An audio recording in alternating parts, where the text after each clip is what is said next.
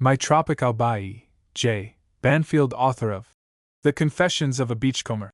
T. Fisher, Unwin, London, Adelphi Terrace. Leipzig, Inselstrasse 20. 1911. To my wife. What dost thou in this world? The wilderness for thee is fittest place. Milton. Taught to live the easiest way, nor with perplexing thoughts to interrupt sweet life. Milton. Preface.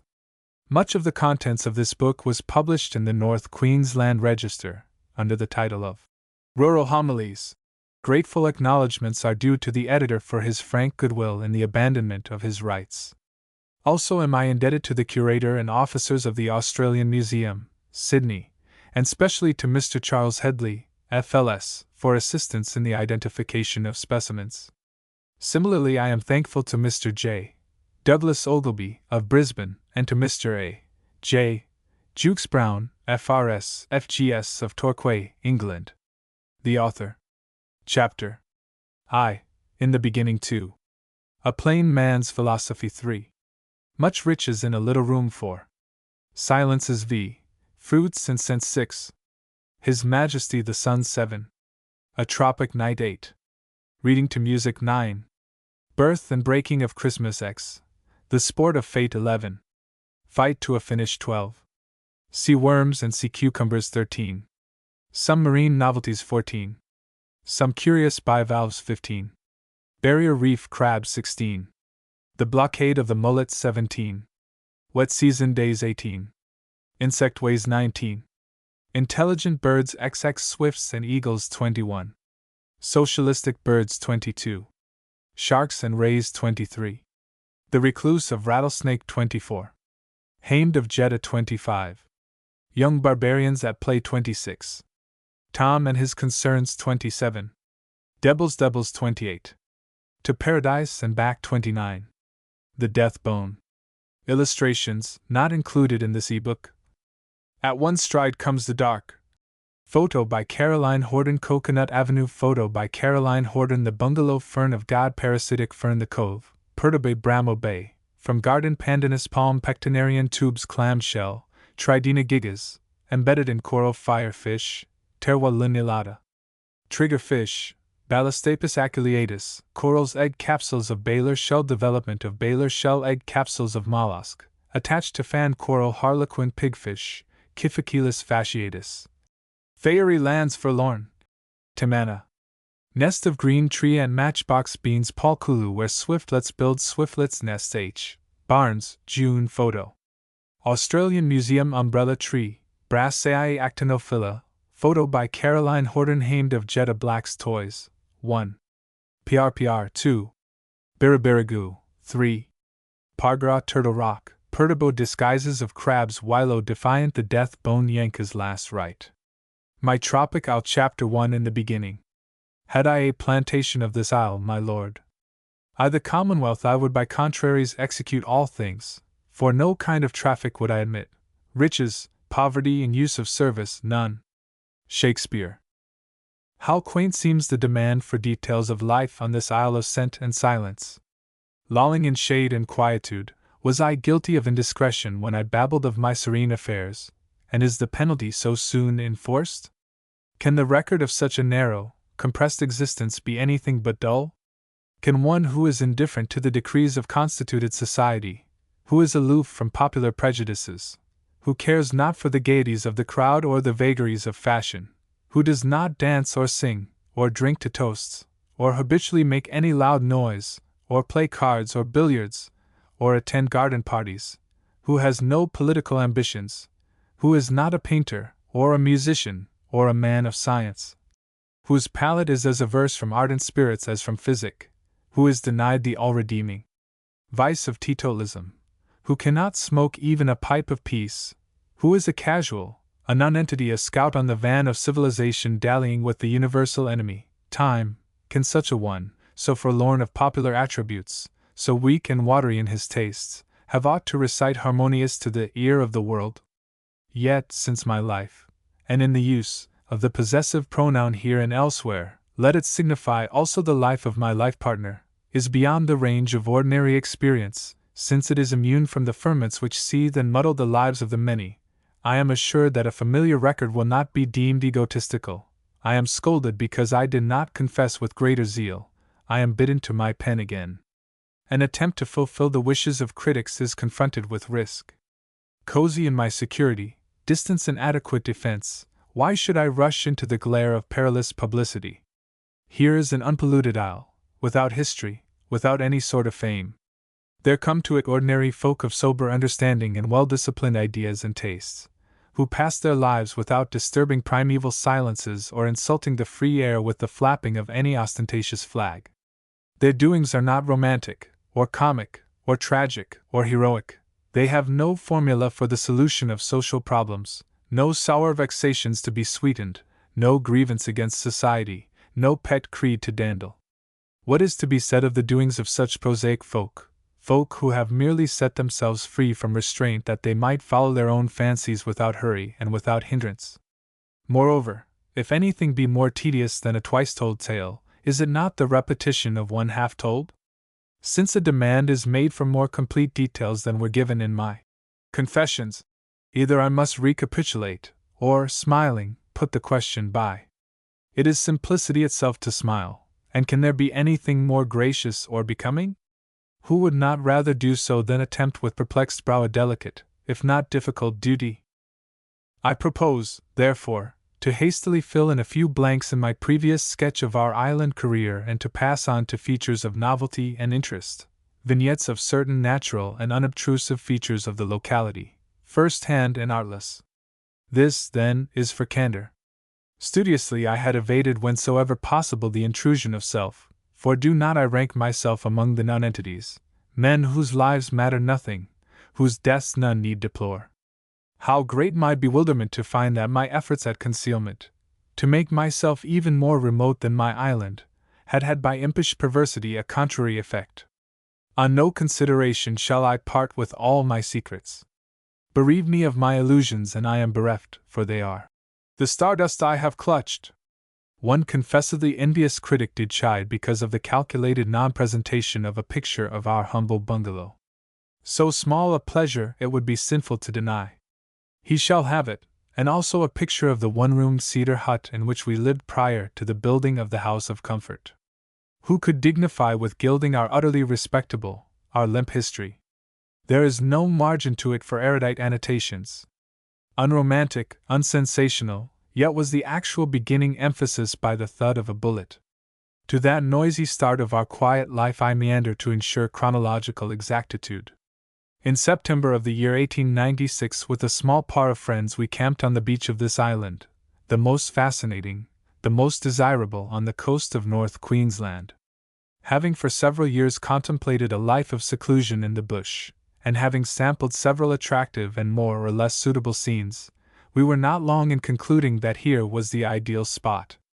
From that moment it was ours. In comparison, the sweetest of previous fancies became vapid. Legal rights to a certain undefined area having been acquired in the meantime, permanent settlement began on September 28, 1897. For a couple of weeks thereafter we lived in tents, while with clumsy haste, for experience had to be acquired, we set about the building of a hut of cedar, the parts of which were brought from civilization ready for assembling. Houses, however, stately or humble, in North Queensland, are sacrificial to what are known popularly as white ants, unless special means are taken for their exclusion. Wooden buildings rest on piles sunk in the ground, on the top of which is an excluder of galvanized iron in shape resembling a milk dish inverted. It is also wise to take the additional precaution of saturating each pile with an arsenical solution. Being quite unfamiliar with the art of hut building, and in a frail physical state, I found the work perplexing and most laborious, simple and light as it all was. Trees had to be felled and sawn into proper lengths for piles, and holes sunk, and the piles adjusted to a uniform level. With blistered and bleeding hands, aching muscles, and stiff joints I persevered. While we toiled, our fare, simplicity itself, was eaten with becoming lack of style in the shade of a bloodwood tree, the tents being reserved for sleeping. When the blacks could be spared, fish was easily obtainable, and we also drew upon the scrub fowl and pigeon occasionally, for the vaunting proclamation for the preservation of all birds had not been made. Tinned meat and bread and jam formed the most frequent meals, for there were hosts of simple, predestined things which had to be painfully learned. But there was no repining. 2 months' provisions had been brought, the steamer called weekly, so that we did not contemplate famine, though thriftiness was imperative. Nor did we anticipate making any remarkable addition to our income, for the labor of my own hands, however eager and elated my spirits, was, I am forced to deplore, of little advantage. I could be very busy about nothing, and there were blacks to feed, therefore did we hasten to prepare a small area of forest land, and a still smaller patch of jungle for the cultivation of maize, sweet potatoes, and vegetables. Fruit, being a passion and a hobby, was given special encouragement, and has been in the ascendant ever since, to the detriment of other branches of cultural enterprise. I have said that our island career began with an explosion. To that starting point must I return if the narration of the tribulations our youthful inexperience suffered is to be orderly and exact. While we camped, holiday-making, the year prior to formal and rightful occupancy, in a spasm of enthusiasm, which still endures, I selected the actual site for a modest castle then and there built in the accommodating air. It was something to have so palpable and rare a base for the fanciful fabric. All in a moment, disdaining formality, and to the accompaniment of the polite jeers of 2 long-suffering friends, I proclaimed, "Here shall I live! On this spot shall stand the probationary palace!" And so saying fired my rifle at a tree a few yards off. But the stolid tree, a bloodwood, all bone, toughened by death, a few ruby crystals and sparse centra, all that remained significant of past life, afforded but meager hospitality to these soft-lead. "Ah!" exclaimed one of my chums, "the old tree forswears him! The island refuses him!" But the homely back gate swings over the charred stump of the boorish tree burnt flush with the ground. 12 months and a fortnight after the firing of the shot which did not echo round the world, but was merely a local defiant and emphatic promulgation of authority, a fire was set to the base of the tree, for our tents had been pitched perilously close. Space was wanted, and moreover its bony, imprecating arms, long since bereft of beckoning fingers, menaced our safety. I said it must fall to the northeast, for the ponderous inclination is in that direction, and therein forestalled my experience, and delivered the whole camp as hostages into the hands of fortune. In apparent defiance of the laws of gravity, the tree fell in the middle of the night with an earth-shaking crash to the southeast. There was no apparent reason why it did not fall on our sleeping tent, and in one act put an inglorious end to long cogitated plans. Because some gracious impulse gave the listless old tree a certain benign tilt, and because sundry other happenings consequent upon a misunderstanding of the laws of nature took exceptional though quite wayward turnings, I am still able to hold a pen in the attempt to accomplish the task imposed by imperious strangers. And while on the subject of the clemency of trees, I am fain to dispose of another adventure, since it, too, illustrates the brief interval between the sunny this and the gloomy that. Fencing was in progress, a fence designed to keep goats within bounds. Of course, the idea was preposterous. One cannot by mere fencing exclude goats. The proof is here. To provide posts for the vain project, trees were felled, the butts of which were reduced to due dimensions by splitting. A dead tree stood on a slope, and with the little crosscut we attacked its base, cutting a little more than halfway through. When a complementary cut had been made on the other side, the tree, with a creak or two and a sign which ended in swoosh, fell, and as it did so I stepped forward, remarking to the taciturn black boy, "Clear cut, Paddy!" The words were on my lips when a waddy, torn from the vindictive tree and flung, high and straight into the inoffensive sky, descended flat on the red stump with a gun-like report.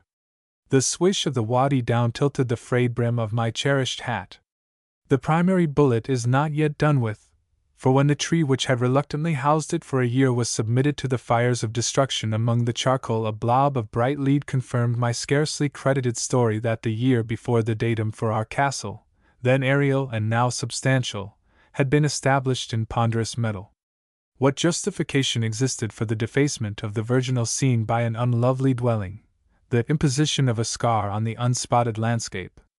None, save that the arrogant intruder needed shelter, and that he was neither a Diogenes to be content in a tub nor a Thoreau to find in boards an endurable temporary substitute for blankets. It was resolved that the shelter should by way of compensation be unobtrusive, hidden in a wilderness of leaves. The sacrifice of those trees unhappily in prior occupation of the site selected would be atoned for by the creation of a modest garden of pleasant-hued shrubs and fruit trees and lines and groves of coconut palms. My conscience at least has been, or rather is being, appeased for the primary violation of the scene, for trees perhaps, more beautiful, certainly more useful, stand for those destroyed. The Isle suffers no gross disfigurement. Except for a wayward garden and the most wilful plantation of tropical fruit trees, no change has been wrought for which the genius of the Isle need demand satisfaction. Though of scented cedar the hut was ceilingless. Resonant corrugated iron and boards an inch thick intervened between us and the noisy tramplings of the rain and heat of the sun. The only room accommodated some primitive furniture, a bed being the denominating as well as the essential feature. A little shambling structure of rough slabs and iron walls contrived a double debt to pay, kitchen and dining room. From the doorsteps of the hut we landed on Mother Earth, for the verandas were not floored. Everything was as homely and simple and inexpensive as thought and thrift might contrive. Our desire to live in the open air became almost compulsory, for though you fly from civilization and its thralls you cannot escape the social instincts of life. The hut became the focus of life other than human. The scant hut roof sheltered more than ourselves. On the narrow table, under cover of stray articles and papers, gray bead-eyed geckos craftily stalked moths and beetles and other fanatic worshippers of flame as they hastened to sacrifice themselves to the lamp. In the walls wasps built terracotta warehouses in which to store the semi-animate carcasses of spiders and grubs. A solitary bee-constructed nondescript comb among the books, transforming a favorite copy of Lorna Doone into a solid block.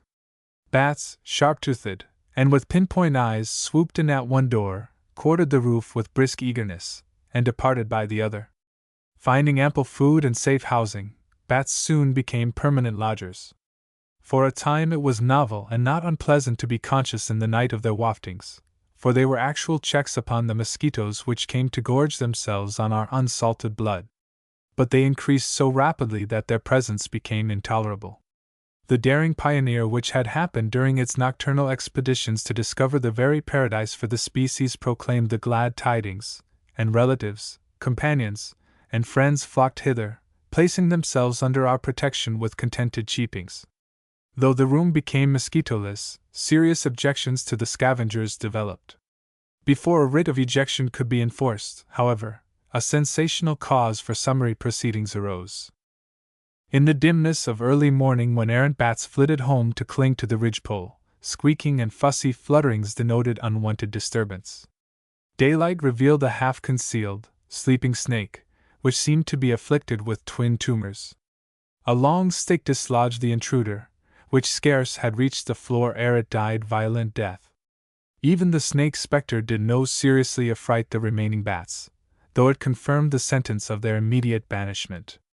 In the eye of the bats, the sanctuary of the roof with an odd snake or two was preferable to inclement hollow branches open to the raids of undisciplined snakes. Definite sanitary reasons, supplemented by the fact that where bats are there will the snakes be gathered together, and a pious repugnance to snakes as lodgers, made the casting out of the bats a joyful duty. So we lived, more out of the hut than in it, from October, 1897, until Christmas Day, 1903. We find the bungalow, though it, too, has no ceiling, much more to our convenience, for the hut has become crowded. It could no longer contain our content and the portable property which became caught in its vortex. In the designing of the bungalow, two essentials were supreme: cost and comfort. Minimum of cost, maximum of comfort. Aught else was as nothing. There was no alignment to obey, no rigid rules and regulations as to style and material. The surroundings being our own, we had compassion on them, either offering them insult with pretentious prettiness, nor domineering over them with vain assumption and display. Low walls, unaspiring roof, and sheltering veranda, so contrived as to create, not tickling, fidgety draughts but smooth currents. So full as seem asleep. to flush each room so sweetly and softly that no perceptible difference between the air under the roof and of the forest is at any time perceptible. Since the kitchen, as necessary here as elsewhere, is not only of my own design but nearly every part of the construction absolutely the work of my unaided, inexperienced hands, I shall describe it in detail, not because it presents features provocative of pride, but because the ideas it embodies may be worth the consideration of others similarly situated who want a substantial, smokeless, dry, convenient appurtenance to their dwelling. Two contrary conditions had to be considered: the hostility of white ants to buildings of wood, and the necessity for raising the floor but slightly above the level of the ground. A bloodwood tree, tall, straight, and slim, was felled. It provided 3 logs, 2 each 15 feet long and 1 13 feet.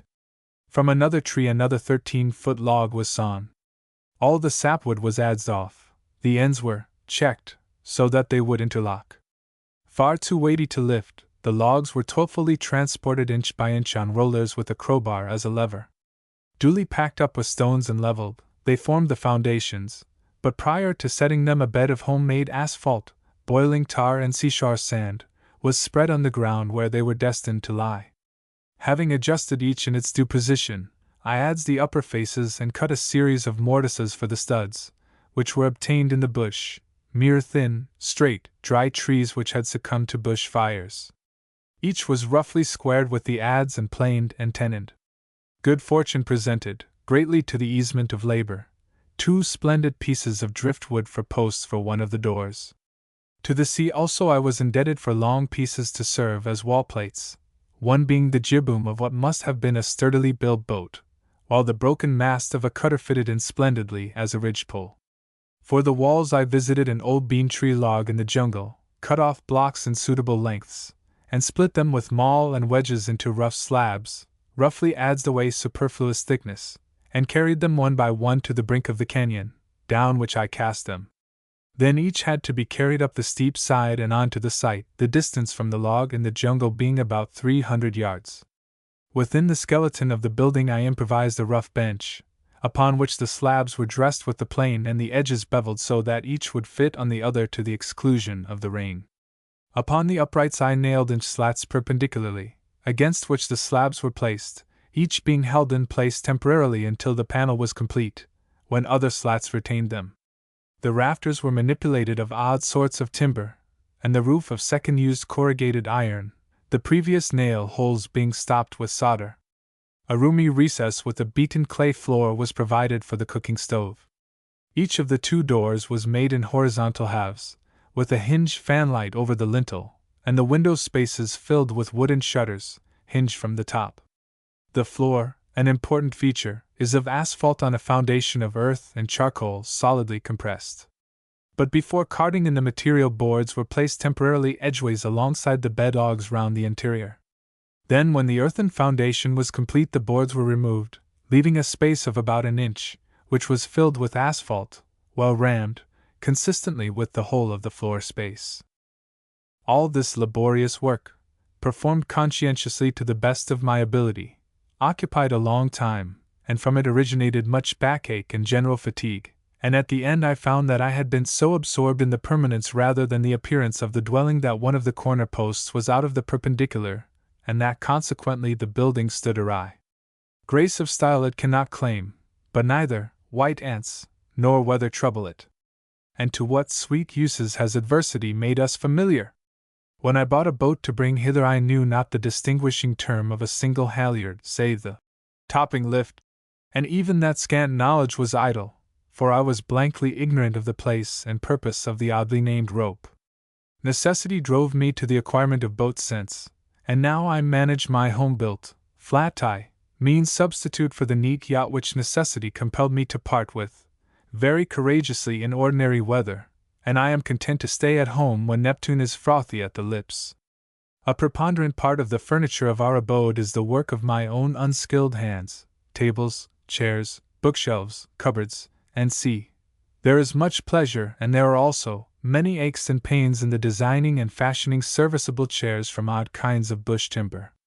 In the making of a chair, as in the building of a boat by one who has had no training in any branch of carpentry, there is scope for the personal element. Though the parts have been cut and trimmed with minute care and all possible precision, each, according to requirements, being the duplicate of the other, when they come to be assembled, obstructive obstinacy prevails. One of the most fiendish things the art of man contrives is a chair out of the routine design made by a rule-of-thumb carpenter. Grotesque in its deformities, you must needs pity your own mishandling of the obstinate wood. Have you courage to smile at the misshapen handiwork, or do you cowardly discard the deformity you have created? How it grunts and groans as pressure is applied to its stubborn bent limbs. Curvature of the spine is the least of its ills. It limps and creaks when fixed tentatively for trial. Tender-footed, it stands awry, heaving one leg aloft, as crooked and as perverse as Caliban. In good time, botching here, violent constraint there, the chair finds itself or is forced so to do, for he is a weak man who is not stronger than his own chair. So, after many days' intense toil which even troubled the night watches, for have I not lain awake with thoughts automatically concentrated on a seemingly impossible problem, plotting by what illicit and awful torture it might be possible for the tough and stubborn parts to be brought into juxtaposition, there is a chair, a solid, citable chair, which neither squeaks, nor shuffles, nor shivers. Maybe you are ashamed at the quantity of mind the dull article of furniture has absorbed, but there are other reflections, homely as well as philosophic. Chapter 2: A Plain Man's Philosophy. Be advised by a plain man, said the Quaker to the soldier, modes and apparels are but trifles to the real man, therefore do not think such a man as thyself terrible for thy garb, nor such a one as me contemptible for mine. Addison. Small must be the isle of dreams, so small that possession is possible. A choice passion is not to be squandered on that which, owing to exasperating bigness, can never be fully possessed. An island of bold dimensions may be free to all, wanton and vagrant, unlovable. Such is not for the epicure, the lover of the subtle fascination, the dainty moods, and pretty expressions of islands. The isle must be small, too, because since it is yours it becomes a duty to exhaustively comprehend it.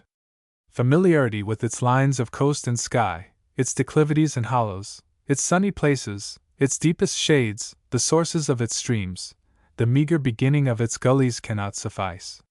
Superficial intimacy with features betrayable to the senses of any undiscriminating beholder is not. Casual knowledge of its botany and birds counts for little. All, even the least significant, the least obvious of its charms are there to give conservative delight, and surely the soul that would despise them. If you would read the months offhand by the flowering of trees and shrubs and the coming and going of birds, if the inhalation of sense is to convey photographic details of scenes whence they originate, if you would explore miles of sunless jungle by ways unstable as water, if you would have the sites of camps of past generations of blacks reveal the arts and occupations of the race, its dietary scale and the pastimes of its children, if you desire to have exact first-hand knowledge, to revel in the rich delights of new experiences, your scope must be limited. The sentiments of a true lover of an isle cannot without sacrilege be shared. The love is an exclusive passion, not of Herodian fierceness, misgiving, and gloom, but of joyful jealousy, for it must be well nigh impossible to every one else. Such is this delicious isle, this unkempt, unrestrained garden where the centuries gaze upon perpetual summer. Small it is, and of varied charms, set in the fountain of time-defying youth. Abundantly sprinkled with tepid rains, vivified by the glorious sun, its verdure tolerates no trace of age. No ill or sour vapors contaminate its breath. Bland and ever-fresh breezes preserve its excellencies untarnished. It typifies all that is tranquil, quiet, easeful, dreamlike, for it is the Isle of Dreams. All is lovable, from crescentric sandpit, coaxing and consenting to the virile moods of the sea, harmonious with wind-shaken casuarinas, tinkling with the cries of excitable tern, to the stolid gray walls and blocks of granite which have for unrecorded centuries shouldered off the white surges of the Pacific. The flounces of mangroves, the sparse, grassy epaulets on the shoulders of the hills, the fragrant forest, the dim jungle, the piled-up rocks, the caves where the rare swiftlet hatches out her young in gloom and silence in nests of gluten and moss, all are mine to gloat over. Among such scenes do I commune with the genius of the isle, and saturate myself with that restful yet exhilarating principle which only the individual who has mastered the art of living the unartificial life perceives. When strained of body and seared of mind, did not the isle, lovely in lonesomeness, perfumed, sweet in health, irresistible in mood, console and soothe as naught else could? Shall I not, therefore, do homage to its profuse and gracious charms and exercise the rights and privileges of protector? When thus I hailed the moment flying, still delay, thou art so fair! Sea, coral reefs, forest, jungle afford never-ending pleasure. Look, where the dolorous sphinx sheds gritty tears because of the boldness of the sun and the solvency of the disdainful sea. Look, where the jungle clothes the steep Pacific slope with its palms and overskirt of vines and creepers. Glossy, formal bird's nest ferns and irregular mass of polypodium edged with fawn-colored, infertile fronds fringe the seaward ending. Orchids, old gold and violet, cling to the rocks with the white claws of the sea snatching at their toughened roots, and beyond the extreme verge of ferns and orchids on abrupt sea-scarred boulders are the stellate shadows of the whorled foliage of the umbrella tree, in varied pattern, precise and clean-cut, and in delightful commingling and confusion. Deep and definite the shadows, offspring of lordly light and steadfast leaves, not mere insubstantialities, but stars deep sculptured in the grey rock. And when an intemperate sprite romps and rollicks, and all the features of prettiness and repose are distraught under the bluster and lateral blur of a cyclone, still do I revel in the scene. Does a mother love her child the less when, contorted with passion, it storms and rages? She grieves that a little soul should be so greatly vexed. Her affection is no jot depreciated. So, when my trees are tempest-tossed, and the grey seas batter the sand-spit and bellow on the rocks, and neither bird nor butterfly dare venture from leafy sanctuary, and the green flounces are tattered and stained by the scald of brine spray, do I avow my serenity. How staunch the heart of the little island to withstand so sturdy a buffeting! In such a scene would it not have been wicked to have delivered ourselves over to any cranky, miserly economy or to any distortion or affectation of thrift? Had fortune smiled, her gifts would have been sanely appreciated, for our ideas of comfort and the niceties of life are not cramped, either are they to be gauged by the narrow gape of our purse. Our castles are built in the air, not because earth has no fit place for their foundations, but for the sufficient reason that the wherewithal for the foundations was lacking. When a sufficiency of the world's goods has been obtained to satisfy animal wants for food and clothing and shelter, happiness depends, not upon the pleasures but the pleasantnesses of life, not upon the possession of a house full of superfluities but in the attainment of restraining grace.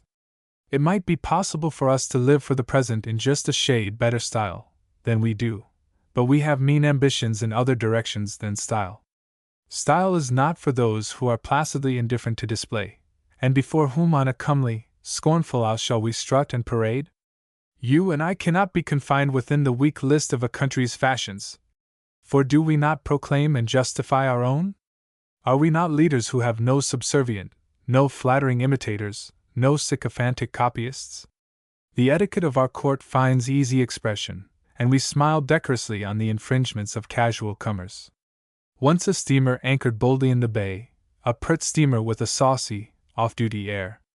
Certain circumstances forewarned us of a formal call, so that the visit should not partake of an actual surprise. A boat containing ladies and gentlemen was rowed ostentatiously across to land awkwardly at such a point as would herald the fact and afford a precious interim in which we were plainly invited to embellish ourselves, to assume a receptive style of countenance and clothes and company manners. Careless of dignity, the charitable prelude was lost upon us. Our self-conscious and considerate visitors dumbly expressed amazement at their informal reception and our unfestive attire. Yet my garments were neat, sufficient, and defiantly unsoiled. Had I donned a full, white suit, with neat tie and Panama hat, and stood even barefooted on the beach, conspicuous, revealed as a gentleman, even from the decks of the defiant steamer, the boatload would have come straight to the landing smiling, and chatting, to drop their ceremonious manna in the way of starved people. They would have been elated had I assumed robes of reverence, a uniform indicative of obligation, a worthy response to their patronage. With compliments expressed in terms of functionary clothes they had hoped to soothe their vanity.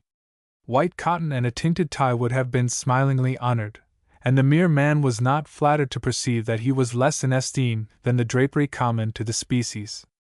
I never will be content to be a supernumerary to my clothes. Our visitors reflected not on their intrusion. My precious privacy was gratuitously violated, and in such circumstances that my holiday humor was put under restraint for the time being. Though I do profess love for human nature, for some phases I have but scant respect. But our house was open. None of the observances of the rites of hospitality was lacking. Gleams of good humor dispersed the gloom on the faces of our guests. They had penetrated the thin disguise of clothes, and it was then that I silently wished in Portia's words that God might grant them a fair departure. Another class of visitor came on a misty morning in a fussy little launch. After preliminary greetings on the beach, he remarked on my name, presuming that it belonged to a Scotch family. A good family, I do not question. Oh, yes. A family of excellent and high repute. Then I cannot be any connection, for I am proud to confess that our family is distinguished, greatly distinguished, by a very bad name. It comes from Kent. I am a kinsman of a king, the king of the beggars. Ah! Quite a coincidence.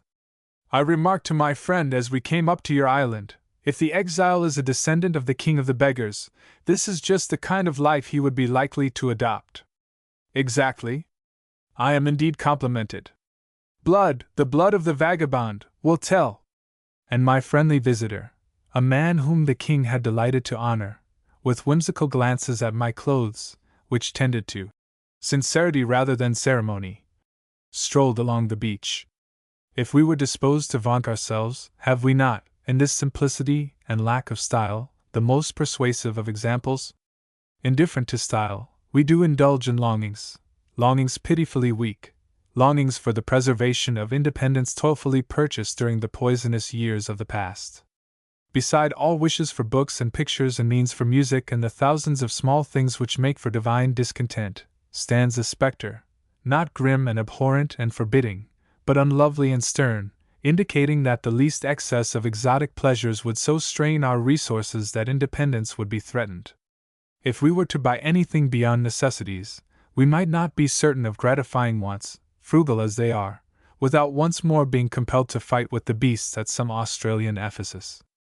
Rather than clog our minds with the thought of such conflict, and of fighting with flaccid muscles, dispirited and almost surely ingloriously, we choose to laugh and be glad of our liberty, to put summary checks upon arrogant desires for the possession of hosts of things which will materially add to comforts without infringing upon pleasures, and find in all serene satisfaction. We have not yet pawned our future. No sort of tyranny, save that which is primal, physical, and of the common lot, puts his dirty foot on our haughty, sun-favored necks. It is still the use of fortune to let the wretched man outlive his wealth, to view with hollow eye and wrinkled brow an age of poverty. May heaven and our thrift avert the fate. The nervous intensity, the despotic self-sufficiency of this easy and indifferent existence may expose us to taunts. But how sublimely ineffective the taunts which are never heard and which, if heard through echoing mischance, would provoke but serene smiles. For have we not avoided the aches of uniformity, the seriousness of prosperity, most of the trash of civilization, and the scorn of fortune when she sniggers? How magnificently slender, too, is our boasted independence! What superb economists are we! Astonishment follows upon an audit of our slipshod accounts at the amount spent unconsciously on small things which do not directly affect the actual cost of living. Taking the mean of several years' expenditure, the item, postage stamps, is a little larger than the cost of my own clothing and boots. The average annual cost of stamps has been £5 clothing and boots, £4 Indeed, this latter item is inflated since, while I have stamps worth only a few shillings on hand, clothes are in stock sufficient, in main details, to last 12 months.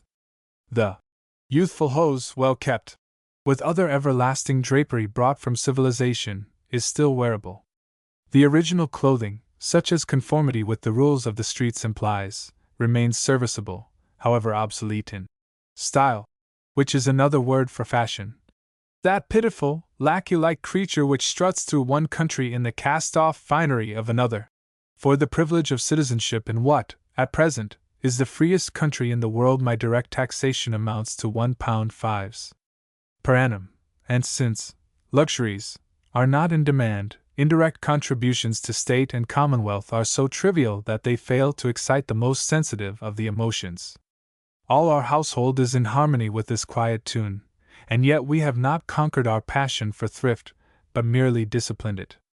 A young missionary who became a great bishop, after some experience of the wilds, expressed the opinion that there were but 6 necessaries: shelter, fuel, water, fire, something to eat, and blankets. Our practical tests, extending over 12 years, would tend to the reduction of the list. For the best part of the year one item, blankets, is superfluous. Water and fuel are so abundant that they count almost as cheaply as the air we breathe. But we do lust after a few clothes, a very few, which the good missionary did not catalogue. Our essentials would therefore be shelter, something to eat, and a little to wear. Fire is included under something to eat, for it is absolutely unnecessary for warmth. We do still appreciate a warm meal. Our house contains no means for the production of heat, save the kitchen stove. Fruit, vegetables, milk, eggs, poultry, fish, and nearly all the meat consumed, emergency stocks of tinned goods are in reserve, are as cheap as water and fuel. Our unsullied appetites demand few condiments.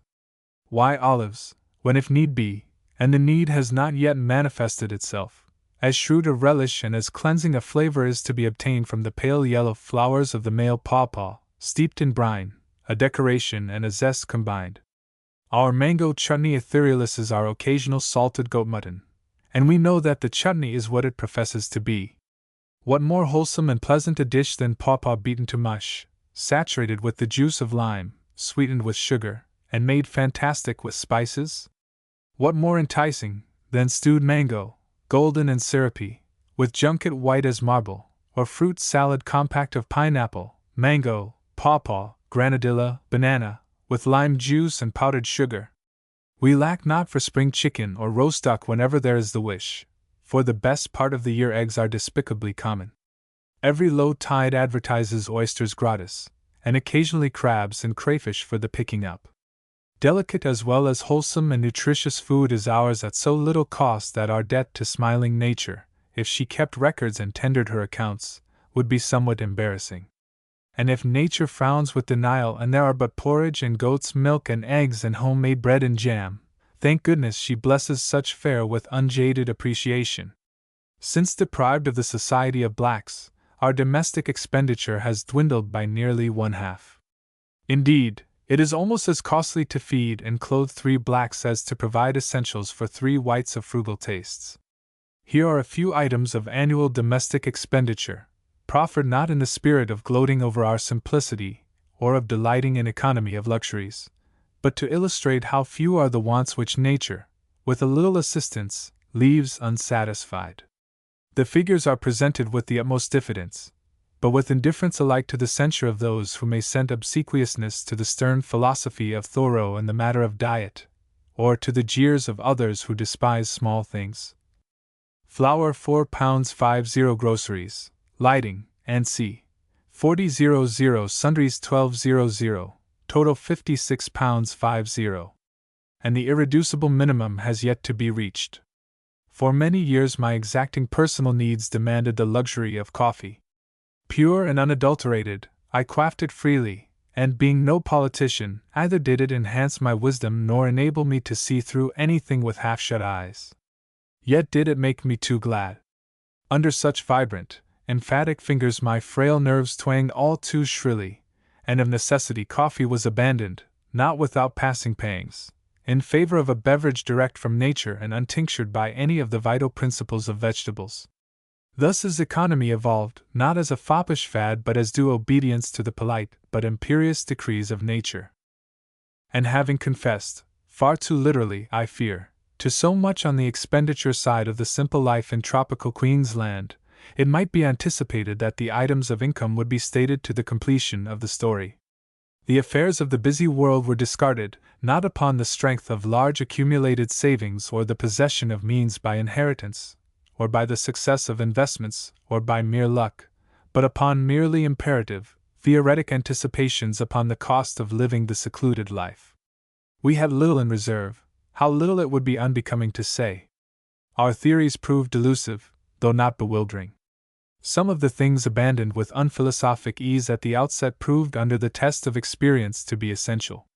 Others deemed to be needful to desperation were forsaken unconsciously. Under the light of experience forecasts, as to actual requirements were quite as vain as our preconceptions contrariwise. No single item which was not subjected to regulation. Without imposing any more impatient figures, be it said then that, though all preliminary estimates of ways and means underwent summary evolution, the financial end was close upon that on which we had calculated. Compulsion had all to do with the result. During each of the years of island life our total income has never exceeded £100 and has generally fallen considerably below that amount. From the beginning we felt, and the foregoing lines have failed of their purpose if this acknowledgment has not been forestalled. To be thus is nothing, but to be safely thus, and to draw again from the unplumbed depths of Shakespeare. What's sweet to do will aptly find. Chapter 3. Much riches in a little room. Go and argue with the flies of summer that there is a power divine yet greater than the sun in the heavens, but never dare hope to convince the people of the South that there is any other god than gold. King Lake. No. Saints seducing gold has been permitted to ruffle this placidity. Gold. Our ears were tickled by the tale that good folks had actually thrilled when we slunk away to our island. Rumor wagged her tongue, abusing God's great gift of speech, until scared truth fled. She said, "How cheap is notoriety!"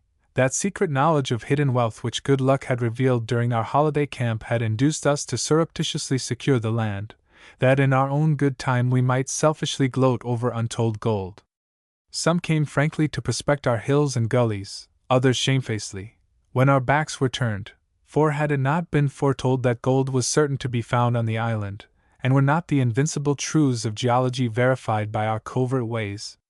Had not one of the natives told of a lump so weighty that no man might lift it, and on which hungry generation after hungry generation had pounded nuts? Had not another used a nugget as a plummet for his fishing line? It mattered not that the sordidly battered lump proved to be an ingot of crude copper, probably portion of the ballast from some ancient wrecks, and that truth was sulking down some very remote well when the fable of the golden sinker was invented.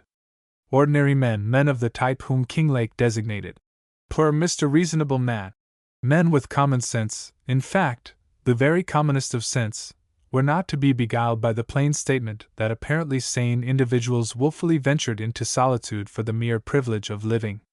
Gold must be the real attraction, all else fictitious, said they. They have, rumor is speaking, the option of an unwitnessed reef, sensationally, romantically rich, or know of a piratically and solemnly secreted hoard. Indeed, we did think to enjoy our option, but over something more precious than gold. But one visitor was so confidentially certain about the gold that he boldly made a proposition to share it. A fair exchange it was to be. He would, then and there, lead to a shaft 60 feet deep, and deep in the jungle, too, at a spot so artfully concealed that no mortal man could ever unguided hope to find it, where was to be revealed a reef, a rich reef blasted by the mere refractoriness of the ore, a disadvantage which would vanish like smoke before a man of means. To this sure and certain source of fortune he would provide safe and speedy conduct if on our part we would with like frankness confide in him our secret. Our lack of secret, was it not boldly writ on our faces? But it was fair to assume an air of mystery. Our secret, said we, is more desirable than gold, yea, than much fine gold. Yours, at the best, is but dross. The very worst that could happen would be the discovery on this spot of anything more precious than an orchid. Gold, which would transform the isle into a desert, is therefore selfishly concealed, and the reason for the concealment remains an incomprehensible enigma. Was it not the pinnacle of folly to retire to an island where gold was not to be gotten either by the grace of God or by barter or strife with man? So bold a foolishness was incredible. Yet we get more out of the life of incredible folly than the wise who think of gold and little else but gold. The singular perfection of our undertaking. The rarity to run mad without a cause, without the least constraint or necessity. The exercise of that refined and exquisite passion stamped me a disciple of Don Quixote, and such I remain. Some ancient said that the more folly a man puts into life the more he lives, a precept in which I steadfastly believe, provided the folly is of the wholesome kind and on a sufficient and calculated scale. For several years prior to our descent no blacks had been resident on the island. After the blotting out of the great multitude, the visits of its descendants had been irregular and brief. Therefore, and the assurance is almost superfluous, most of the evidences of the characteristics of the race had, in the course of nature, been obliterated. A few frescoes adorning remote rock shelters, a few pearl shell fishhooks, stone axes and hammers, a rude mortar or two, merely granite rocks in which shallow depressions had been worn by the pounding of nuts, shells on the sites of camps, scars of stone axes on a few trees, these were the only relics of the departed race. Has a decade of occupation by willful white folks wrought any permanent change in the stamp of nature? None, save the exotic plants that time, fire, and white ants might not consume. My kitchen midden is less conspicuous than those of the blacks, and decently interred, glass and china shards the only lasting evidence thereof, for the few fragments of iron speedily corrode to nothingness in this damp and saline air. Unwittingly the blacks handed down specimens of their handicraft, the pearl shell fishhooks, 1,000 times more durable in this climate than hooks of steel. Geologists tell us that shells with iridescent colors are found in clays of such ancient date that if stated in centuries an indefinite number of millions would have to be assigned to them. It is not strange, then, that some of my pearl shell hooks are as lustrous and sharp today as when the careless maker mislaid them in the sand for me to find half a century later. We leave no records on the land itself which would betray us after the lapse of half a dozen years.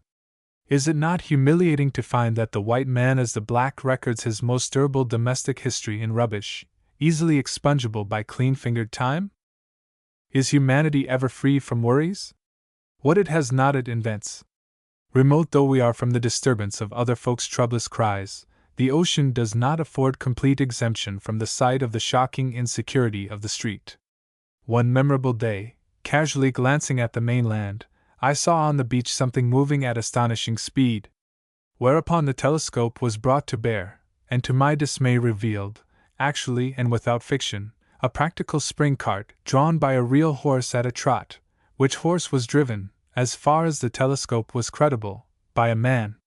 Over 4 years have elapsed since I saw any wheeled vehicle other than my own barrow, the speed of which is sedate, for I am a sedate and determined man, and refuse to be flurried by my own barrow. Nervousness and excitement began to play. Thank the propitious stars, 2 miles and more of mighty ocean separated me from the furious car. Otherwise, who may say? I might in my confusion have been unable to avoid disaster. This place is becoming thrilling. Let me move farther from the rush and bewilderment of traffic. Let me flee to some more secluded scene, where my sight, unsoiled hitherto by motor car, may forever preserve most excellent virginity. I have since made inquiries, and have been assured that the nerve-shocking juggernaut of the opposite beach is palsied, liable, indeed, to dissolution at any moment. When the collapse occurs, I propose to venture across to inspect the remains and renew youthful memories of the species of conveyance to which it belonged. How do we spend our day? How fill up the blank spaces? Goats are to be milked, fowls to be fed, dough to be kneaded, breakfast to be prepared, firewood to be cut, house to be looked after. Most of the substantial improvements have long since been finished, but there is no place but has to be kept in repair. One day, a week practically, is bestowed on the steamer. All odd moments and every evening are devoted to books.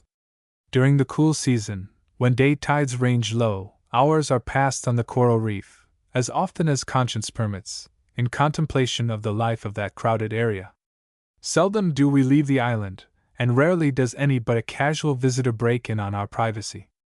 Satisfied of the unpotentiality of wealth, here we materialize those dreams of happiness which are the enchantment of youth, the resolve of maturity, the solace of old age.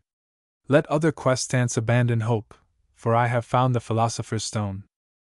My concerns are far too engrossing to permit my mind to wander on the trivial, unreal, incomprehensible affairs of the Commonwealth, for the command of which practical politicians continuously grapple, though I am one of those who mourn for democracy, since democracy has chosen to indulge in such hazardous experiments. The government of a country which gives equal voice in the election of its representatives to university professor and unrepentant Magdalene is not altogether in a wholesome way, even though over a dozen houses of Parliament clamor to manufacture its laws.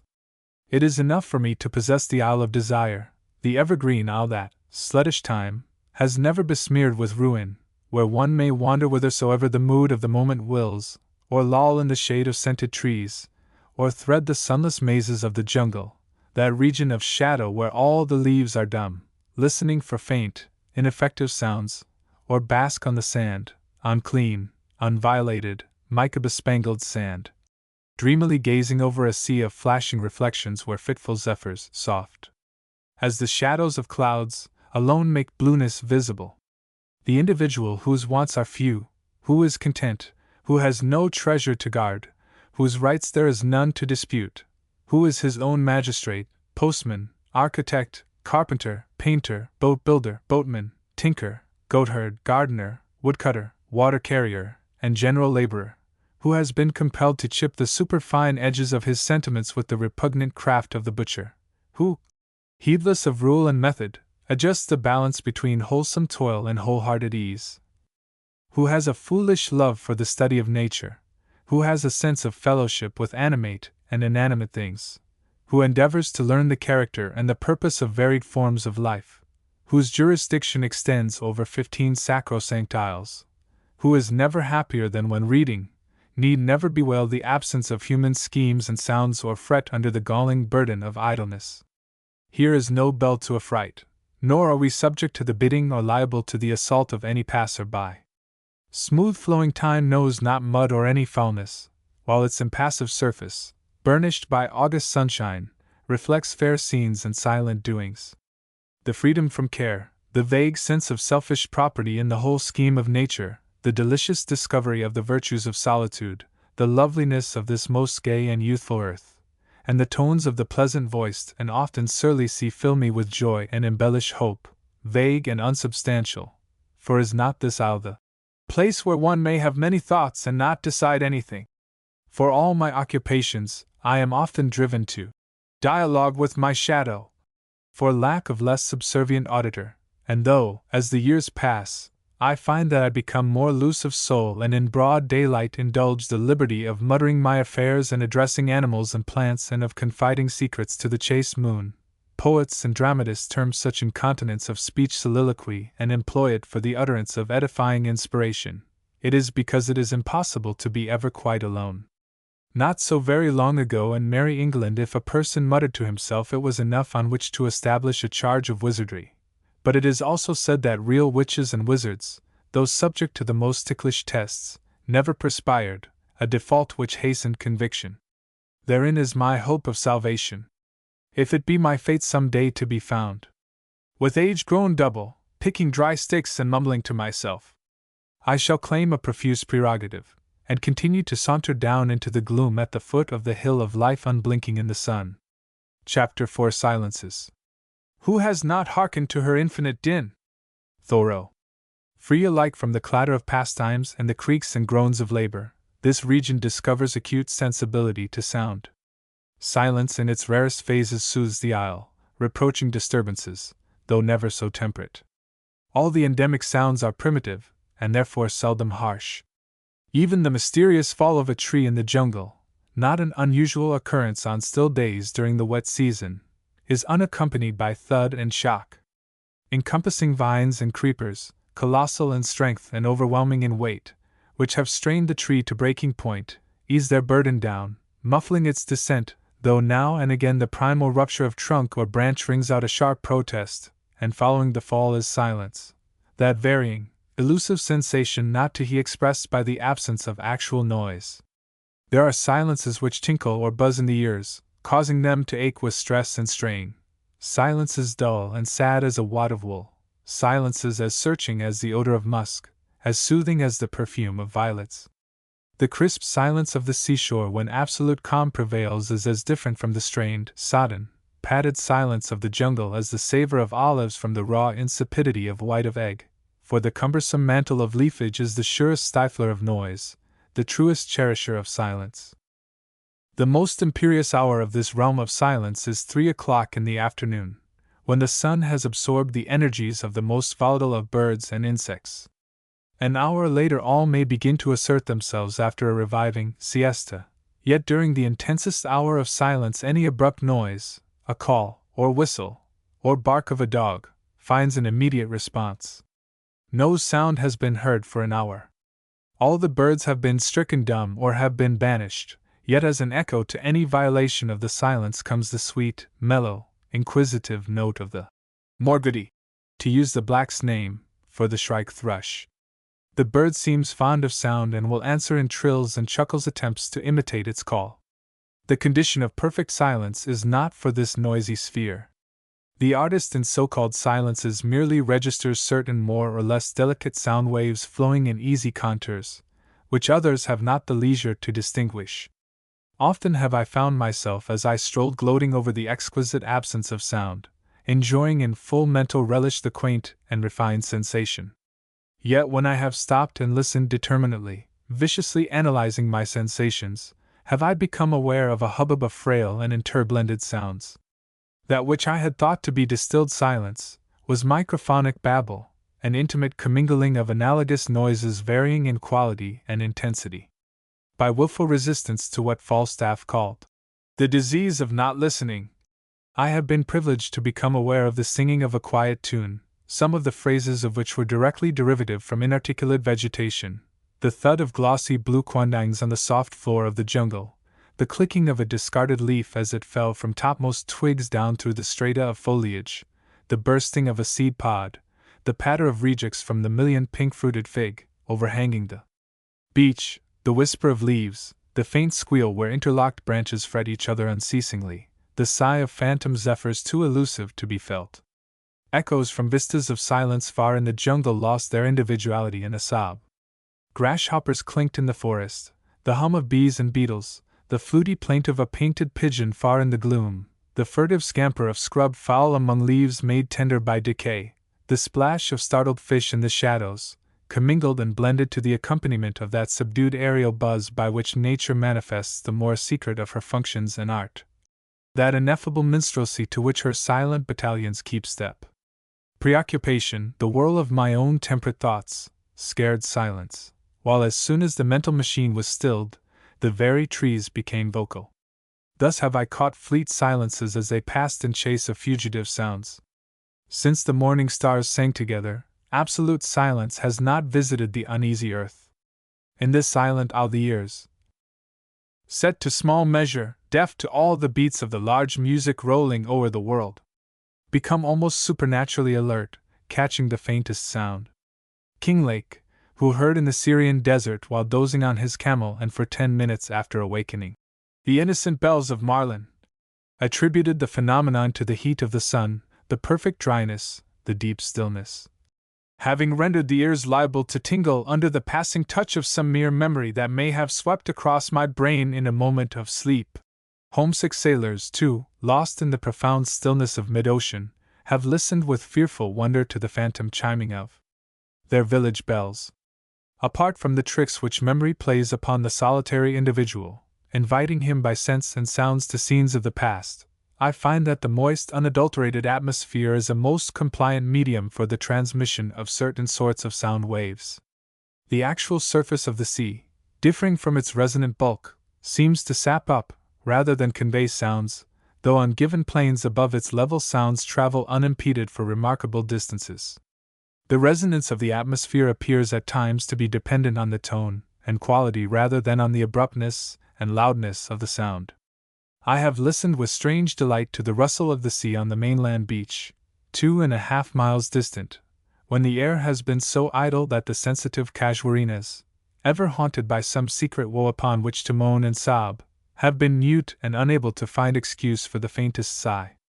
The branches which thinly shaded me hung limp and still, and yet the soft, white-footed sea marking time on the harder sands of the mainland set distance at naught in one continuous murmur. However listless the air, the coral reef, though its crowded life is inarticulate and mute, is ever brisk with minor but strenuous noises.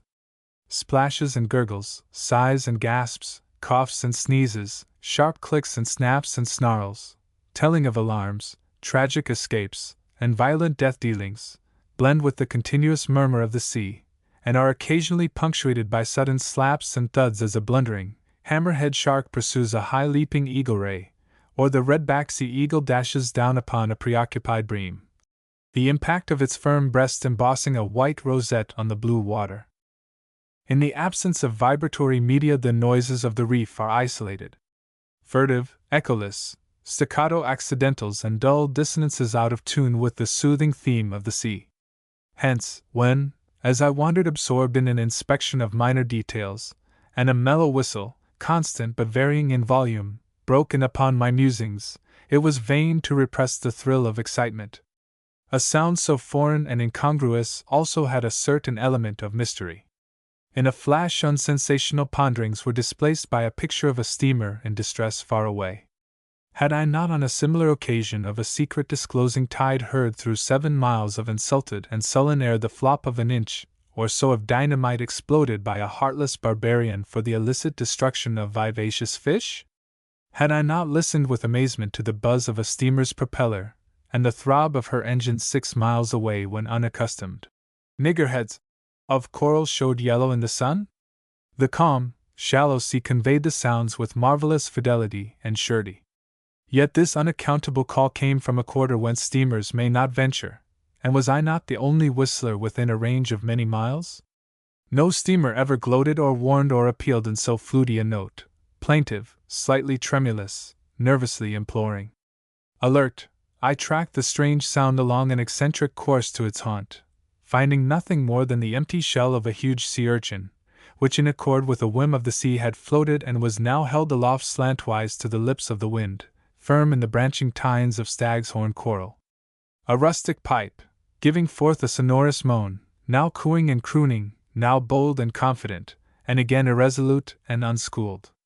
Not too sure of instrumentalism, oft the note was hesitating, soliciting a compliant ear as became a modest wooer of the muses, polishing his unceremonious serenade to some shy mermaid, or hooting at shyer silence. A new art, a rare accomplishment. So the musician was diffident, half ashamed, half shocked at his audacity, wholly self-conscious, earnest to please yet doubtful of the reception awaiting his untutored, artless play. Gathering courage, the breeze moistened his lips and a triumphant spasm of sound boomed out, and again the tremulous undertone prevailed. It was more than a serenade, a primitive sensation from primitive matter, a vital function, for as long as the wind blew and until the lapping sea gurgled in its throat and its notes ceased with the bursting of a bubble, there, held fixedly by living coral, the dead shell could not choose but whistle. So I left it to its wayward pipings, happy to have been the sole auditor to a purely natural, albeit mechanical, monotone. Upon such an instrument did the heavenly maid beguile the time when she was yet uncouthly young, at the hoydenish age when men also cajoled her with clicking sticks and the beating of hollow logs, and music was but a variety of noise. Chapter 5 Fruits and Scents. The pot herbs of the gods. Thoreau. Those branches of the cultural enterprise which depend upon my own unaided exertions fail, I am bound to confess, consistently. However partial to the results of the gardener's art, I admit with lamentations lack of the gardener's touch. Since bereft of black labor by the seductions of rum and opium, the plantation of orange trees has sadly degenerated, the little grove of bananas has been choked with gross overbearing weeds, the sweet potato patch has been absorbed, the coffee trees elbowed out of existence. But how may one man of many avocations withstand acres of riotous and exulting weeds? Therefore do I attempt atonement for obvious neglect by the scarcely less laborious delight of acclimatizing plants from distant tropical countries. A valued and disinterested friend sends seeds which I plant for the benefit of posterity. Who will eat of the fruit of the one durian which I have nurtured so carefully and fostered so fondly? packed in granulated charcoal as an antiferment. The seed with several others which failed came from steamy Singapore, and over all the stages of germination I brooded with wonder and astonishment. Since the durian is endemic in a very restricted portion of the globe, and since those who have watched the vital process may be comparatively few in number, and therefore unlikely to be jaded by the truisms of these pages, a few words in explanation may not be resented. The seed of the durian is roughly cordate, about 1.25 inches long. In the form of a disproportionately stout and blundering worm, the sprout of my seed issued from the soil, peered vaguely into daylight, groped hesitatingly, and arched over to bury its apex in the soil, and from this point the delicately white primal leaves sprang, and the growth has been continuous though painfully slow ever since. Perhaps the deliberate development of the plant is gauged by eagerness and anticipation. Do I not occasionally indulge the hope of living long enough to sample the first fruits? When in such humor I long for the years to come, and thus does my good friend stimulate expectations. I have been spending a small fortune in durians. They are relatively cheap and very good this season in Singapore. Like all the good things in nature, tempests, breakers, sunsets, and sea, durian is indescribable. It is meat and drink and an unrivaled delicacy besides, and you may gorge to repletion and never have cause for penitence. It is the one case where nature has tried her hand at the culinary art and beaten all the cordon bleu out of heaven and earth. Would to heaven she had been more lavish of her essays! Though all durians are, perhaps, much alike and not divided like apples and mangoes into varieties, the flavor varies much according to size and ripeness. In some the taste of the custard surrounding the heart-like seeds rises almost to the height of passion, rapture, or mild delirium. Yesterday, June 21, 1907, about 2 p.m. I devoured the contents of a fruit weighing over 10 pounds. At 6 p.m. I was too sleepy to eat anything, and thence had 12 hours of almost unbroken slumber. Since my friend is not an enthusiast in regard to tropical fruits, his reverie is all the more reasonable. The Dyaks, who are passionately fond of the durian, distinguished it by the title of dying, which signifies the fruit par excellence. Under such circumstances my anticipations are justifiable. To my friend I am also indebted for several young plants of the sapodilla plum, Acres sapoda, sold in some parts of India under the spurious title of mangosteen, and considered to be one of the most luscious fruits of the tropics. Like the durian, the sapodilla plum grows all too slowly for my precipitate tastes, though I console myself plenteously with mangoes. Now, the mango in its infinite variety possesses charms as engaging as those of Cleopatra. Rash and vain though it be, I am in such holiday humor in respect of the sweet anticipation of the durian that I cannot refrain from an attempt to chant the praises of the little lower fruit. Yet it is beyond the power of language to enfold the form of beauty smiling at his heart, whose palate is tickled with such dulcet, such fantastic flavors. How may one hope to externalize with astringent ink the aesthetic sensation of the assimilation of gusts of perfume? A mango might be designated the unspeakable eatable, for who is qualified to determine the evanescent savors and flavors which a prime specimen of the superb fruit so generously yields? Take of a pear all that is mellow, of a peach all that is luscious, of a strawberry all that is fragrant, of a plum all that is kindly, of an apricot all its aroma, of cream all its smoothness. Commingle with musk and honey, coriander and aniseed, smother with the scent of musk roses, blend with cider, and the mixture may convey a dim sense of some of the delectable qualities of one kind of mango. To do justice to the produce of the very next tree, another list of triumphant excellences might be necessary. A first-class mango is compact of so many sensations to the palate, its theme embraces such rare and delicate surprises, that the true artist in fruit flavors is fain to indulge in paraphrase and paradox when he attempts to record its virtues and, yes, its vanities. There are mangoes and mangoes. The very worst is not to be wholly despised. For the best there are due moods and correct environments. For some, the lofty banquet hall, splendid with reflected lights and the flash of crystal and silver, and the triumphal strains of a full band hidden by a screen of palms and tree ferns. There are others best to be eaten to slow, soft music in a flower-bedizened glade of fairyland. September is the season of scents. Partly as a result of the dryness of the month, the mango trees continued to bloom as though each had determined, for the time being, to abandon all notion of utility, and to devote itself solely to the keeping up of appearances.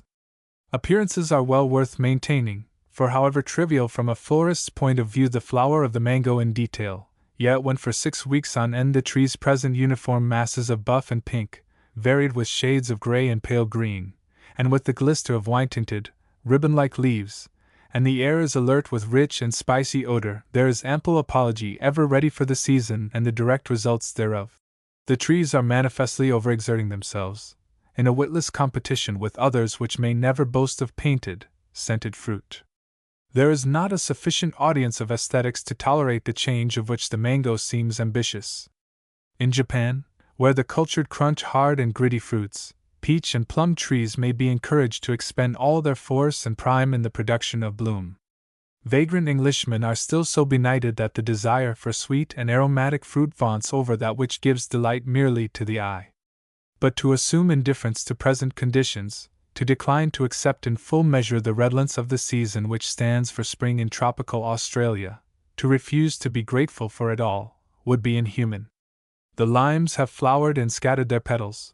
The pomelos, the forbidden fruit, display posies of the purest white and of the richest odor, an odor which in its depth and drowsy essence epitomizes the luxurious indolence of the tropics. The lemons and oranges are adding to the sweetness and whiteness. And yet the sum of the scent of all these trees of art and cultivation is poor and insipid compared with the results of 2 or 3 indigenous plants that seem to shrink from flaunting their graces while casting sweetness on the desolate air. Just now, in some situations, the old gold orchid rivals the mango in showiness and fragrance. The pencil orchid dangles white aigrettes from the trunks and branches of hundreds of trees, saturating the air with a subtle essence as of almonds and honey, and the Hoya hangs festoons from rocks and trees in such lavish disregard of space and the breathings of less virile vegetation, that the sensual scent borders on the excessive. On the hilltops, among rocks gigantic of mold and fantastic of shape, a less known orchid with inconspicuous flowers yields a perfume reminiscent of the violet. The shady places on the flats are showy with giant crinum lilies. It is the season of scents, and the native, untended, unpampered plants are easily and gracefully first in an uncatalogued competition. Haunting conceit on the part of the mango will not permit acknowledgment of defeat, but no impartial judge would hesitate in making his selection from among plants which in maturing make no formal appeal whatever to man, but in some cases keep aloof from notice and renown, while dissipating scents which fertilize the brain, stimulating the flowers of fancy.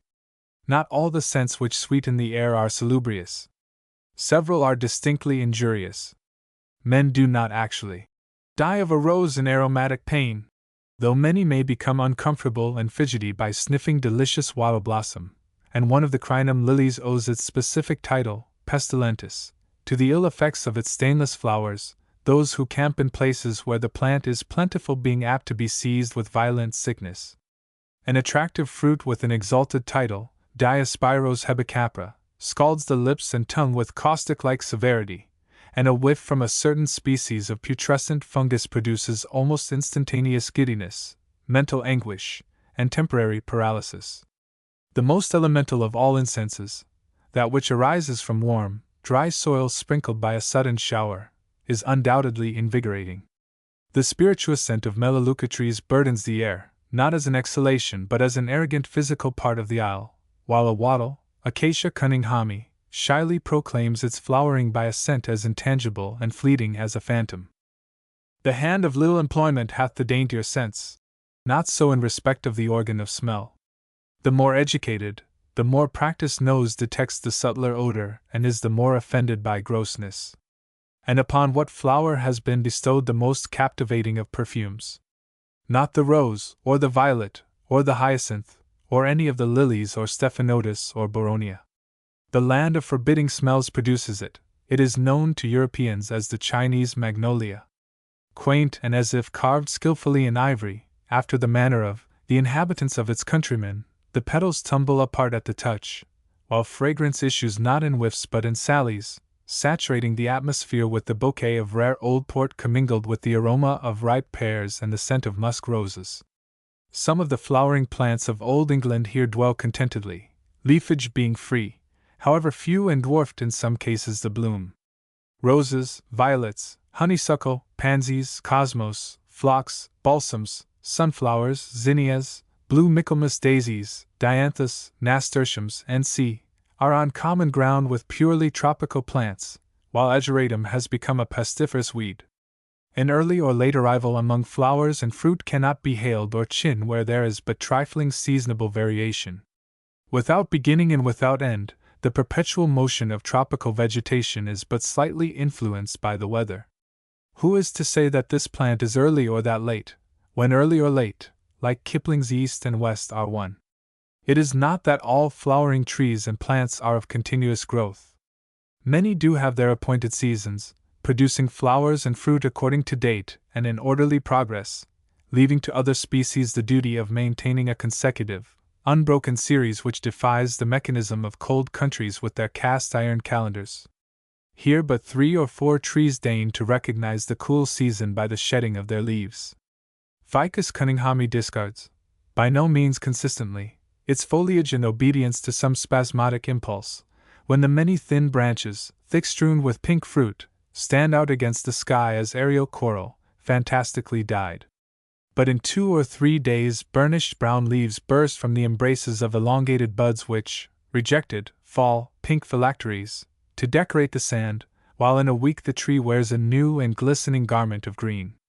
The flame tree, Erythrina indica, slowly abandons its foliage, but before the last yellow-green leaf is cast aside the fringe of the blood-red robe soon to overspread has appeared. The white cedar, Melia conferta, permits its leaves to become yellow and to fall lingeringly, but its bareness is merely for a week or so. So also does the foliage of the muji, Terminalia melanocarpa, turn to deepest red and is discarded, but so orderly is the disrobing and the never-varying fashion of foliage that the tree averts the scorn of the most respectable of neighbors. Month after month of warm days and plenteous rain during the early part of 1909 produced an effect in the acacias which cannot be too thankfully recorded. The blooming season extended from March 29 to July 17, beginning with Acacia Cunninghami and ending with the third flush of A. Aulicocarpa. During a third of the year whiffs of the delicious perfume of the wattle were never absent, for 2 flushes of A. flavescens filled in the brief intervals between those of Aulicocarpa. This latter, the commonest of the species on the island, produces its flowers and long spikes in the axils of the leaves on the minor branches, weighting such branches with semi-pendulous plumes laden with haunting perfume. The fragrance of the bounteous, sacrificial blooms saturates miles of air, while their refuse tricks out the webs of spiders great and small with fictitious favors, and carpets the earth with inconstant gold. Chapter 6 His Majesty the Sun. And therefore is the glorious planet, so, in noble eminence enthroned and sphered amidst the ether, whose medicinable eye corrects the ill aspects of planets evil. Shakespeare. 12 years of open-air life in tropical Queensland persuade me that I am entitled to prerogative of speech, not as an oracle or a prophet on the prodigious subject of the weather at large, but of the effect thereof on my sensations and constitution, since the greater part of that period has been spent under conditions calculated to put them to the test. Especially has the sun given penetrating tastes of his quality, and bestowed enduring marks of his favor. During these 12 joyful years the annual rainfall has averaged over 131 inches, the average number of days on which rain has fallen being 134. Of the heat of the sun during the hottest month of the year let 2 unstudied records speak. As January 29, 1907, gave early promise of exceptional heat, I watched the thermometer closely, noting the consistency with which its ups and downs tallied with my perceptions. These are the readings.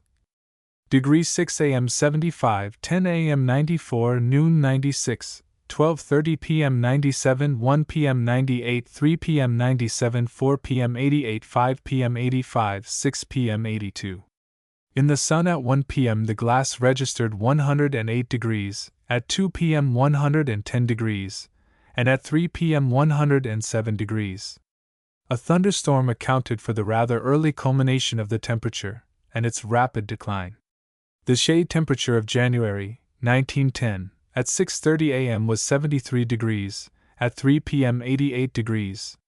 The sun registered 98 degrees on the hottest day of that month when my diary tells me I took part in the erection of rough fencing, horse driving, and lifting and carrying logs.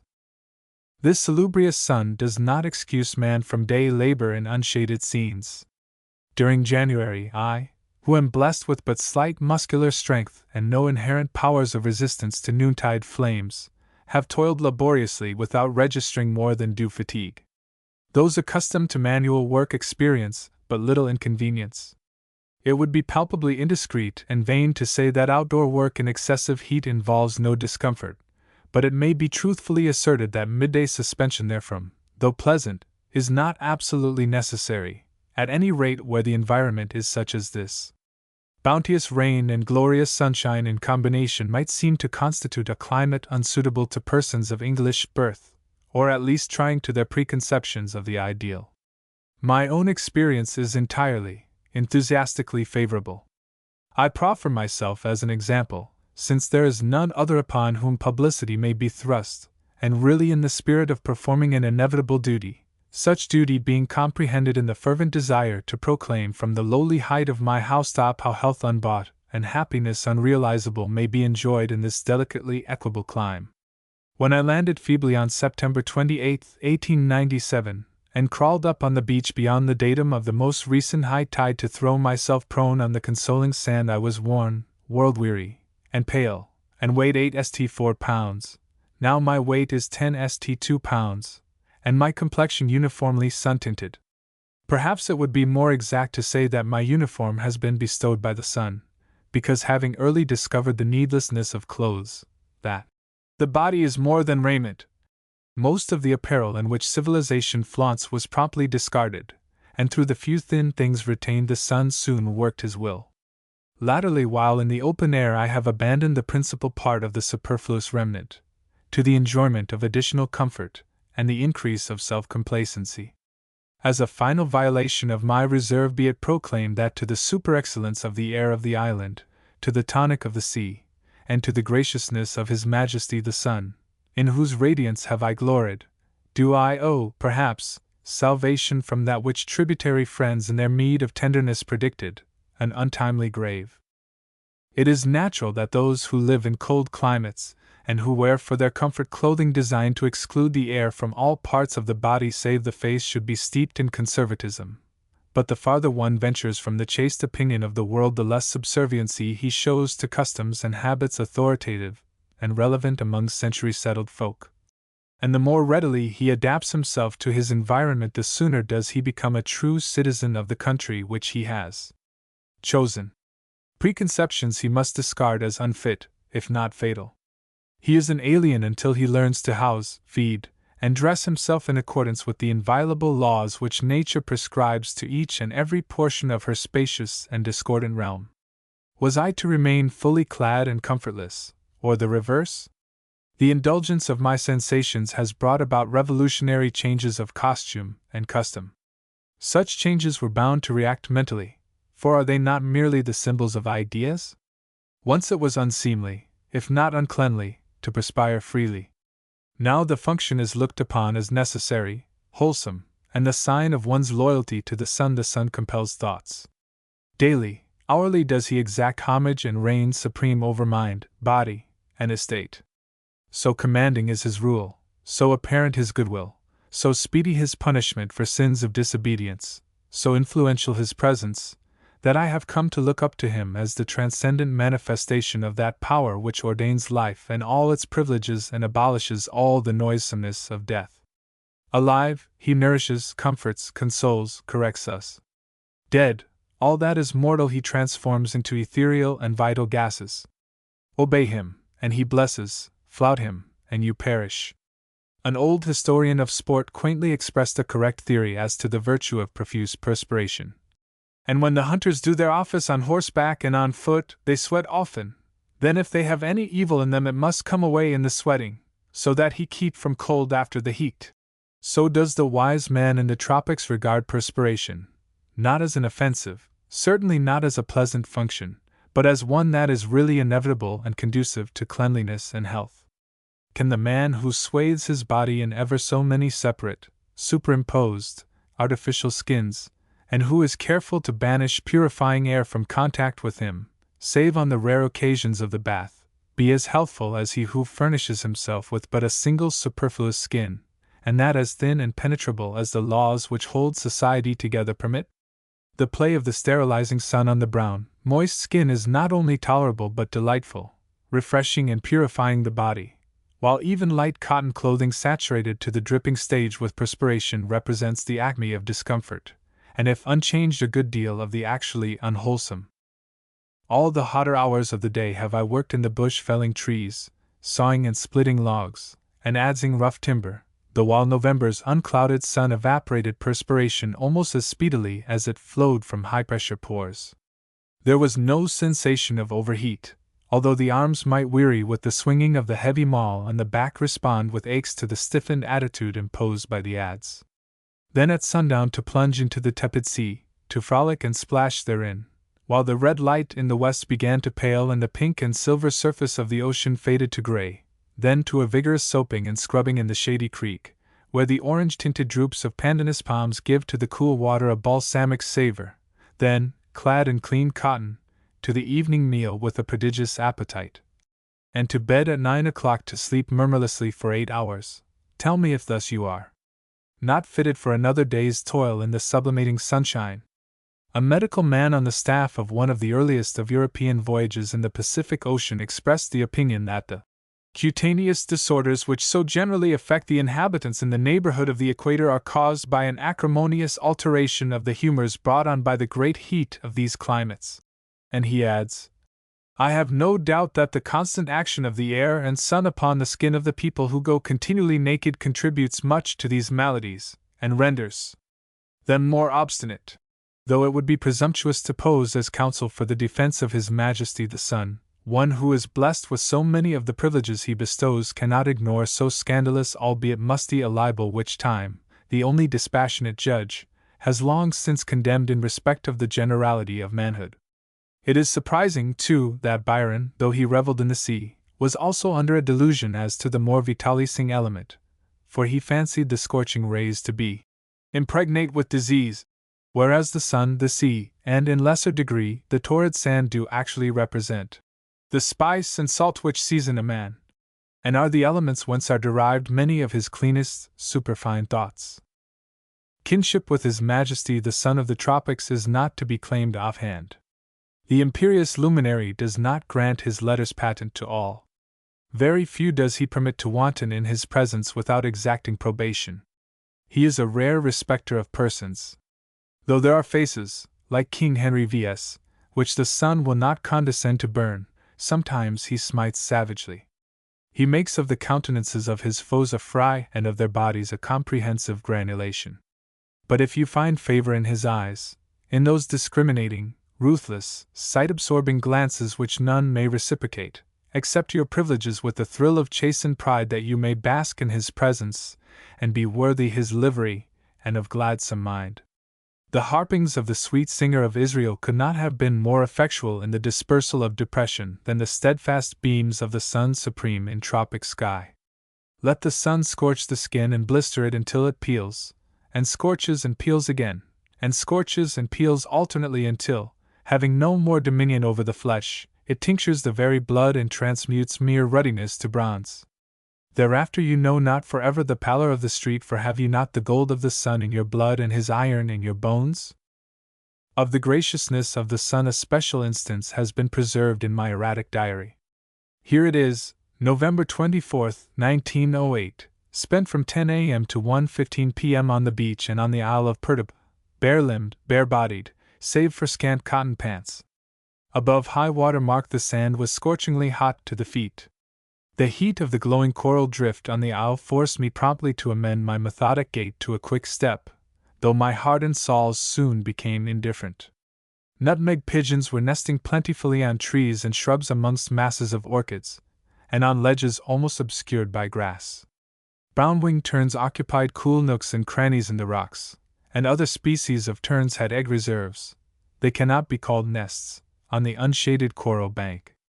After gazing intently on the white drift, eagerly making mental notes of any remarkable mutations in the coloring of the thickly strewn eggs, and admiring the fortitude or indifference with which the fledglings endured the sizzling heat, I found myself subject to an optical illusion, for when I looked up and abroad the brightly gleaming sea had been changed to inky purple, the hills of the mainland to black. Though absolutely cloudless, the sky seemed oppressed with slaty gloom, and the leaves of the trees near at hand assumed a leaden green. For a few seconds I was convinced that some almost unearthly meteorological phenomenon, before which the most resolute of men might cower, had developed with theatrical suddenness. Then I realized that the intense glare of the coral, of which I had been unconscious, and the quivering heat rays had temporarily deprived my vision of appreciation of ordinary tints. Saturated by vivid white light, my bemused sight swayed under temporary aberration. I was conscious of illusion-creating symptoms, tipsy with excess of sunshine. This condition passing, I found the atmosphere, though hot, pleasant and refreshing, the labor of rowing across the bay involving no unusual exertion or sense of discomfort. During my brief absence the beach of the island seemed to have absorbed still more effectively solar rays. Scoot, my terrier, exulting companion on land and sea, skipped in sprightly fashion across the burning zone, while I was fain to walk on the grass, the sandy track being impracticable to bare feet. In the house protests against the intolerance of the sun were rife. Crockery on the kitchen shelves seemed to have been artificially heated, while the head of an axe exposed to the glare was blisteringly hot. Yet to me in the open air, most scantily draped and wearing a frayed, loopholed, and battered straw hat, the sunbath had been a pleasant and exhilarating indulgence in no way remarkable on the score of temperature. Dress, other than fulfills the dictates of decency, is not only unimportant but incongruous and vexatious. During bright but cloudless days the less worn the higher the degree of comfort, and upon comfort happiness depends. Sick of a surfeit of pleasures, the whining monarch, counseled by his soothsayers, ransacked his kingdom for the shirt of a happy subject. He found the enviable man, a toil-worn hind who had never fidgeted under the discomfort of the badge of respectability. In his native state the black fellow is nearer the ideal than the white alien in his body clothes, starched shirt, high collar, cloth suit, and felt hat. The needs and means of the black are non-existent. His dress corresponds, whereas the white usurper of his territory, servile to the malignant impositions of custom and fashion, suffers from general superfluity, and winces under his sufferings. Would he not be wiser owning subservience to the sun, and adopting dress suitable to actual needs and the dominant characteristics of the land of the sun? He would pant less, drink less, perspire less, be more wholesome and sweeter in temper, and more worthy of citizenship under the sun, against whose sway there can be no revolt. Kings and queens are under his rule and governance. His companionship disdains ceremonious livery, scorns ribbands, and scoffs at gewgaws. Bronze is his color, native worth the only wear. Whosoever has seen, himself unseen, an unsophisticated North Queensland black parading his native strand has seen a lord of creation, an inferior species, but still a lord. His bold front, fluent carriage, springy step, alert, confident, superior air proclaim him so, innocent though he be of the friliest insignia of civilization. The monarch arrayed in 7 colors ascends the steps of his throne with no prouder mien than that in which the naked child of the sun lords it over the empty spaces. In civility to his majesty the sun do I also proudly testify to his transcendent gifts as a painter in the facile media which here prevail. Look upon his coming and his going, an international, universal property, an ecstatic delight, an awesome marvel, upon which we gaze, of which we cannot speak, lacking roseate phrases. A landscape painter also is he, for have I not seen his boldest brush at work and stood amazed at the magnificence of his art? Do those who live in temperate and cold climates realize the effect of the sun's heat on the sea, how warm, how hot, blessed by his beams, the water may become? The luxuriousness of bathing in an ocean having a temperature of 108 degrees is not for the multitude who crowd in reeking cities which the sun touches tremulously and slantwise. On November 21, 1909, far be it from me to bundle out into an apathetic world whimpering facts lacking the legitimacy of dates, We bathed at Muji in shallow water on the edge of an area of denuded coral reef fully 2 miles long by a mile broad. For 3 hours a considerable portion of the reef had been exposed to the glare of the sun, and the incoming tide filched heat, stored by solar rays, from coral and stones and sand. The first swallow provoked an exclamation of amazement, for the water was several degrees hotter than the air, and it was the hottest hour, 3 p.m., of an extremely hot day. No thermometer was at hand to register the actual temperature of the water, but subsequent tests at the same spot under similar conditions proved that on the thermometerless occasion the sea was about 108 degrees Fahrenheit. That is, the surface stratum of about 1 foot, which averaged from 4 degrees to 6 degrees Fahrenheit, hotter than the air. Beneath, the temperature seemed ordinary, corresponding with that of the water 100 yards out from the shore. This delectable experience revealed that in bathing something more is comprehended than mere physical pleasure. It touched and tingled a refined aesthetic emotion, an enlightened consciousness of the surroundings, remote from gross bodily sensations.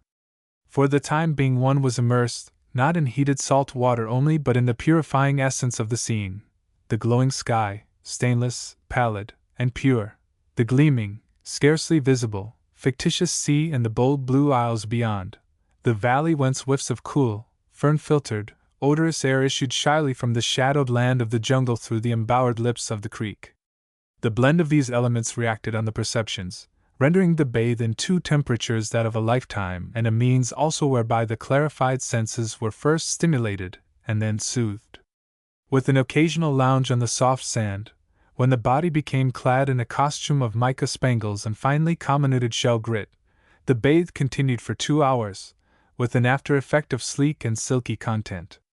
Another date, January 10, 1910, may verify details of such a sybaritic soak in the sea as is to be indulged in only in the tropics and remote from the turmoil of man. Between noon and 3 p.m. the thermometer hanging on the wall of the house under the veranda, 5 feet from the corrugated iron roof, wavered between 89 degrees and 90 degrees, while the unshaded sun registered 98 degrees. My noontide bath failed to detect any difference in temperature between air and water, and putting my perceptions to scientific tests found the sea to be heated to 90 degrees. With the bulb buried in the sand 6 feet from the edge of the water, the mercury rose to 112 degrees in a few seconds and remained stationary. It being far more blissful to lounge in the sea than on the veranda, I sat down, steeped chin deep in crystal clearness, warmth, and silence, passively surrendering myself to a cheap yet precious sensation. Around me were revealed infinitely fragile manifestations of life, scarcely less limpid than the sea, sparkling, darting, twisting, strong and vigorous of purpose. Tremulous filaments of silver flashed and were gone. No space but was thickly peopled with what ordinarily passes as the invisible, but which now, plainly to behold, basked and revelled in the blaze. Products of the sun among the grains of sand and flakes of mica, furtive bubblings, burrowings, and upheavals betrayed a benighted folk to whom the water was as a firmament into which they might not venture to ascend. Sought out by the sun, translucent fish revealed their presence by spectral shadows on the sand, and traced by the shadows, became discernible, though but little the more substantial. This peace-lulled, beguiling, sea, teeming with myriad forms scintillating on the verge of nothingness, obscure, elusive, yet mighty in their wayward way, soothed with never so gentle, so dulcet a swaying. This smooth-bosomed nurse was pleased to fondle to drowsiness a loving mortal responsive to the blissfulness of enchantment. Warm, comforting, stainless, she swathed me with rose-leaf softness while whispering a lullaby of sighs. Her salty caresses lingered on my lips, as I gazed dreamily intent upon determining the non-existing skyline. Yet, with no demarcation of the allied elements, this rimless, flickering moon, to what narrow zone, I pondered, is man restricted? He swims feebly, if he but immerse his lips below the shining surface for a space to be measured by seconds, he becomes carrion. On the mountain tops he is deadly sick. Thus musing, the sorcery of the sea became invincible. My thoughts drifted, until I dozed, and dozing dreamt, a vague, incomprehensible dream of floating, in some purer ether, some diviner air than ever belonged to wormy earth, and woke to realities and escaped, a little friendly skate which had snoodled beside me, its transparent shovel snout half buried in the sand. Immune from the opiate of the sea, though motionless, with wide, watery yellow eyes, it gazed upon me as a fascinated child might upon a strange-shaped monstrous though benign, and as I raised my hand in salutation wriggled off, less afraid than curious. Beyond, a shadow, a disc-shaped shadow, drifted with a regular pulsating motion. Shadow-like, my thoughts, too, drifted, but how remote from the scene! They transported me to Thisbe who saw the lion's shadow ere himself, and ran dismayed away. How different the shadow of the moment from that of the king of beasts which led to the tragedy under the walls of Babylon, where the blood of the lovers dyed the mulberry red.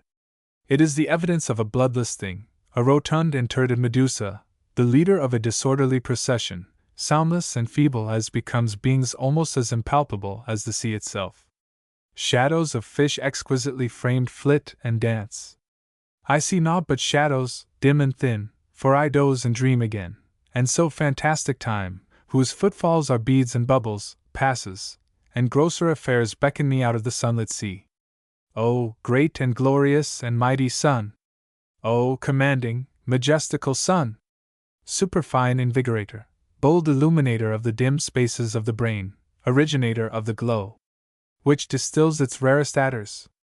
Am I not thy true, thy joyful knight? Hast thou not touched my toughened, unflinching shoulders with the flat of thy burnished sword? Do I not behold its jeweled hilt flashing with pearls and precious stones as thou sheathest it for the night among the purple western hills? Do I not hail its golden gleams among the fair barked trees what time each scented morn I milk my skittish goats? Chapter 7 A Tropic Night. Come and compare columns and idol dwellings, Goth or Greek, with nature's realms of worship, earth and air, nor fix on fond bodies to circumscribe thy prayer. Byron.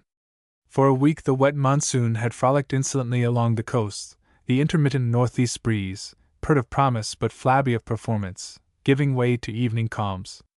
Then came slashing southeasters which, having discourteously bundled the cloud banks over the mountains, retired with a spasm upon the reserves of the Pacific. All day long the sea had been pale blue with changeful silvery lights, and now the moon, halfway down on her westward course, shines over a scene solemn in its stillness, the peace and repose more impressive than all the recent riot and haste. Here on the verge of the ocean, at the extreme limit of the spit of soft, shell-enameled sand, where the breakers had roared in angry monotone, the ears thrilled with tender sounds. Though all the winds were dead, the undertones of the sea linger in lulling harmonies. The tepid tide on the warm sand crisply rustles and hisses as when satin is crumpled and smartly rent. Weird, resonant tappings, moans, and gurgles come from a hollow log drifting, with infinite slowness. Broken sighs and gasps tell where the ripples advancing in echelon wander, and lose their way among blocks of sandstone.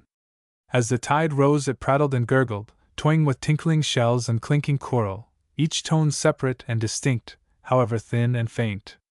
My solitary watch gives the rare delight of analyzing the night thoughts of the ocean, profound in its slumber though dreamily conscious of recent conflict with the winds. All the frail undertones suppressed, during the bullying day now have audience.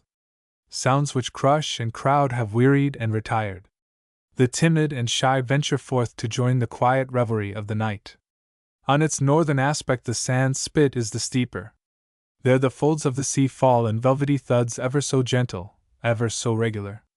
On the southern slope, where the gradient is easy, the wavelets glide up with heedless hiss and slide back with shuffling whisper, scarce moving the garlands of brown seaweed which a few hours before had been torn from the borders of the coral garden with mischievous recklessness. The sounds of this most stilly night are almost wholly of the faintly pulsing sea, sibilant and soft. Twice have the big-eyed stone plovers piped demoniacally. Once there were flutterings among the nutmeg pigeons in the star-proof jungle of the crowded inlet to the south. A cockatoo has shrieked out in dismay at some grim nightmare of a snake. 2 swamp pheasants have assured each other in bell-like cadences that the night is far spent, and all is well. As the moon sinks a ghostly silence prevails. Even the subdued tones of the sea are hushed. Though I listen with aching intentness, no sense of sound comes to my relief. Thus must it be to be bereft of hearing.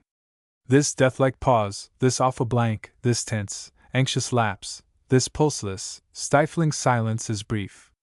A frail moan, just audible, comes from the direction of the vanishing moon. There is a scarcely perceptible stir in the warm air, a sensation of coming coolness rather than of motion, and a faint odor of brine. A mile out across the channel a black band has settled on the shining water. How entrancing these night-tinted sights and soft sounds! While I loll and peer and listen I am alert and still, for the primitive passions of the universe are shyly exercised. To be sensitive to them all the faculties must be acutely strained. With this lisping, coaxing, companionable see the serene and sparkling sky, the glow beyond the worlds, the listening isles, demure and dim, the air moist, pacific and fragrant. What concern of mine if the smoky messenger from the stuffy town never comes? This is the quintessence of life. I am alive at last. Such keen tingling, thrilling perceptions were never mine before. Now do I realize the magnificent, the prodigious fact of being mine not only a part in the homely world, but a fellowship with the glorious firmament. It is night, the thoughtful, watchful, wakeful, guardian night, with no cloud to sully its tremulous radiance. How pretty a fable, I reflect, would the ancients have associated with the Southern Cross, shimmering there in the serene sky. Dare I, at this inspiring moment, attempt what they missed, merely because they lacked direct inspiration? Those who once lived in Egypt saw the sumptuous southern jewel, and it may again glitter vainly for the bewilderment of the Sphinx if the lazy world lurches through space long enough. Yes, let me invent a myth, and not tell it, but rather think of the origin of the Milky Way and so convince myself of the futility of modern inventions. Juno's favorite flowers were, it is written, the dittany, a milk-like plant, the flaunting poppy, and the fragrant lily. Once, as she slept, Jupiter placed the wonderfully begotten Hercules to her alien, repugnant breasts. Some of the milk dripped, and as it fell was dissipated in the heavens, and there is the Milky Way. Other drops reached the earth and falling on the lily, which hitherto had been purple, purified it to whiteness. In similar guise might the legend of the Southern Cross be framed, but who has the audacity to reveal it? And have not the unimaginative blacks anticipated the stellar romance? As I gaze into those serene and capricious spaces separating the friendly stars I am relieved of all consciousness of sense of duration. Time was not made for such ecstasies, which are of eternity. The warm sand nurses my body. My other self seeks consolation among the planets. Thin huge stage presenteth naught but show whereon the stars in secret influence comment. A grey mist masks the winding of a mainland river. Isolated blotches indicate lonely lagoons and swamps where slim palms and lank tea trees stand in crowded, whispering ranks knee-deep in dull brown water. The mist spreads. Black hilltops are as islands jutting out from a grey supermundane sea. Come!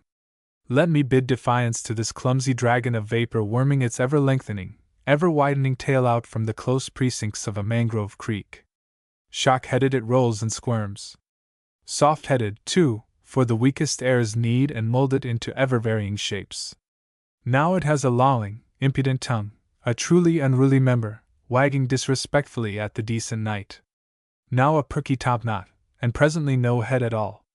Lumbering, low-lying, cowardly, a plaything, a toy, a mockery, a sport for the wilful zephyrs. Now it lifts a bully head as it creeps unimpeded across the sea and spreads, infinitely soft, all-encompassing. As if by magic the mainland is blotted out. The sea is dark and death-like, the air clammy, turgid, and steamy. Heavy vapor settles upon the hills of the island, descending slowly and with the passivity of fate, until there is but a thin stratum of clear air between the gloomy levels and the portentous pall. Lesser islands to the south are merely cloud-capped. This lower level with blurred and misty edges may not be further compressed, but the air is warm, thick, sticky, and so saturated with vegetable odors that even the salt of the sea has lost its savor. A low, quavering whistle heralds the approach of a nervous curlew, running and pausing, and stamping, its script, an erratic scrawl of fleurs-de-lis, on the easy sand. Halting on the verge of the water, it furtively picks up crabs as if it were a trespasser, conscious of a shameful or wicked deed and fearful of detection. It is not night nor yet quite day, but this keen-eyed, suspicious bird knows all the permanent features of the sandspit. The crouching, unaccustomed shape bewilders it. It pipes inquiringly, stops, starts with quick, agitated steps, snatches a crab, a desperate deed, and flies off with a penetrating cry of warning. A long-billed shore plover takes up the alarm, and blunderingly races towards instead of from me, whimpering, "Plin, plin," as it passes, and still curious though alert, steps and bobs and ducks, all its movements and flight impulsive and staccato. The gray mist whitens. A luminous patch indicates the east. The light increases. The cumbersome vapor is sopped up by the sun, and the coo-hooing of many pigeons makes proclamation of the day. Detached and erratic patches of ripples appear, tiptoe touches of sportful elves tripping from the isles to the continent, whisking merrily, the faintest flicks of dainty toes making the glad sea to smile. Parceled into shadows, bold yet retreating, the dimness of the night, purple on the glistening sea, stretches from the isles towards the long, orange-tinted beach. Let there be no loitering of the shadows. The gloomy isles have changed from black to purple and from purple to blue, and as the imperious sun flashes on the mainland a smudge of brown, blurred and shifting, in the far distance, the only evidence of the existence of human schemes and agitations, the only stain on the celestial purity of the morning, betokens the belated steamer for the coming of which the joy-giving watches of the tropic night have been kept. Chapter 8. Reading to Music. Silence was pleased. As I lounged at mine ease on the veranda, serenely content with the pages of a favorite author, I became conscious of an unusual sound, vague, continuous, rhythmic. Disinclined to permit my thoughts to wander from the text, at the back of my mind a dim sensation of uneasiness, almost of resentment, because of the slight audible intrusion betrayed itself. Close, as firmly as I could, my mental ear the sound persisted externally, softly but undeniably. Having overcome the first sensation of uneasiness, I studied the perfect prose without pausing to reflect on the origin of the petty disturbance.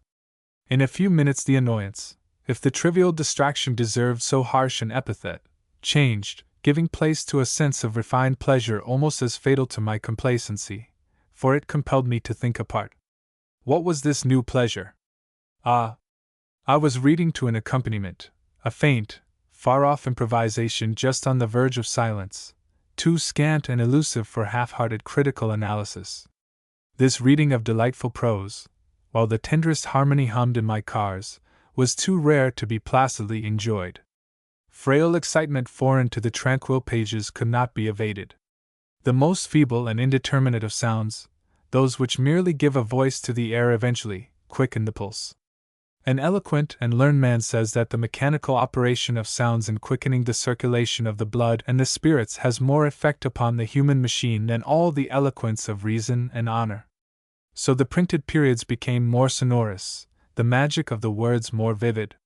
The purified meaning of the author, the exaltation he himself must have felt, were realized with a clearer apprehension.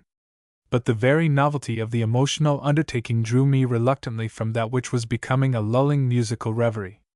Still, fain to read, but with the niceties of the art embarrassed, I began to question myself. Whence this pleasant yet provoking refrain? Not of the sea, for a glassy calm had prevailed all day, not of the rain which pattered faintly on the roof. This sound phantom that determinately beckoned me from my book, whence, and what was it? Listening attentively and alert, the mystery of it vanished. It was the commotion, subdued by the distance of 3/4 of a mile, of thousands of nutmeg pigeons, a blending of thousands of simultaneous coo-hoos, with the rustling and beating of wings upon the thin, slack strings of casuarinas. The swaying and switching of the slender-branched and ever-sighing trees with the courageous notes of homing birds had created the curious melody with which my reading had fallen into tune. And the sound was audible at one spot only. The acoustic properties of the veranda condensed and concentrated it within a narrow area, beyond which was silence. Chance had selected this aerial whirlpool for my reading. Again taking my ease, the mellow roaring of the multitude of gentle doves commingling with the Aeolian blandness of trees swinging under the weight of the restless birds, became once more an idealistic accompaniment to the book. I read, or rather declaimed inarticulately, to the singularly pleasing strain until light and sound failed, the one as softly and insensibly as the other. I had enjoyed a new sensation. Relieved of the agreeable pressure of the text, my thoughts turned to the consideration of bird voices, more to the notes of pigeons, their variety and range. There are sounds, little in volume and rather flat than sharp, rather moist than dry, which seem to carry farther under favoring atmospheric conditions than louder and more acute noises. The easy contours of soothing sounds created in the air seem to resemble the lazy swell of the sea, while fleeter though less sustained noises may be compared to jumpy waves caused by a smart breeze. Pitched in a minor key sounds roll along with little friction and waste, whereas a louder, shriller stinging note may find in the still air a less pliant medium. The cooing of pigeons, a sound of low velocity, has a longer range than the shrieking of parrots. My pet echo responds to an undertone. A loud and prolonged yell jars on its sensitiveness, for it is a shy echo, little used to abrupt and boisterous disturbances. A boy boo-hooting into an empty barrel soon catches the key to which it responds. He adjusts his rhythms to those of the barrel, which becomes for the time being his butt. Straining harsh discords and unpleasing sharps, he girds at its acoustic soul until it finds responsive voice and grunts or babbles or bellows in consonance with his. Only when the vibrations, subdued or lusty, correspond with the vocal content of the barrel are the responses sensitive and in accord. On this stilly, damp evening the air in the corner of the veranda happened to be resilient to the mellow notes of faraway pigeons. Thus reflecting, I was less astonished that the coo-hooing of the congregation had reached me through 3/4 of a mile of vacant air. There was no competing noise. It was just a fluid tone that filled to the overflowing otherwise empty, shallow spaces. The nutmeg pigeon has the loudest, most assertive voice of the several species which have their home in my domain, or which favor it with visits. Though the coo-hoo is imperative and proud, to overcome the space of a mile the unison of thousands is necessary. But when the whole community takes flight simultaneously, the whir and slapping of wings creates a sound resembling the racing of a steamer's propeller, but of far greater volume. The nutmeg is one of the noisiest of pigeons individually and collectively. Chapter 9: The Birth and Breaking of Christmas. He doubted lest it were some magical illusion that did beguile his sense, or a wandering ghost that wanted funeral, or airy spyrite under false pretense. Spencer. He was a tremulous long-legged foal on the Christmas day we became known to each other. I accepted him as an appropriate gift, and he regarded me with a blending of reserve, curiosity, and suspicion, as he snoodled beside his demure old mother. The name at once suggested itself. It seems the more appropriate now, for he is whitish, with flowing mane and sweeping tail, of a fair breadth, and open countenance. Can the biography of a horse be anything but crude, lacking reference to ancestry? On this point there is the silence of a pure ignorance, and the record will be deficient in other essentials. Moreover, none of the phrases of the cult are at command, nor can a purely domestic story be decorated with clipped, straw-in-the-mouth, stable-smelling terms. Christmas's mother was a commonplace cart creature with a bad cough. It was a chronic cough, and in course of time its tuggings took her on a very long journey. She passed away, assisted towards the end with a cruel yet compassionate bullet, for in my agitation I made a fluky shot. She died on the beach, and as the tide rose we floated her carcass into the bay to the outer edge of the coral reef. The following morning the sea gave up the dead, not its own. Once more we towed it away into the current which races north. Some time before these reiterated ceremonies Christmas had been born, and I was grateful to the old mare, whose chronic cough had become one of the sounds of the island, for he is an ornament, a chum, a companion, and a real character. I find myself confronted by inherent disadvantage, for I cannot even describe his points in popular language. He is a clean skin. That is the only horsey, or should it be equine, phrase in my vocabulary. He is a clean skin, and in more than one sense. Clean describes him, character and all, and I like the word. He is 5 feet 4.5 in. At the shoulders, barefooted, for he has never known a shoe, and his toes are long. His waist measurement is 6 feet 8 inches, his tail sweeps the ground, his forehead is broad, his eyes clear, with just a gleam of wickedness now and again, his ears neat, furry, and very mobile, his color a grayish roan, tending more to white in his maturity, which now is. Lest the detail might prejudice him in his love affairs, of which he is as yet entirely innocent, I am determined not to mention his age, even in the strictest confidence, and though the anniversary of his birth is at hand. Though he spends most of his time in the forest, he takes astounding interest in maritime affairs, watching curiously passing sailing boats and steamers. More than once he has been first to proclaim, "A sail!" For when he flourishes his head and tosses his mane and gives a semi-gambol with his hindquarters, we know that he sees something strange, and look in the direction in which he gazes. But I am ahead of my story. When he was in his shy, frisky foliage, as nervous and twitchy as might be, one lucky day I offered him from a distance of 30 yards one of the luscious bananas I was enjoying as I strolled down the path to the beach. The aroma was novel, and apparently very pleasant, for to my astonishment he walked towards me gingerly, but with a very decided interest in the banana. As he approached on the pins and needles of alertness, I extolled the qualities of the banana. He stopped, and started again, anxious to taste the hitherto unknown delicacy, but not at all trustful. Soon he came boldly up, and taking the banana from my hand, ate it with the joy of discovery in his features, and calmly demanded another. Thus began the breaking of Christmas, and if I had had sense enough to have followed up his education on similar lines, a deal of hard work, risk to life and limb, and the loss of some little personal property might have been saved. Ever after, Christmas could not resist the decoy of a banana. When he was 2.5 years old we decided to break him in. He was big, and strong, and willful, and Hal was a feeble man with no experience, and a black boy confessedly frightened of the big horse to accomplish such purpose. Tom is at home on a boat, and enjoys outwitting fish and turtle and dugong.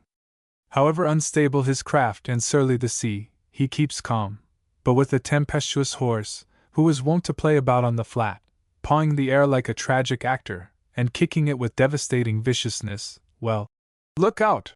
As was the horse, so was the yard designed, big and strong. Some of the posts are 1 foot in diameter, and 4.5 feet in the ground. As neither of us had built a yard before, there may be original points about this one, but I would admonish others not to imitate them unless they have time, heaps of time, and an oppressive stock of enthusiasm, and I may add, fascinating experience, upon which to draw. The last mentioned quality is invaluable in all such enterprises. If you have it, full play is permitted the speculative, if not the imaginative, faculties. If you have it not, then the work is merely a brutal exercise, in which a dolt might excel. During the building of the yard I frequently reflected whether, though Christmas lived to enjoy a long and laborious age, would all the work he performed compensate for the strains and aches and bruises suffered. Circumstances prevented the completion of the yard in exact accordance with plans, for experience, that harsh stepmother, proved that the enclosure was unnecessary. The yard exists as a monument to profane misunderstanding of Christmas's character. Had I realized his high-mindedness, his amiability, his considerateness and shrewdness, the yard would never have been built. A month of fearful overexertion, and many pains would have been obviated, and poor Christmas saved much physical weariness and perplexity. At the cost of 3 ripe bananas all the virtue of the yard might, had we but known, have been purchased. High and strong, and especially ponderous where it was weak, the yard was at last ready. The next process was to induce Christmas to enter it. We had another horse, Jonah, the nervous, stupid, vexatious skewball. In the absence of saddle and bridle, Tom deemed it wise not to attempt to round up Christmas. I admired his wisdom without exactly committing myself, and we resorted to strategy. Naturally, Christmas is inquisitive. He watched the building of the yard so intently that we half expected his curiosity might prompt him to try if it were adapted to his tastes and requirements. But when we chuckled and coaxed, he grew suspicious, behaved quite disdainfully with his heels, and took a marine excursion to a neighboring island. When he came back after 3 days, a banana tempted him. He was a prisoner before he realized. We giggled. The next thing was to rope him. Our perversity converted a trustful, gentle creature temporarily into a ramping rogue. Twice he snapped a new manila rope of like make and dimensions to that which is used in the harpooning of whales. For 2 days the conflict continued. Sullen and suspicious, Christmas ate scantily of the green grass we cut for him, and drank from a bucket when we were not looking. At last the crisis came. Tom lassoed him once more. Nellie, Tom's spouse, assisted me to take up the slack round a blockwood tree as Tom cautiously, but with great demonstrations of evil intentions, hunted the weary horse into the corner, where we designed to so jam him that a halter might be put on with a minimum of risk to ourselves. Christmas made a supreme effort. He roared and reared, and when the rope throttled him, in rage and anger dashed his head against the foot-thick corner post. The shock loosened it, so that 2 rails sprang out, just missing my scalp, and stunned Christmas. As he lay on the ground with twitching lips, with frantic haste we cut the rope, and in a few seconds he rose to his feet, discovering that he was in the land of the living with a joyful whinnying. If he had not been endowed with the suavity of a gentleman and the long-suffering of a saint, he would have walked off, for the yard was in a disreputable state of repair, and we were all shaky from the effects of nerve shock. But no, in spite of abuse and misunderstanding, he was resolved at cost of whatever discomfort to himself to give us further lessons in the science of horse-breaking. He stood patiently while we patched up the fence. Then, taking the halter and my courage in both hands, I walked to his head, and with a few comforting words put it on. The good horse looked down at me with wondrous eloquence.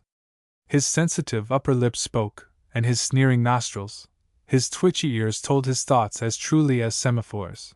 His clear eyes under sagacious white lashes transmitted emotions I could not fail to comprehend. "Is that what you wanted me to do?" said he. "Why didn't you do it before? We have quite misunderstood one another. And what an exciting time we have had! I thought you were going to garrote me." "Yes, give me a banana." "Follow you?" "Yes, of course, with pleasure.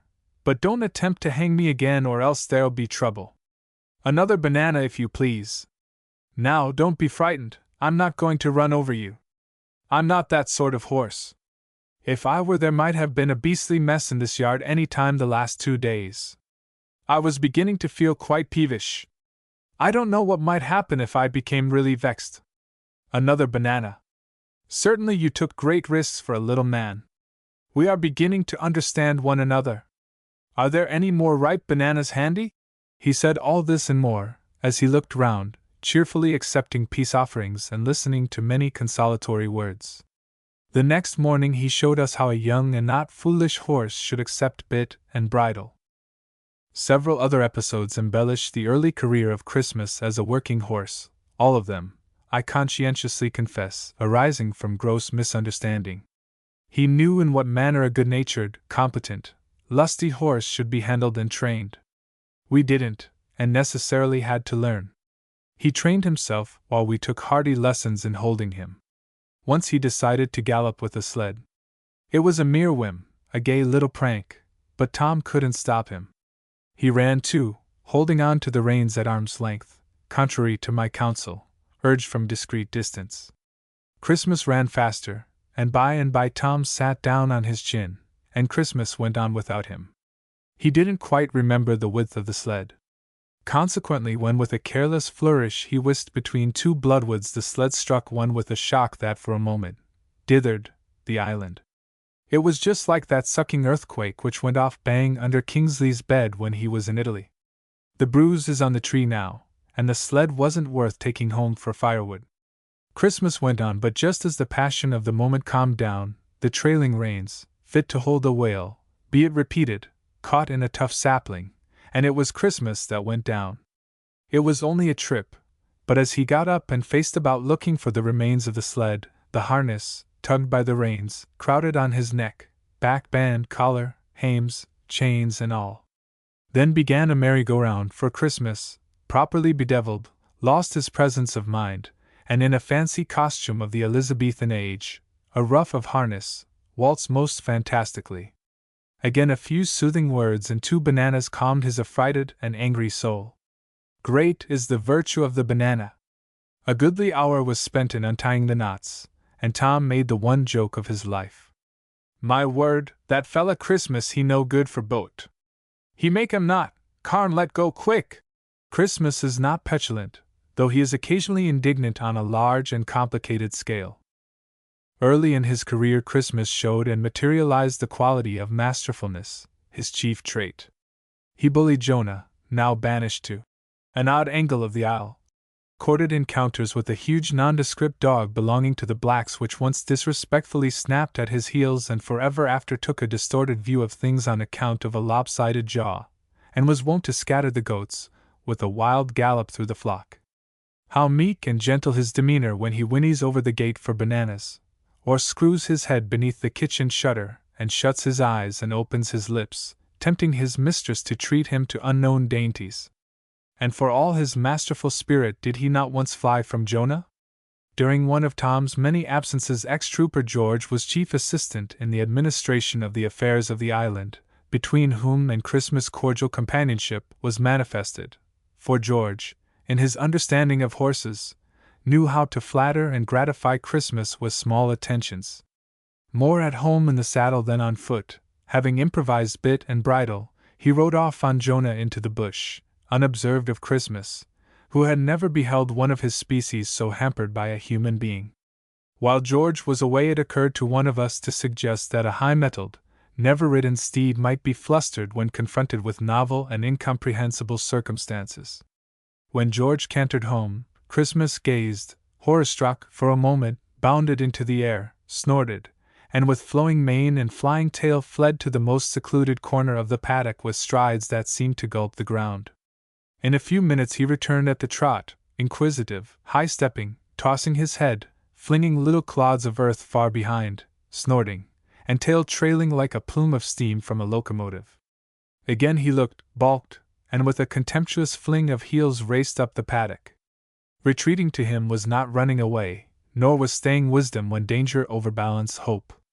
Again he made a gallant effort to vanquish his fear, but at the critical moment Jonah, under the stimulus of George's heels, charged, and Christmas, with a squeal of terror, thundered blindly among the trees. Now was he convinced of the grisliness of the visitation.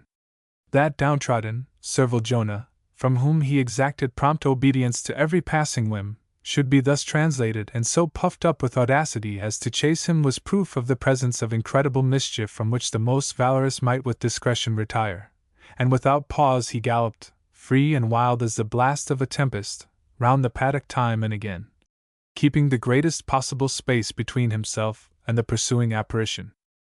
George kept up the fun until Christmas, beginning to reflect, swerved from fear to the attitude of anger, and to paw the ground and to sniff defiantly the air. Trotting boldly up towards Jonah, he neighed imperatively, but George waved off his assurance with his hat, and Christmas, collapsing with fright, made furious haste for non-existing solitude. Once more he ventured, with bolder, more menacing front. He reared, pranced, kicked, savaged the air, not an item of all his pent-up wickedness being undemonstrated. Then George dismounted suddenly, and calling in soothing tones, Christmas realized that the appalling creature was but a temporary compound of his playmate and the abject Jonah. Cautiously advancing in a series of contours dislocated with staccato stops and starts and frothy exclamations, he seemed to recognize the whole episode as a practical joke, of which he had been the victim, and to promise retaliation upon Jonah, for no sooner was that meek animal at liberty than he became the sport and jeer. From the catalogue of the more theatrical doings of Christmas one more may be cited. Within a week of his yarding he had taught us so much, inspired us with such confidence in his resourcefulness and ability, that we resolved to give him a treat in the plantation dragging round a miniature disc harrow, a particular brand of agricultural implement known as the pony dot. Being so, in fact and appearance, it was quite a misfit for Christmas, a mere toy with which a gay young horse might condescend to beguile a few loose hours. It was a charming morning. Birds were vulgarly sportful.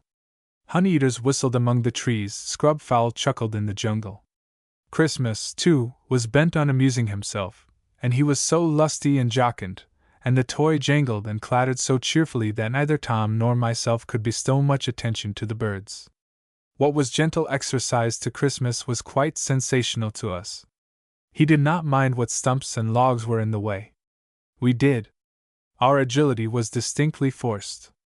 But it was a charming morning, and Christmas was out for pleasure. In an hour or so the monotony of the picnic began to pall on Christmas, and as Tom began to chirp at him familiarly, if not quite authoritatively, I sat down in the shade to reflect that while Christmas had been violently exercising me, some of the charm of the day had filtered through my aching fingers. How pleasant it was to think that the discordant labor of the tropical agriculturist was past. This charming morning had settled it all. Tom and Christmas and the pony Dot would keep the whole plantation as innocent of weeds as the Garden of Eden. Thus to muse in the dim arcade of the jungle, absorbing the sounds of the birds and of the murmuring sea, while a horse did all the work, in holiday humor, was the very bliss of the tropical farmer. In the midst of a soothing, inarticulate soliloquy, the pony Dot burst out into a furious jangle. Tom yelled. Quick hoofs thudded on the soil, and Christmas swept through the banana plants like a destroying angel, in a glorious bolt for home. The picnic had palled, and Tom, shouting rebukes, orders, and suggestions from behind a tree, showed by his dun-colored skin that he had been dragged ignominiously through the freshly tilled soil. A remarkable feature of the plantation is a steep bank, the original strand line of the island. Christmas, with the reins soaring like lassos, and harness welting his fat sides, stampeded to his fate. In a flash I saw what a ludicrous misfit the pony Dot was. The impish invention, malignant purpose in its incompassionate metallic heart, furiously pursued Christmas 20 feet at a bound, discs whirling, every bearing squeaking with spite and fury. Struck with bewilderment, the honey-eaters became dumb, the dismayed doves forgot to coo, the scrub fowls ceased their chuckling, and 3 cockatoos flew from the blue-fruited cheandong trees shrieking abominable sarcasms. As Christmas heaved over the banks the reins thrashed him. Resenting the insult, his heels flew high. The pony Dot flew higher and jangled and screeched with accumulating vindictiveness. To what fearsome figure had this hasty flight transformed the mean little emblem of rusticity? A tipsy goblin? No, rather a limping aeroplane of the Stone Age, and it rattled like a belfry under the shock of bombardment. Could there be any crueler device to tie an unsophisticated horse to, and a horse whose single thought had been a merry morning? It would, when the crisis came, leap frenziedly on Christmas and slice him with keen, whizzing blades. Tom raced past, a 5-act tragedy in pantomime. A terrible jangle and catastrophic silence. No groan from misused Christmas. No remarks from the dumbfounded birds. With the vicious aeroplane hopping after him, he had galloped for the narrow aisle through the ribbon of jungle concealing the beach. There he had met his fate. Yes, the pony Dot, anyhow and everywhere, and Christmas all of a heap beyond. With imprecations on all pony Dots, in my mind, I hastened to inspect the mangled remains. They groaned, struggled to their feet, shook themselves, and went placidly home as soon as we had unhitched the chains. One scratch on the most rotund part of the body was the only record of the brief, eventful history, and Christmas smiled in Tom's face as he munched a soul-soothing banana. Chapter 10: The Sport of Fate. A populous solitude of bees and birds and fairy-formed and many-colored things. Byron. Was ever a more glorious season for butterflies, and, alas! Be it said, for sand and fruit and other flies of humble bearing but questionable character? Light-hearted, purely ornamental insects, sober and industrious, ugly, mischievous, destructive, all have reveled, and the butterfly brings the art of inconsequent reveling to the acme of perfection, in the comparatively dry air, in the glowing skies, and in the succession of serene days. Moreover, there has been no offhand, untimely destruction of the nectariferous blossoms of millions of trees and shrubs. Frail as some flowers are, others linger long if unmolested by profane winds, offering a protracted feast of honey, pure and full-flavored. The light sprinklings of rain have served to freshen the air and moisten the soil without diluting the syrupy richness of floral distillations. All the generous output has been overproof. Gaudy insects, intoxicated and sensuous, have feasted and flirted throughout the hours of daylight, and certain prim moths, sonorous of flight, find subtly scented blossoms keeping open house for them the livelong night. Let others vex their souls and mutter the oddest sorts of imprecations because the fruit fly cradles its pampered young in the juiciest of their oranges. Me it shall content to watch butterflies sip the nerve-shaking nectar of the paper barks, and in their rowdy flight cut delirious scrolls against the unsullied sky. Shall not I, too, glory in this superb season, and its scented tranquillity? Even though but casual glances are bestowed on the dainty settings of the pages on which nature illustrates her brief but brilliant histories, understanding little, if aught, of her deeper mysteries, but thankful for the frankness and unaffectedness of their presentation, shall not I find abundance of sumptuous color and grace of form for my enjoyment, and for my pondering texts without number? What more fantastic scene than the love-making of the great green and gold and black Cassandra, that gem among Queensland butterflies when four saucy gallants dance attendance on one big, buxom, sober-hued damsel of the species, and weave about her aerial true lovers knots, living chains, festoons, and intricate spirals, displaying each his bravest feathers, and seeking to dazzle the idol of the moment with audacious agility. And the beauty of complex curves and contours fluid as billows? The red rays of the umbrella tree afford a rich setting to the scene. The rival lovers twirl and twist and reel as she, the prude, flits with tremulous wings from red knob to red knob, daintily sampling the spangles of nectar. Not of these living jewels in general, but of one in particular, were these lines intended to refer, the great high-flying Ulysses, first observed in Australia on this very island over half a century ago. It was but a passing gleam, for the visiting scientist lamented that it flew so high over the treetops that he failed to obtain the specimen. True to name, the Ulysses still flies high and wide, a lustrous royal blue with black trimmings and dandified tails to his wings that answer the dual purpose of use and ornament. When Ulysses stops in his wanderings for refreshment, he hides his gorgeous coloring, assuming similitude to a brown, weather-beaten leaf, and then the tails complete the illusion by becoming an idealistic stalk. He is one of the few, among gaily painted butterflies that certain birds like and hawk for. When in full flight, by swift swerves and doubles, he generally manages to evade his enemies, but during moments of preoccupation is compelled to adopt a protective disguise. As the boat floated with the current among the bobbing, slender spindles of the mangroves, youthful plants on a voyage of discovery for new lands, there appeared a brown mottled leaf on the surface. A second glance revealed the dead Ulysses, an adventurous creature which had succumbed to temporary weakness during a more than usually ambitious maritime excursion. Here was a flawless specimen, for the wings of butterflies, in common with the fronds of some delicate ferns, have the property of repelling water, and do not readily become sodden, but as I essayed to take it up tenderly, the wings boldly opened, displaying just the tone of vivid blue for which the silvery sea was an ideal setting. It was sad to be weary and to fail, to experience gradual but inevitable collapse, to flop helplessly to the water to drown, but the lightest touch of the hand of man was a fate less endurable, too frightful by far to submit to without a struggle.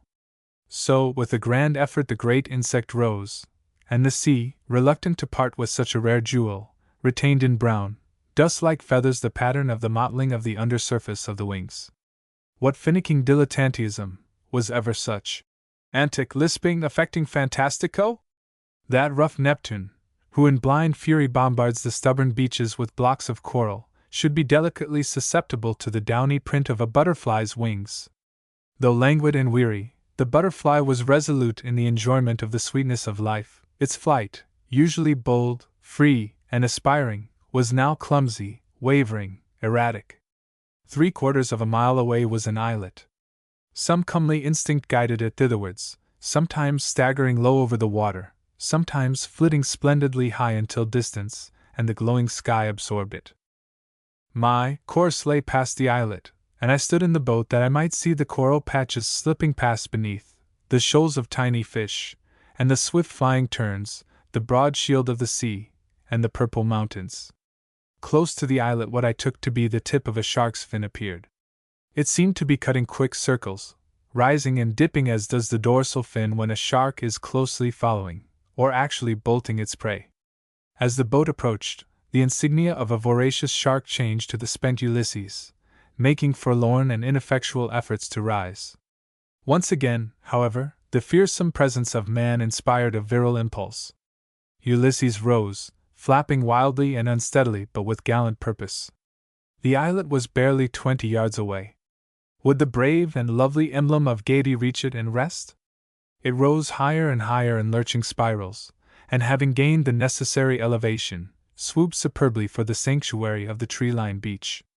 Rest and safety at last. But at that moment ironic fate, having twice averted drowning, twice waved off the hand of man, flashed out in the guise of a twittering wood swallow. In the last stage of exhaustion no evading swerve was possible.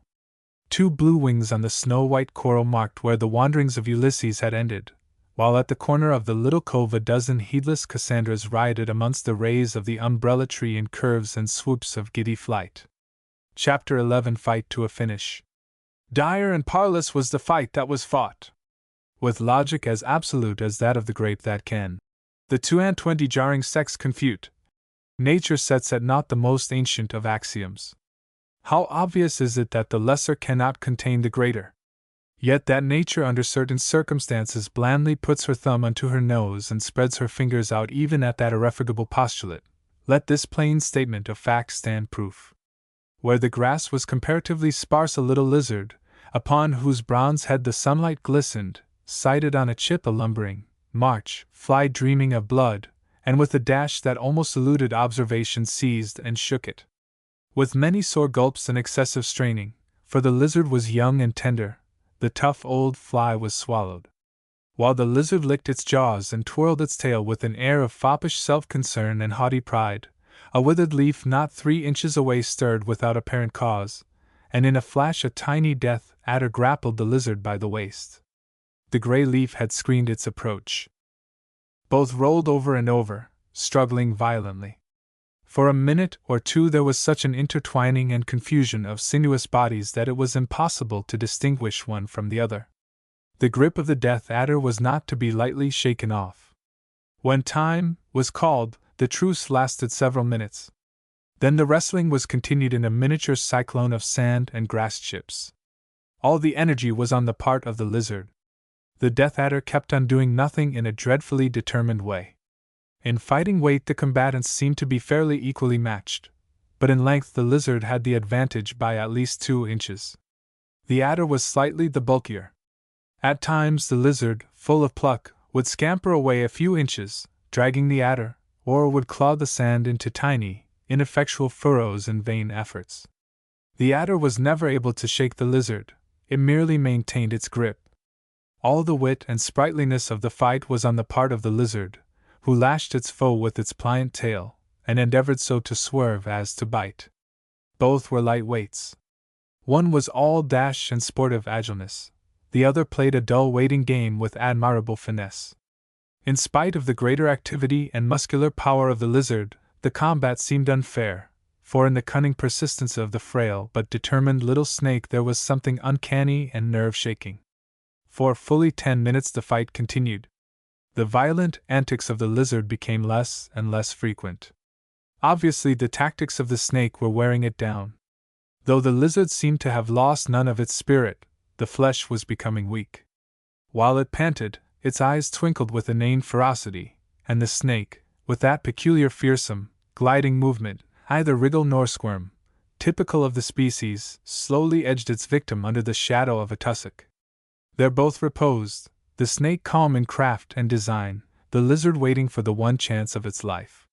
Swallowing the lizard under any circumstances seemed an impossible feat. To begin the act in the middle of the body was absolutely beyond accomplishment. There would come a time when the death adder must release its hold to reseize its prey by the head or tail, and if the soul of the lizard could possess itself in patience until that moment, and take advantage of it, all might be well. Now, it seemed to me, the only witness to this fateful fray, that both parties to it knew that the crisis had yet to come. The lizard reserved all its energy for a supreme effort, for one leap to liberty and life, while its impassive foe stolidly concentrated its powers in the direction of an instantaneous release and a fresh grip at a convenient part. Thus they lay. A thrill of excitement possessed me as I watched. The flashing alertness of a fly-catching lizard, is it not proverbial? Which was to be the master, the more muscular creature with 4 legs, the whole previous existence of which had depended upon its agility, or the subtle, slow snake, which moves under ordinary circumstances not very much faster than a clammy worm. As I watched with all possible keenness, a gray blur followed by bewildering wrigglings and contortions indicated a new maneuver. Then, instead of two reptiles at right angles, there appeared to be but one, and with a tail at each end. The head of the lizard was in the jaws of the death adder. The fatal quickness of the snake had decided the combat. But the lizard was not yet resigned to its fate. It rolled and reared and wriggled, tossing and tumbling the adder, but all in vain. Alas! Light-hearted lizard, servant and trustful companion of man, thou art joined in woeful issue.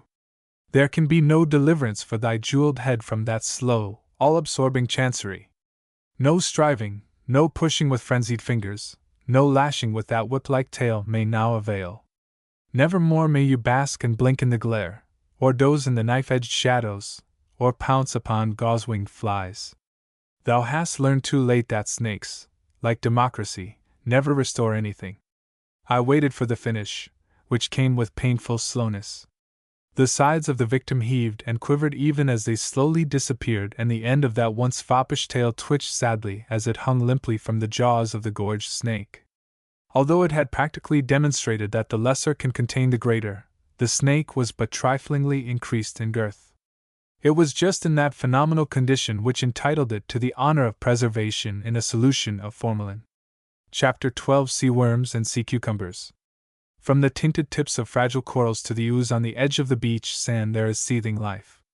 Exposed by the ebb tide, the sun-caressed slime glitters and shimmers, so that if the observer is content to stand still for a few moments he shall see myriads of obscure activities, graceful and uncouth, of the existence of which he has not previously dreamt, and among which his footsteps make a desolating track. Perhaps in no other earthly scene do the gradations of life blend so obviously in form and appearance. This mud is primal, fertile with primitives, for similitude of environment checks variations.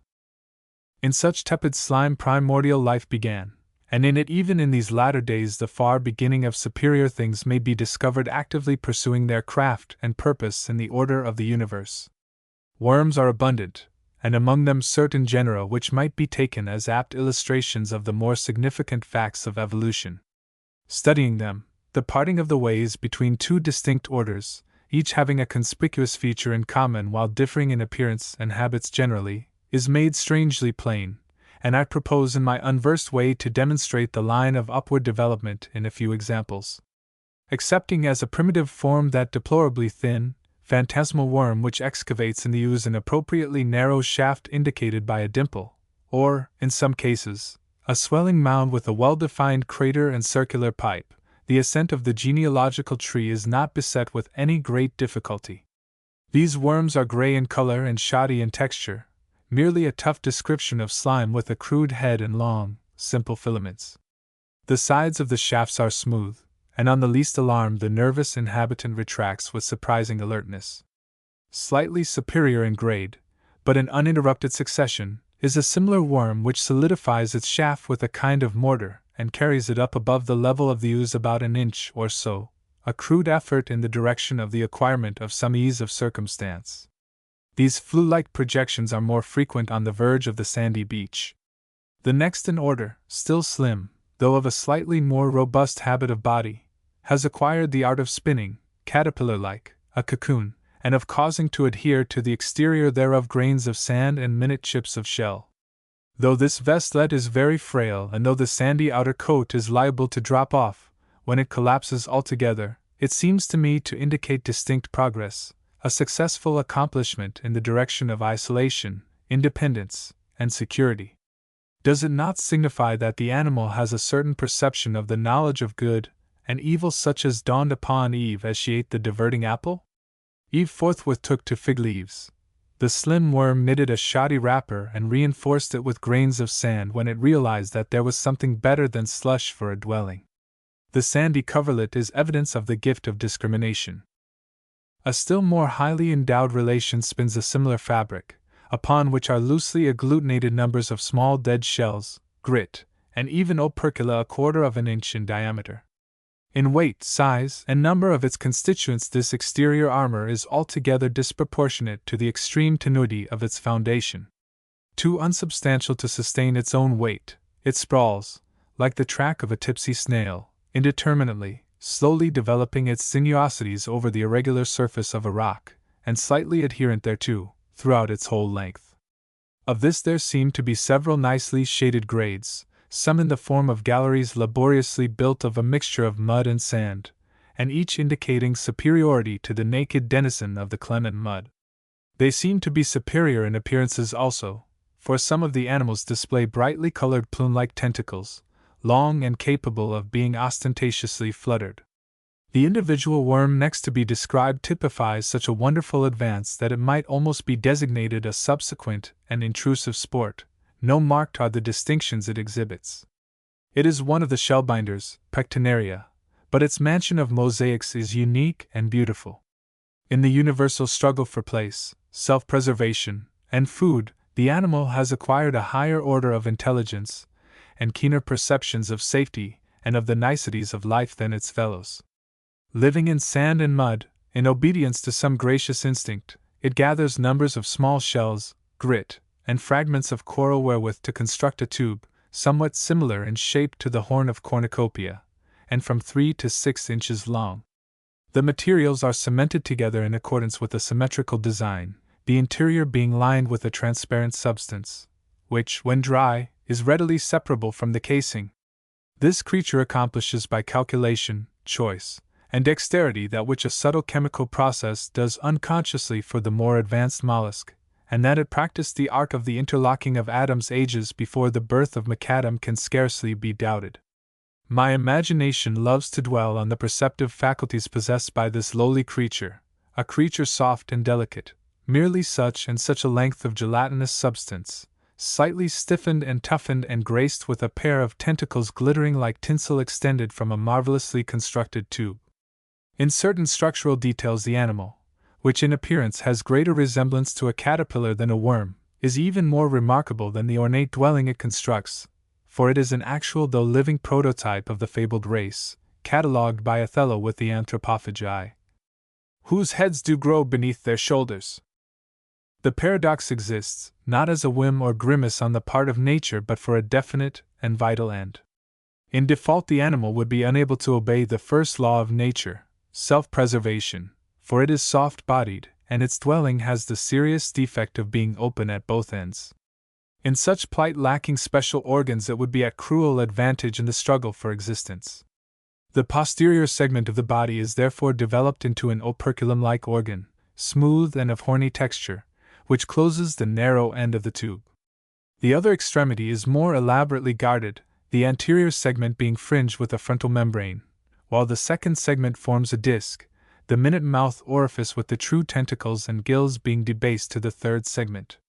Confronted by danger, the animal closes its front door by retracting until the disc presses immovably against the circumference of the tube, the retraction being so sudden that a frail spurt betrays the whereabouts of an otherwise secret dwelling place. In the center of the disc is the first segment, from which the frontal fringe is extended in the form of an array of keen bristles as a defensive weapon. With the lid at one end and the armed disc at the other, the animal enjoys security and comfort, and when unsuspicious the shoulders protrude, the head meekly following. The tentacles are serrate and glitter like tinsel, possibly for the fascination of the minute forms of life which the tube dweller consumes. To enable it to retract and emerge quickly, the animal is provided with a series of tufts of bristles on the back and on the ventral surface of the body, with a row of toothed pads, which fulfill the dual office of grapplers and feet. With what skill and patience does this pectinarian construct its ornate habitation! How artfully does it pick and choose among the tiny shells and grit! With what rare discretion rejects the unfit, and with what satisfaction retains a neat and dainty item of building material!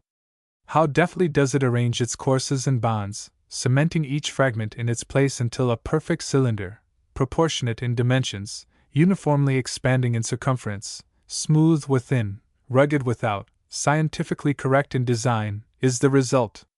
How apt, too, the frictionless lining!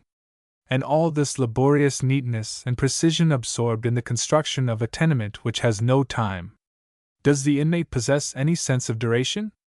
Addison, quoting a French authority, says that it is possible some creatures may think half an hour as long as we do 1,000 years. The magnificent mind of the modern biologist regards 1,000,000 of years as a mere fag end of time. The industrious worm which has built so choice a home may have enjoyed the sense of comfort and security for a period representing an honorable age, while, according to the standards of man, the home was not worth the building for so short a tenancy. Do we not see in this astonishing example a highly successful effort of a marine worm to improve on the condition and habits of its barbarous ancestors? Analyze a bulk sample of the building material, and you shall find it not dissimilar from the shell of a mollusk, and the interior film, no doubt a secretion of the animal, is to be safely accepted as analogous to the silky smoothness which mollusks, often of rough and rugged exterior, obtain by nacreous deposit, and which finds its culmination in the gold-lipped mother of pearl? Still higher in the series, so far as the construction of a tenement is concerned, is that known as the serpula, a worm which constructs a calcareous tube more or less loosely convoluted and adherent to a shell or stone or coral, or sometimes entwined into a self-supporting colony. Another worm builds of sand or mud, with a rough casting of fine gravel and shell grit, a habitation similar in design to that of the serpula, though on a less complete and authoritative model. Indeed, it would almost seem that the latter had designed its tenement after the fashion of that of its poor relation, that the one made a study in mud which the other reproduced in carbonate of lime. But the most curious fact is that a true mollusk, Vermetus, so far departs from the fashion prevalent in the molluscan world of building a spiral shell, that after beginning one in proper spiral mode it elongates itself in vermiform manner and forms an irregular serpuloid tube on the surface of larger shells or stones just as the serpula does, so that without examination of the animal one may easily be mistaken for the other. What a contrast is here! On the one hand a lowly worm learning to build a solid if rude shelly covering for its tender body, on the other a relative of the elegant, many-whorled turritella forgetting its high station and degenerating to the likeness of a worm. No doubt it is really a case of degeneration from the acquirement of fixed habits, just as when a lively young crustacean larva gives up its free independent life and glues its head to a stone. What happens? Why, he becomes a mere barnacle instead of a sprightly shrimp as he might have been. Let mankind take note and beware. Another group of worm-like or snaky creatures common on a coral reef are the sea cucumbers or bêches de mer. In my experience the most singular branch of the family is at once the longest and thinnest, for it resembles a snake so closely that at first sight the observer subconsciously assumes an attitude of hostility. There seem to be two varieties of the species. One is much more ruddy in appearance than the other, and its body is the smoother, but they are much alike in physique and helplessness. The figure of a sausage skin 4 or 5 and even 6 feet long, and capable of elongation to almost double, containing muddy water in circulation and one end exhibiting a set of ever-waving tentacles, conveys a not unflattering notion of the animal as it lies coiled among the coral, half hidden with algae. Far too feeble to be offensive, it suffers collapse on alarm, that is to say, if such a violent mental and physical ill can befall an animal of such crude organism. At least, the tentacles are withdrawn, nor will they be protruded until some sense, unlikely to be either sight, hearing, taste, or touch, but probably nervous tension acutely susceptible to vibrations, tells that danger is past. Then the tentacles are shyly exhibited and the agitations of the animal are renewed. Throughout the length of the body of the more remarkable of the two species of which I may speak on first-hand knowledge are 4 rows of bosses, closely spaced, which when the animal has dragged its slow length along to the utmost limit diminish into mere wrinkles, and disappear altogether when it is slung across a stick, and the fluid contents, being precipitated, congest and woefully weight each end, sometimes to the bursting point. The bosses of repose seem to indicate so much length in reserve. A dozen simple tentacles, sword-shaped, with frayed edges, and about 1.5 inches long, indicate the head without decorating it, for they are of an inconspicuous neutral tint, closely resembling the alga among which the animal slowly winds its way. The progress of all species of bêches de mer is sedate and cautious, and this, probably the longest and the weakest and limpest of all, surpasses the race in deliberateness. It cannot move as a whole, so it progresses in sections. When the head has been advanced to its utmost, about the middle of the body an independent series of succeedant ripples or wrinkles manifests itself and travels consistently ahead, while farther towards the rear another series follows, and so on, until the lagging tail is enabled to wrinkle itself along.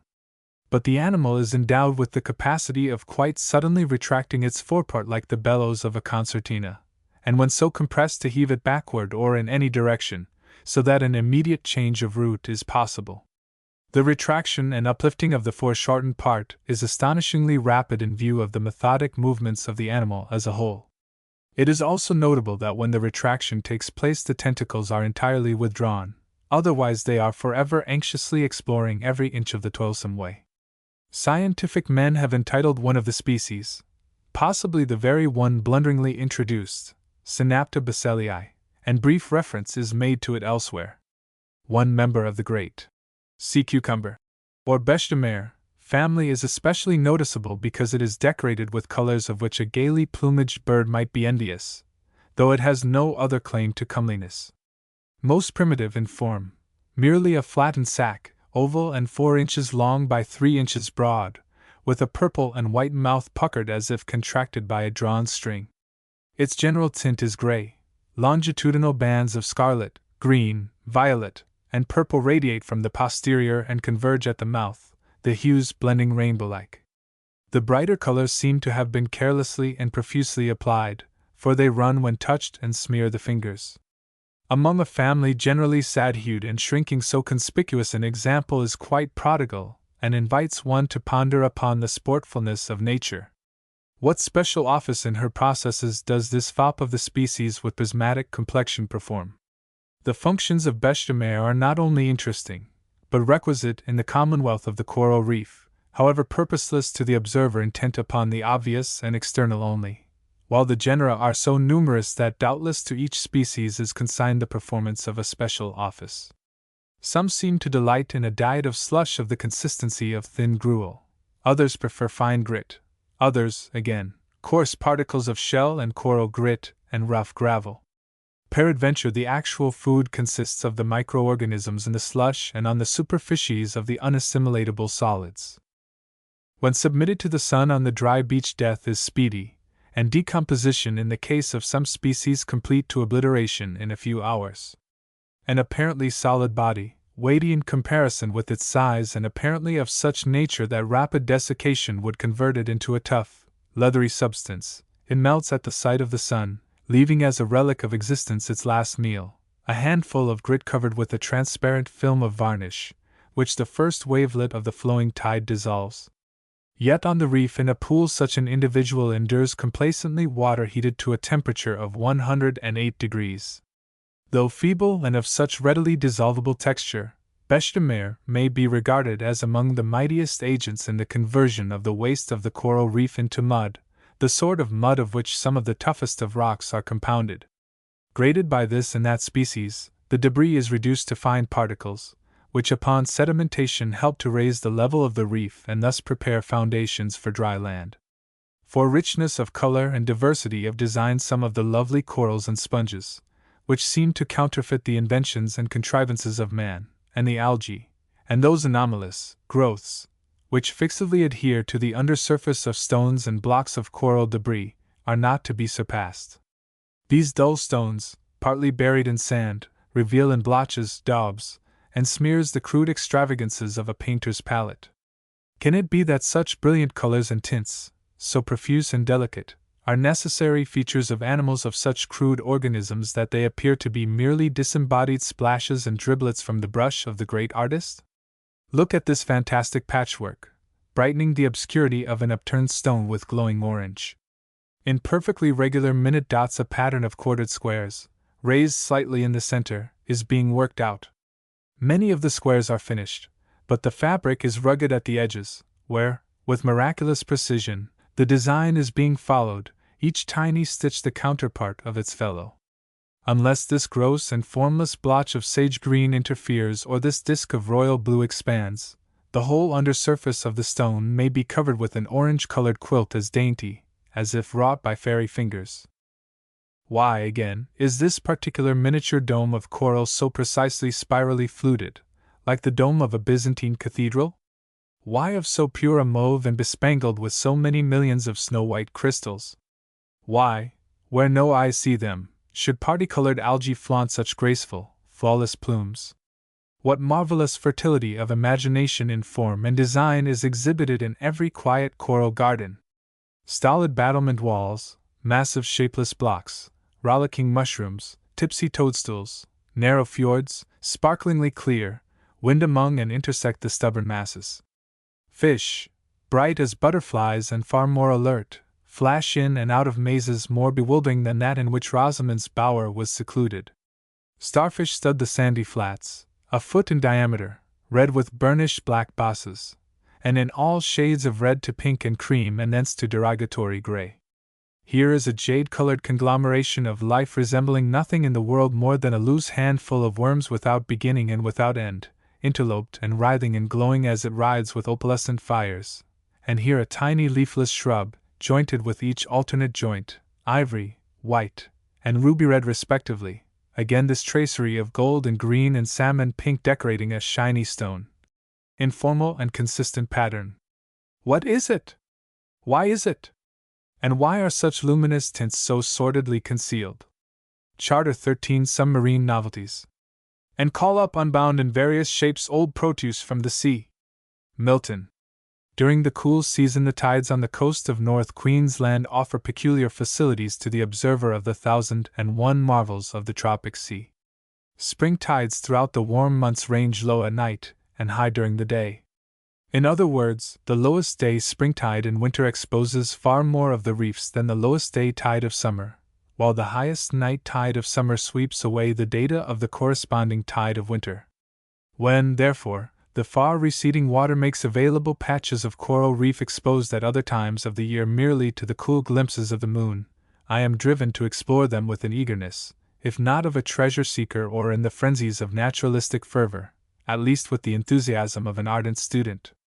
It may be that most of the sights which are revealed are of common knowledge among scientific men, and if one is inclined to preach a little sermon on the text of the living stones and polyps and animated jelly, and if such text be trite, let it be granted that the sermon is at least original. Necessarily the sermon will lack commentary and application, and be very imperfect in many other details. If it possesses any virtues, you must apply them personally, for the preacher is not enlightened enough to expound them even to his own, much less to the satisfaction of others. In many places on this reef little secrets, well kept throughout the rest of the year, are boldly proclaimed when the sea retreats. A fairly common one is a huge anemone of a rich cobalt blue which opens out like a soup plate with convoluted edges. Another has a form something resembling a hyacinth glass. The more public parts are not unlike a dwarf growth of that old-fashioned flower the Prince of Wales's feather, save that the color is a rich brown. Being an animal, it possesses senses in which the most highly specialized vegetable is deficient. It has the power of waving its spikelets, and of the thousand of truncated tentacles which cover the spikelets each seems to possess independent action. Though all, no doubt, contribute to the sustenance of the animal, they, at will, rest from their labors or assume great activity. It is natural to suppose that the diet of such an animal must be of microscopic proportions. The other day I happened on one which had seized a fish about 4 inches long, and seemed to be greedily sucking it to death. The fish was still alive, and as it looked up at me with a pathetic gleam in its watery eyes, I released it. It was very languid, indeed, so feeble and faint that it could not swim away. Aid had come too late. The fish was the legitimate prey of the anemone. My interference had been at variance from the laws of property and right.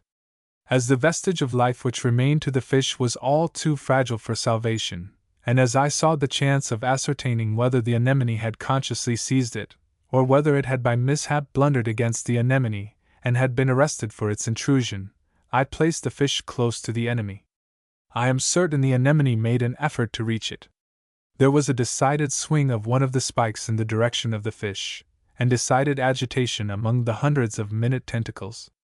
When I, in the interests of remorseless truth, placed the fish in the anemone, it was immediately held fast, the activity on the part of the tubes subsiding with an air of satisfaction at the same moment. It is well known that sea anemones do assimilate such robust and rich diet as living fish. If one's finger is presented, the spikelets adhere to it. I cannot describe the sensation as seizure, for it is all too delicate for that, but at least one is conscious of a faint sucking pull. If the finger is rudely withdrawn, some of the tentacles which have taken a firm hold are torn away. Again, the animal is often found apparently asleep, for it is languid and listless, and will not respond to the bait of a finger, however coaxingly presented. There is another giant anemone, Discoma hedoni, known to the blacks as putta, whose inner, reflexed, convoluted edges are covered with tentacles of brown with yellow terminals. This is friendly to fish, at any rate to one species. It is the landlord or host of one of the prettiest fish of all the wide sea, and seems proud of the company of its guests, and the fish is so dependent upon its host as to be quite helpless apart from it. The fish, Amphiprion percula, intel, of the blacks, is said to be commensal, literally, dining at the same table with its host, as distinguished from the parasite, which lives on its host. The good fellowship between the dainty fish, resplendent in carmine, with a broad collar, and waistband of silvery lavender, or rather silver shot with lavender, and outlined with purple, and the great anemone is apparent. If the finger is presented to any part of the latter, it becomes adherent, or if the anemone is not in the mood for food, it curls and shrinks away with a repulsive demeanor. But the beautiful fish on the least alarm retires within the many folds of its host, entirely disappearing, presently to peep out again shyly at the intruder. It is almost as elusive as a sunbeam, and most difficult to catch, for if the anemone is disturbed it contracts its folds, and shrinks away, offering inviolable sanctuary. If the fish be disassociated from its host, it soon dies. It cannot live apart, though the anemone, as far as can be judged from outward appearances, endures the separation without a pang. However, it is safe to assert that the association between the stolid anemone and the painted fish, only an inch and a half long, is for their mutual welfare, the fish attracting microscopic food to its host. And why should one anemone greedily seize a fish, and another find pleasure in the companionship of one of the most beautiful and delicate of the tribe? This hospitable anemone occasionally takes another lodger, very frail and beautiful. All that is visible on casual inspection is an irregular smear of watery, translucent violet, flitting about in association with disjointed threads, stiff, erratic, and delicately white. There is no apparent connection between the spectral patch of color and the animated threads, though they are in company. If, determined to investigate the mystery, the finger is presented, the color evades it. It is conscious and abhors the touch of man.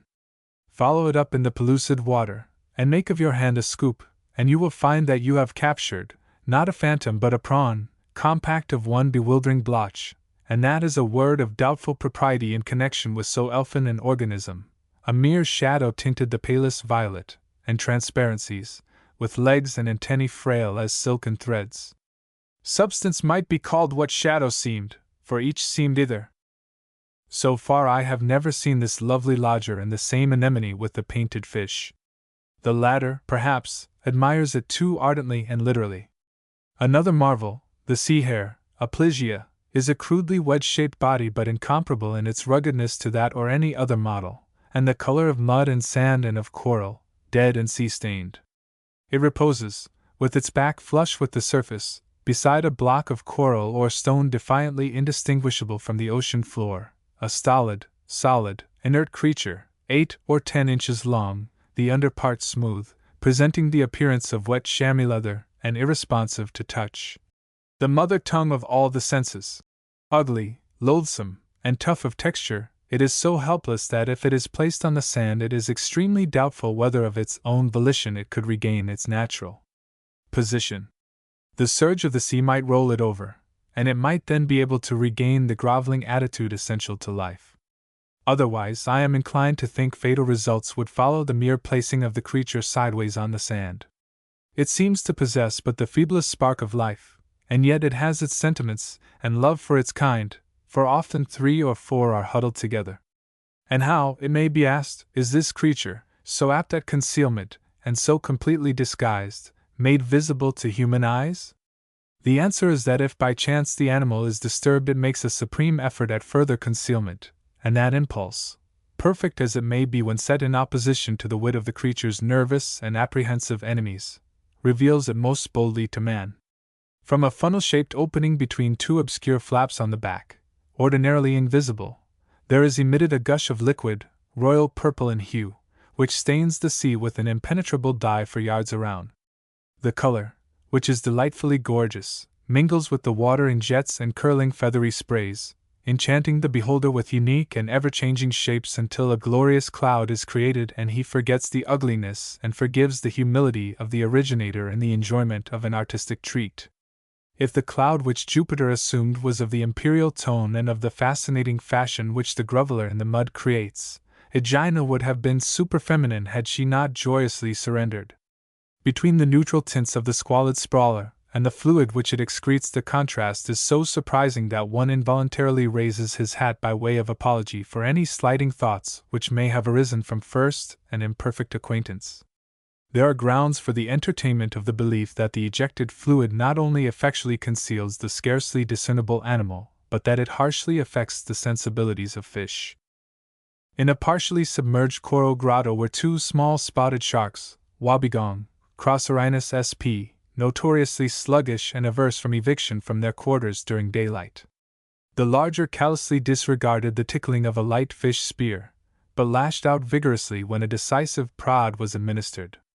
In its flurry it must have disturbed one of the dye-secreting mollusks, which had escaped my notice, for in a few seconds the water was richly imbued.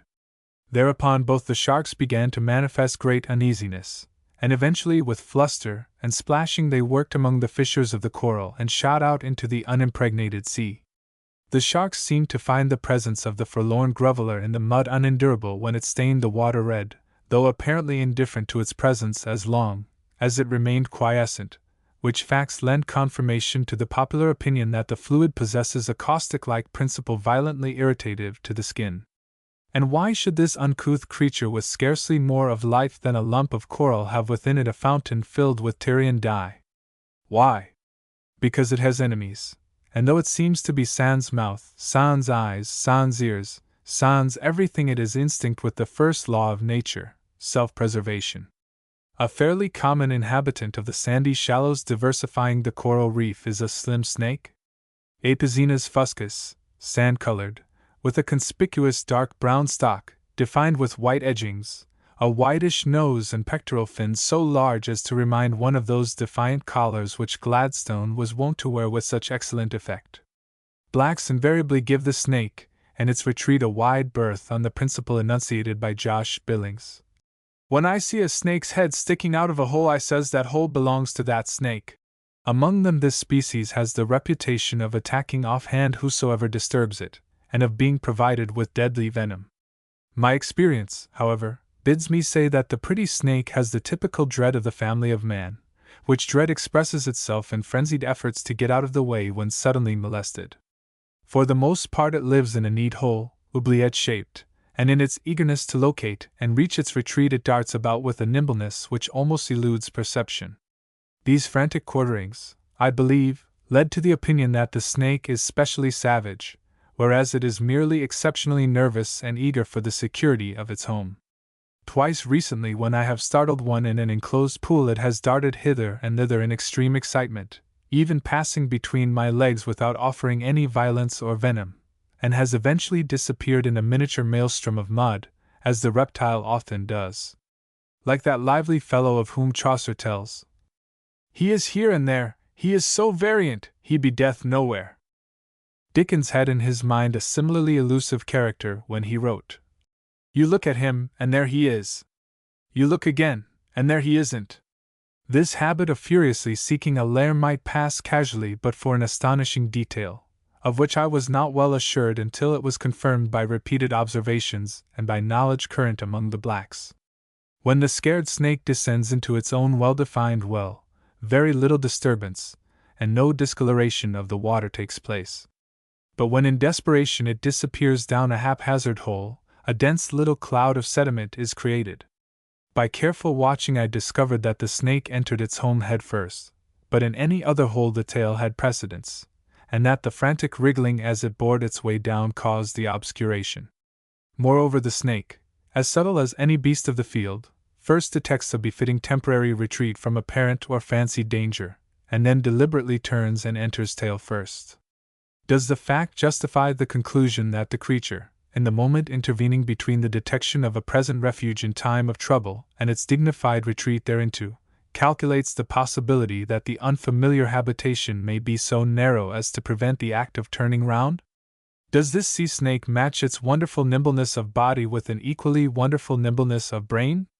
I do not presume to theorize on such a conundrum of nature, but mention an undoubted fact for others to ponder.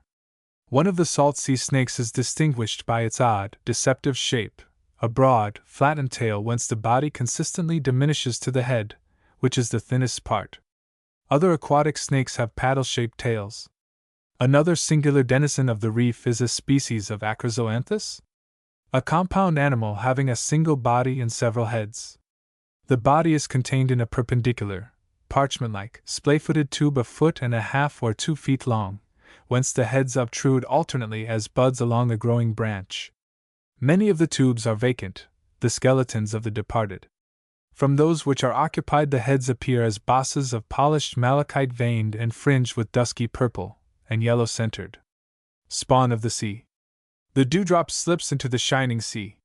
So Edwin Arnold. Here is an observation illustrating the manner in which certain pellucid sea drops materialize and ultimately shed themselves as living organisms into the shining sea. On November 6, 1908, the sea tossed up on the beach an exceptionally large and absolutely perfect specimen of the egg cluster of that spacious and useful mollusk known as the Baylor shell, Melodiadema or Cymbium flammeum. Its measurements were: length, 16 1/4 in, circumference at base, 12 3/4 in, at middle, 11 1/4 in, at apex 7 1/8 inches. It weighed 1 3/4 pounds and comprised 126 distinct capsules. The photograph presents a candid likeness. During the same month and the first 2 weeks of December, portions of several other egg clusters came ashore, and as they were in nicely graduated stages of development, I was enabled to indulge in an exceptionally entertaining study, no less than the observation of the transformation of glistening fluid into solid matter and life. In passing, it may be mentioned that the first and the last 2 months of the year appear to constitute the period when the offspring of the species see the light of day, proving that the natural impulses of some mollusks are subject to rule and regulation similarly to those of birds and other terrestrial forms. Each of the capsules composing the cluster is a cone with the apex free and interior, while the base is external and adherent to its immediate neighbors, but not completely so throughout its circumference. It follows, therefore, that the cluster of capsules is hollow and that water flushes it throughout. In appearance it resembles a combination of the pineapple and the corncob, and to the base a portion of the coral stem to which it had been anchored by its considerate parent was firmly attached. When the cluster of capsules, the substance of which is tough, semi-transparent, gelatin, opal-tinted, soon to be sea-stained a yellowish green, is slowly expelled from the parent's body, I have been witness to the birth. Each contains about 1/6 ounce of vital element, fluid and glistening. Physical changes in this protoplasm manifest themselves in the course of a few days. The central portion becomes a little less fluid, and from an inchoate blur a resemblance to a diaphanous shell develops and floats, cloud-like, in a perfectly limpid atmosphere. Gradually it becomes denser though still translucent, as it seemingly absorbs some of the fluid by which it is surrounded. The model of the future animal, exact even to the dainty contours and furrows around that which represents the spire of the ultimate shell, is still without trace of visible organs. That, however, its substance is highly complex is obvious, for as imperceptible development progresses the exterior is transformed into a substance resembling rice tissue paper, an infinitely fragile covering, which from day to day insensibly toughens in texture and becomes separate from the animal. Faint opaque, transverse ribs are at this stage apparent, though disappearing later on. Opacity is primarily manifested at the aperture of the infant mollusk where a seeming resemblance to an operculum forms, possibly for the protection of vital organs during nascency.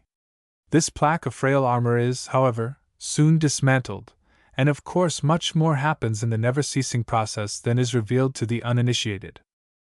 As the calcareous envelope becomes opaque and solid, the animal within loses its transparent delicacy, and coincidentally the apex of the capsule opens slightly.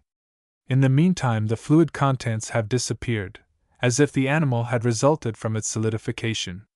The animal, too, is a very easy fit in its compartment, and incapable, in its extreme fragility, of withstanding the pressure of a finger. Now it begins to increase rapidly in bulk and sturdiness.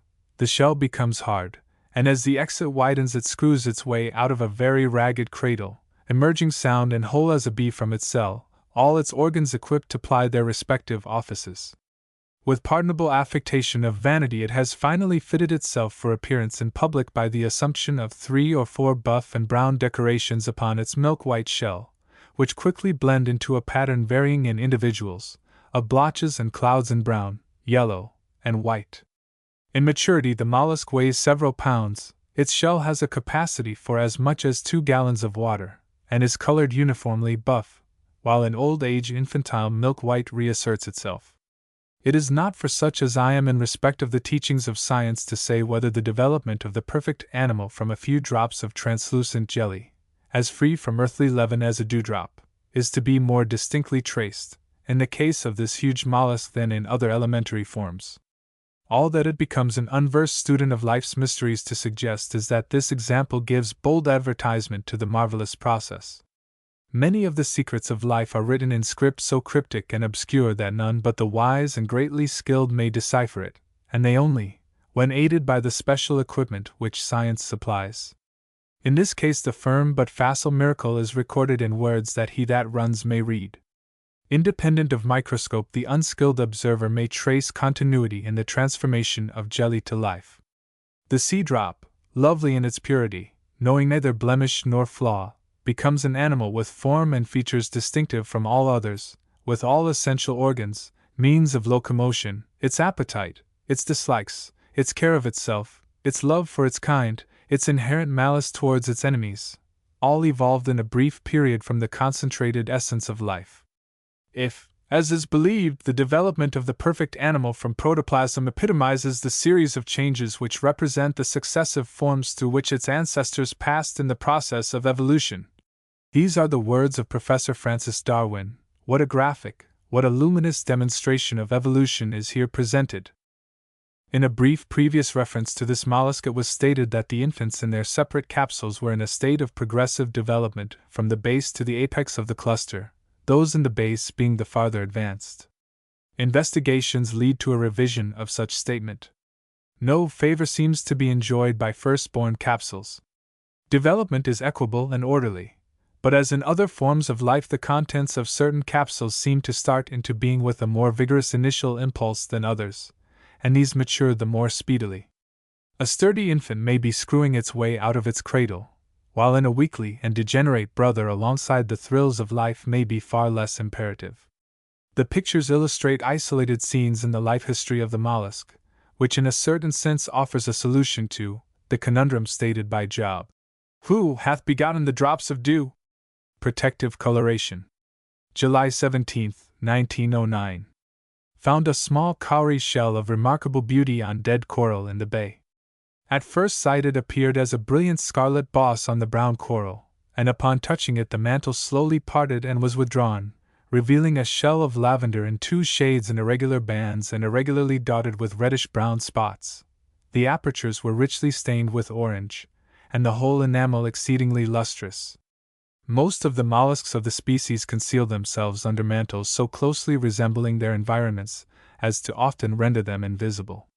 In this case the disguise assumes similitude to a most conspicuous but common object of anomalous growth, seeming to be a combination of slime and sponge. Chapter 14. Some curious bivalves.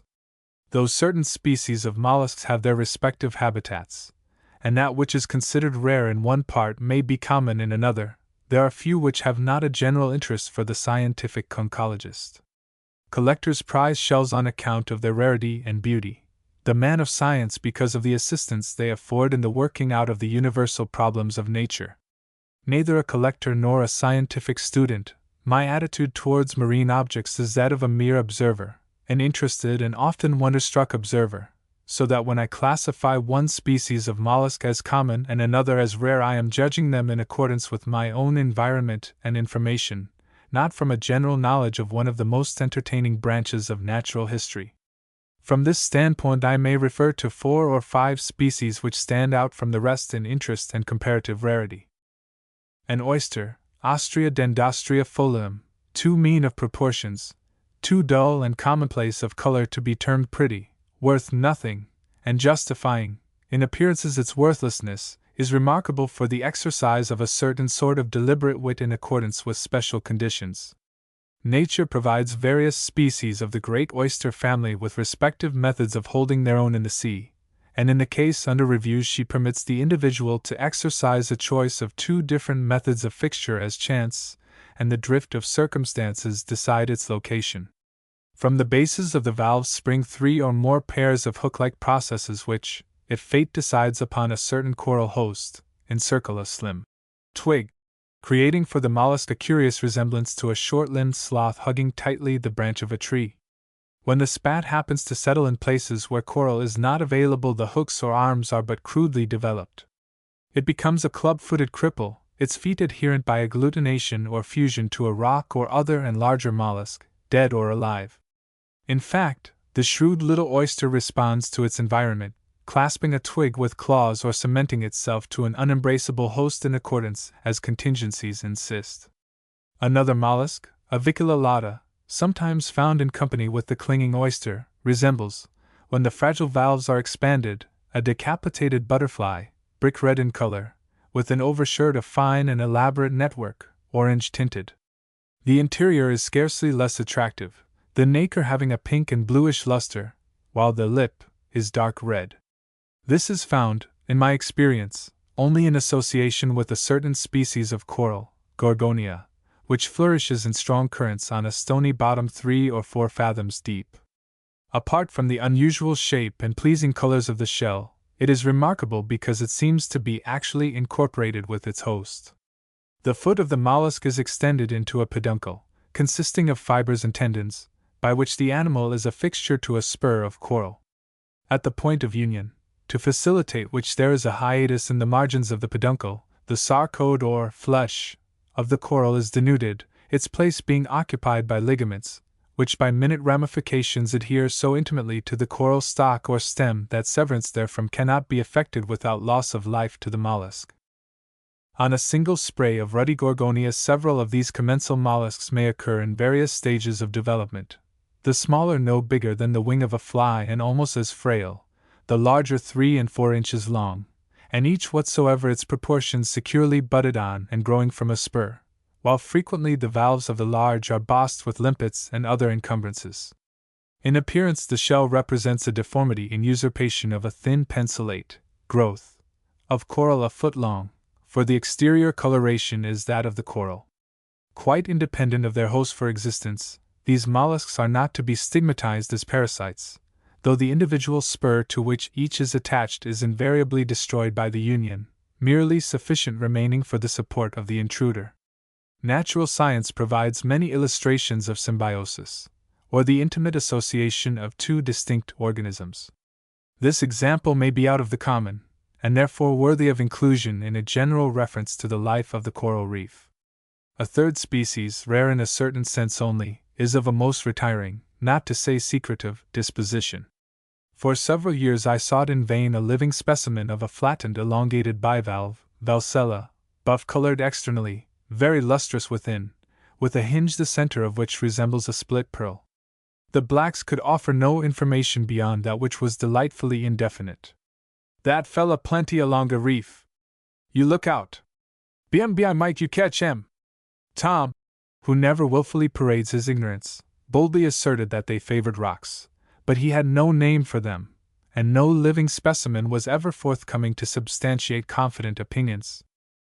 An exceptionally low tide revealed several hitherto cautiously preserved secrets of the reef, among them the location of a species of sponge, dark brown, some semi-spherical, some turreted in fantastic fashion. Embedded upright in the sponges, like almonds and plum puddings, so that merely the extremities of the valves were visible as narrow slits, were the long-sought-for mollusks.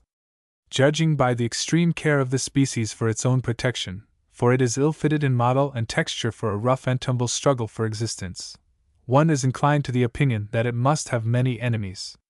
The valves are frail and brittle, and only when they gape are they revealed, and the gape is self-consciously polite. The sponge embraces the slender mollusk so maternally that rude yawning is forbidden. It may lisp only and in smooth phrases, such as prunes and prisms, and moreover, the host further ensures it against molestation by the diffusion of an exceptionally powerful odor, which, though to my sense of smell resembles phosphorus, is, I am informed on indubitable authority, derivable from the active form of oxygen known as ozone. Experimentally I have placed these mollusks in fresh water, to find it quickly dyed to a rich amber color, while acquiring quite remarkable pungency. Even after the third change the water was impregnated.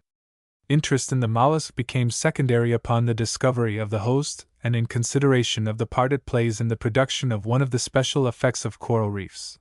But the mollusk serves another and timely purpose, purely personal and yet not to be disregarded. It indicates a dilemma with which the willful amateur in the first-hand study of conchology is confronted. Although, as I have said, no local knowledge of identity was available, reference to a well-disposed expert secured the information that its title in science is Vulsella lingulata, that some 20 species are known, that they all associate with sponges, and that possibly different species inhabit different kinds of sponges. It may seem unpardonably gratuitous on the part of one professedly ignorant to offer general observations upon natural phenomena, but as I find myself among the great majority who do not know, and who may be more or less interested and anxious to learn, I claim justification in describing that which to me is novel and rare. In this splendid isolation I cannot hope to illuminate primary investigations with the searching light in which science basks unblinkingly, for the nearest library of textbooks is close on 1,000 miles away. Nor can I keep all my observations to myself. There are some which, like murder, will out, conscious though I am of meriting the censure of the learned. With this off my mind, let me return to the tenement sponges, which may be likened to so many independent and flourishing manufactories of ozone.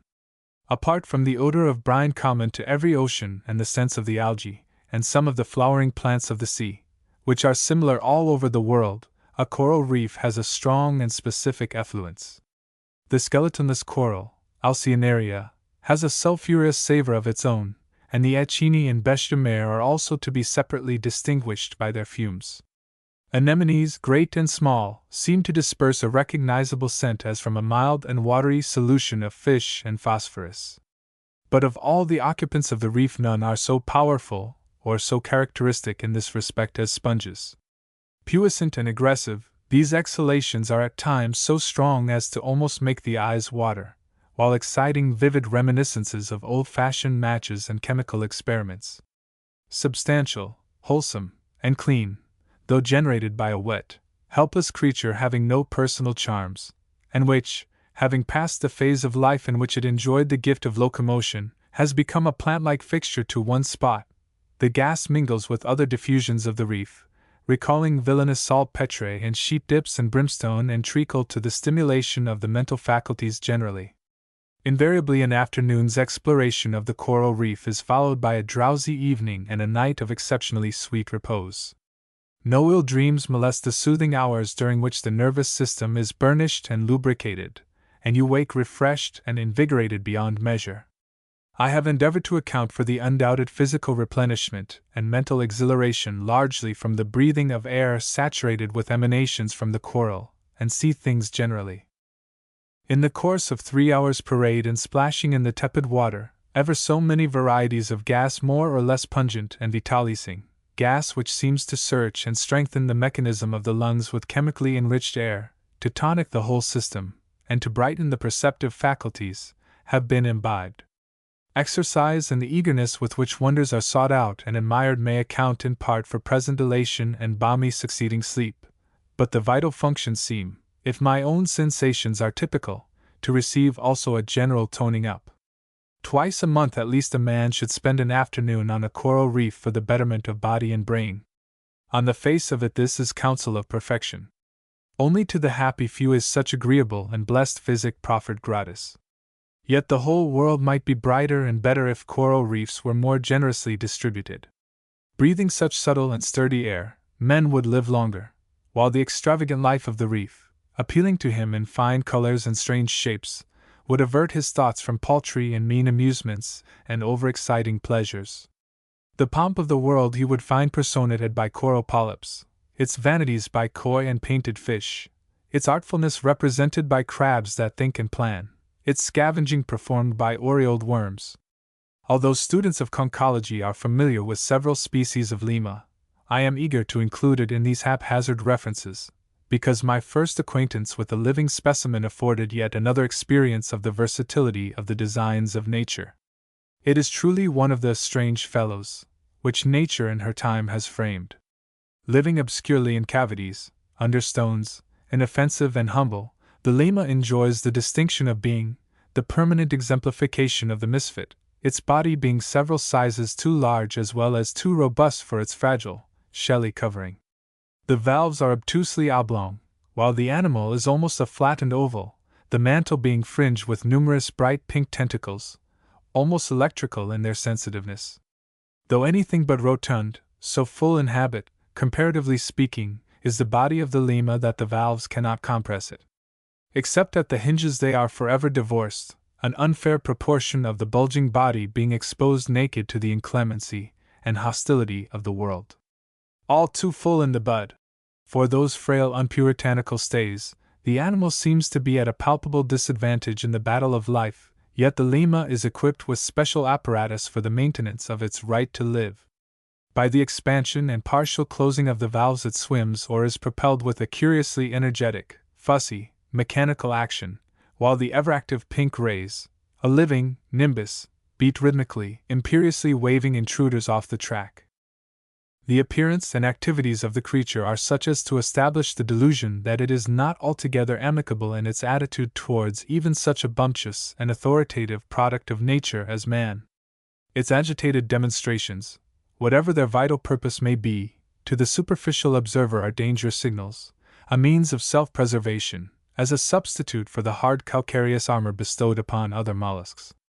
The fussy red rays may impose upon enemies a sense of discretion which constrains them to avoid the lemma, which, though hostile in appearance, is one of the mildest of creatures. The tentacles, too, have a certain sort of independence, for they occasionally separate themselves from the animal upon the touch of man, adhering to the fingers, while maintaining harmonic action, just as the tip of a lizard's tail wriggles and squirms after severance. Most of the blocks of submerged, denuded coral are the homes of certain species of burrowing mollusks, the most notable of which are the date mussels, Lithophaga. The adult of that designated L. teres is over 2 inches long and half an inch in diameter, glossy black, with the surface delicately sculptured in wavy lines, the interior nacreous, with a bluish tinge. This excavates a perfectly cylindrical tunnel, upon the sides of which are exposed the stellar structure of the coral. A closely related species, Straminia, slightly longer, and generally of smooth exterior, partially coated with plaster, muddy gray in color, adds to the comfort and security of existence by lining its tunnel with a smooth material, a distinction which cannot fail to impress the observer. In each case the mollusk is a loose fit in its burrow, having ample room for rotation, but the aperture of the latter is what is known as a Cassinian oval, and generally projects slightly above the surface of the coral. The animal is a voluntary life prisoner, for the aperture has the least dimension of the tunnel. The genus is known to be self-luminous, a decided advantage in so dark and narrow an habitation. It seems to me to be worthy of special note that an animal enclosed by nature in tightly fitting valves should also be endowed with the power of mixing plaster or secreting the enamel with which its tunnel is lined and of depositing it with like regularity and smoothness to that exhibited in its more personal covering which grows with its growth. The mollusk in its burrow in the depths of a block of coral, white as marble, with its own light and its self-constructed independent wall, appeals to my mind as evidence of the care of nature for the preservation of types, while from such retiring yet virile creatures man learns earth-shifting lessons. A quotation from Lyell's Principles of Geology says that the perforations of the lithophagi in limestone cliffs and in the 3 upright columns of the Temple of Jupiter Serapis at Puteoli afford conclusive evidence of changes in the level of seacoasts in modern times. The borings of the mollusk prove that the pillars of the temple must have been depressed to a corresponding depth in the sea, and to have been raised up again without losing their perpendicularity. The date mussels play an important part in the conversion of sea-contained minerals into dry land. Massive blocks of lime secreted by coral polyps being weakened by the tunnels of the mussels are the more easily broken by wave force, and being reduced finally to mud, the lime, in association with sand and other constituents, forms solid rock. A feature of another of the coral rock disintegrating agents is its extreme weakness. It is a rotund mollusk with frail white valves, closely fitting the cavity in which it lives. As it cannot revolve, the excavation of the cavity is, possibly, effected by persistent but necessarily extremely slight play of the valves.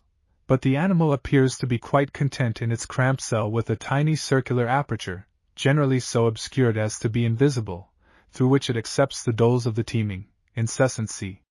Chapter 15 Barrier Reef Crabs. Reasoning, oft admire how nature, wise and frugal, could commit such dispositions with superfluous hand. Milton. So much of the time of the beachcomber is spent sweeping with hopeful eyes the breadths of the empty sea, policing the uproarious beaches, overhauling the hordes of roguish reefs, and the medley concealed in cozy caves by waves that storm at the bare mention of the rights of private property, that he cannot avoid casual acquaintance with the scores of animated things which ceaselessly woo him from the pursuit of his calling.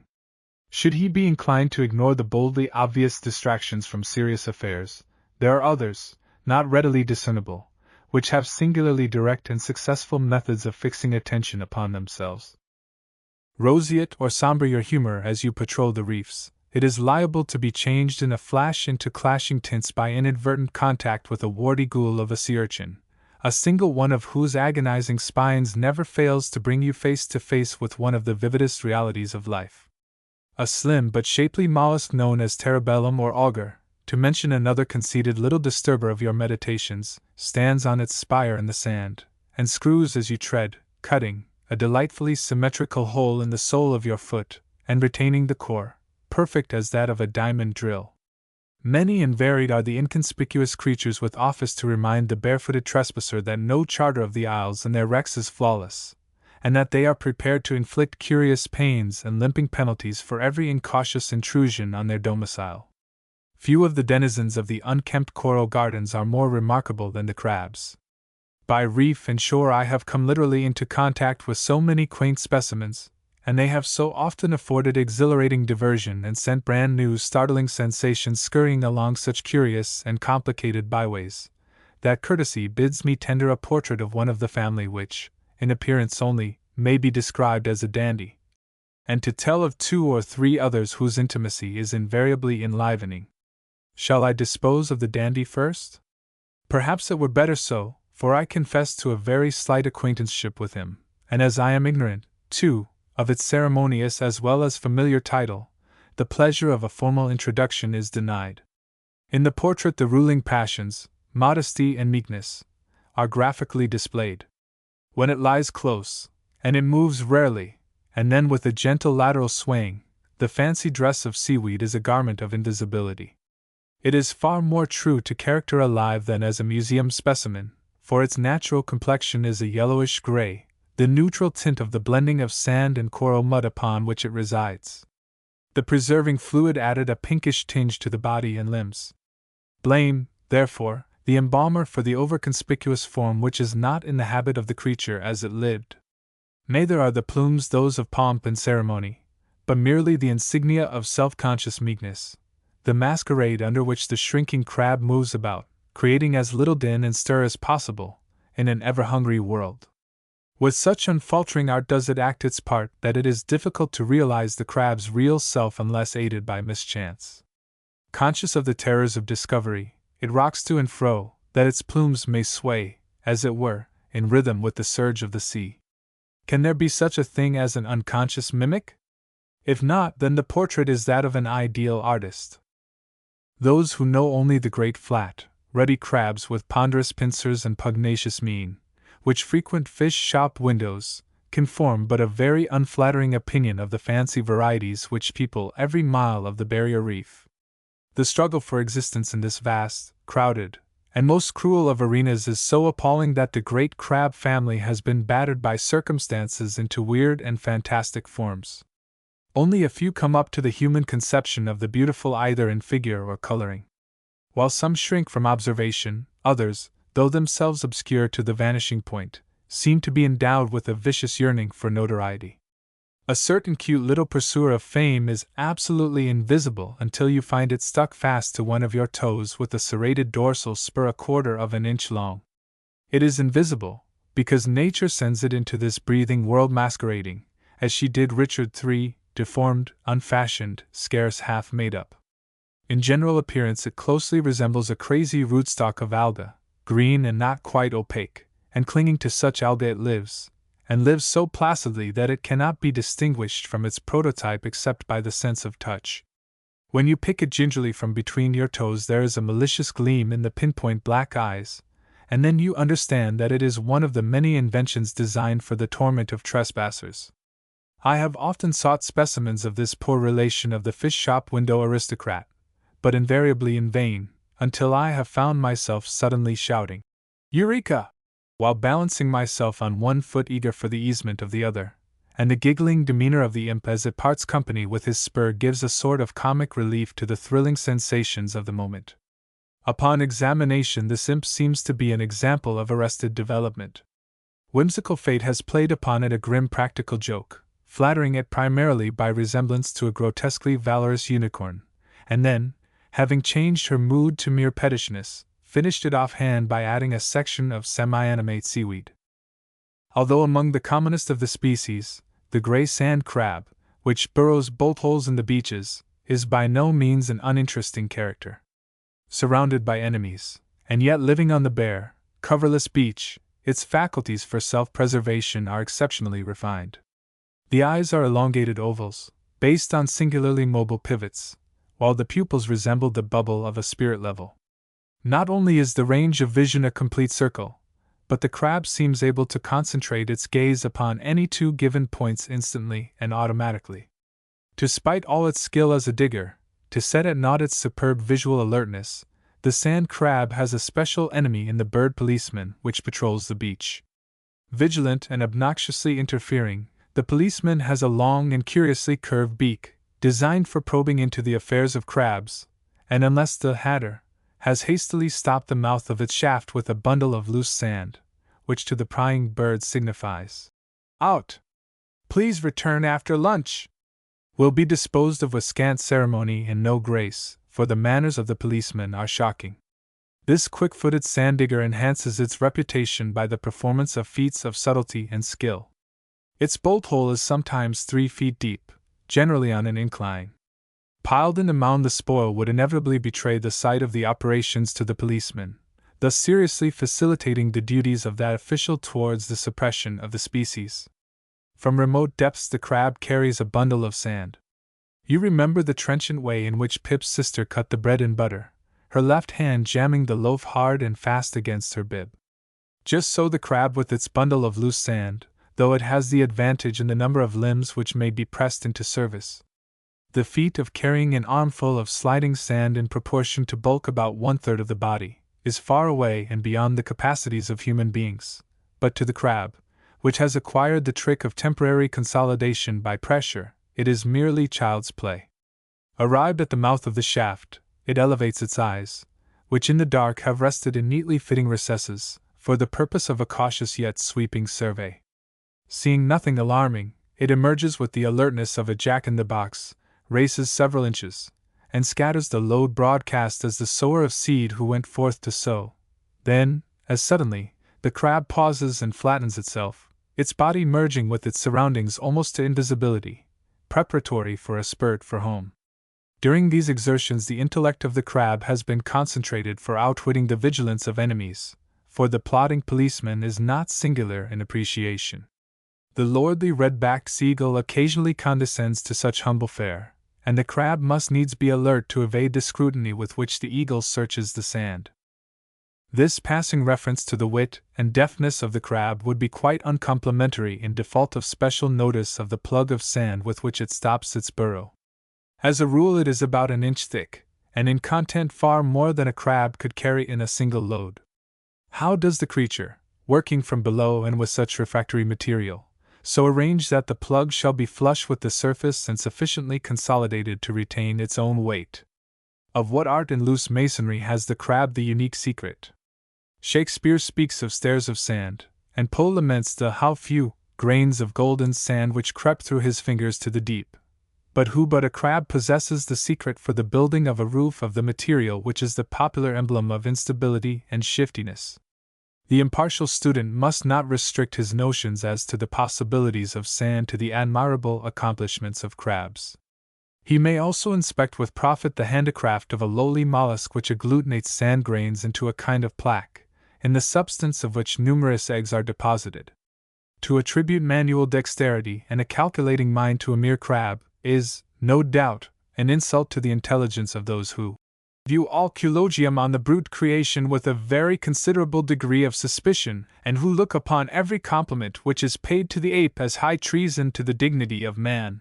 But the truthful historian of the capabilities of crabs, the duty of one who stands sponsored to some of the species and who has the hardihood to indite some of the manifestations of their intelligence, wit, and craft, must discard the prejudices of his race, abandon all flattering sense of superiority, forbear the smiles of patronage, and contemplate them from the standpoint of fellowship and sympathy. In this spirit he watches another expert digger which has a sharp-edged shovel affixed to the end of each of its 8 legs, and is so deft in their use that it disappears in the sand on the instant of detection, without visible effort, and almost as quickly as a stone sinks in water. Unless a crab is a giant in armor, or is endowed with almost supernatural alertness, or is an artist in the art of mimicry, or unless it cultivates some method of rapid disappearance, it has little chance of holding its own in the battle raging unceasingly over the vast areas of the Great Barrier Reef. Chapter 16: The Blockade of the Mullet. Up with a sally and a flash of speed as if they scorned. The rains which came at the new year flooded all the creeks of the island. Accumulations of sand usually form beds through which the sweet water slowly mingles with the salt, but with the violence and impetus of a downpour of 10 inches during the night, each torrent had cut a channel, through which it raced from the seclusion of the jungle to the free, open sea. Twice in the 24 hours the impassive flowing tide subdued the impertinence of each of the brawlers, smothered its gurgling, and forced it back among the ferns and jungle and banana plants which crowded its banks. The largest stream at high water was 4 feet deep. As I prepared to wade across, George, the black boy, shouted over his shoulder towards a slowly swaying cloud in the deep pool overhung with foremost flounces of the jungle. The cloud was a shoal of sea mullet. Save for a clear margin of about 3 feet, the fish filled the pond, an alert, grayish-blue mass edged with cream-colored sand. There were several hundred fish, all bearing a family resemblance as to size as well as to feature. It was slack water. The fish were, no doubt, about to move downstream to the sea, for all headed that way when the disturbing presence of man blocked the passage. A thrill went through the phalanx, and it swayed to the left and then to the right. The movement, spontaneous and mechanical, slightly elongated the formation, and 3 scouts in single file slid down to reconnoiter, and with a nervous splash as they scented danger, dashed back and blended imperceptibly with the mass. "We catch plenty big fella mullet!" George exclaimed, as he gleefully splashed the water, and the cloud contracted and shrank back. The stream was about 10 feet wide. Our equipment for sport consisted of a tomahawk and a grass-tree spear so frail that any of the mullet could have swum off with it without inconvenience. Straddling the stream side by side, we splashed and shooed, when the slightest symptom of a sally on the part of the fish was betrayed. A few brave leaders darted down, generally in pairs, and flashed back in fright at our noisy demonstrations, and so the blockade of the mullet began. While I stood guard shouting and shooing, and making such commotion as I trusted would convince the fish that the blockading force was ever so much stronger and more truculent than it really was, George began to construct a preeminently practical wall. Its design was evolved ages upon ages ago by black students of hydrostatics and fish. George had imbibed the principles of its construction with his mother's milk. He cut down several saplings, and screwing the butt ends into the soft sand about a foot apart, interlaced them with branches of mangrove and beech trailers and swathes of grass. But the tide began to ebb. The pent-up current, strong and rapid, frequently carried portions of the structure away. George had to duck and dive to tie the vines and creepers to the stakes close down to the sandy bottom. Though armfuls of leafage floated to the surface and rolled out to sea, George worked with joyful desperation. Presently the fish began to make determined rushes. Shouting and splashing, tearing down branches, capturing driftwood, diving and gasping, his efforts were unceasing. Understanding the guile of the fish, he sought to make the deeper part of the weir secure, and for an hour or so he labored in the water with head, hands, and feet. While with deft fingers he weaved creepers and branches to the stakes, his feet beat the surface into surf and surged to the scaring of the fish to the remote limits of their retreat. But the tighter the weir became, the more the pressure was on it. Fast as repairs were made at one spot, gaps appeared in another which demanded immediate attention. The quantity of material that our works absorbed was scarcely to be realized. But a double-ended, amphibious black boy can work everyday wonders.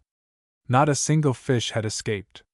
We had the whole shoal at our mercy, for George had confidently provided against all contingencies. Buoyant on the bosom of the stream came a good-sized log with raking, shortened limbs.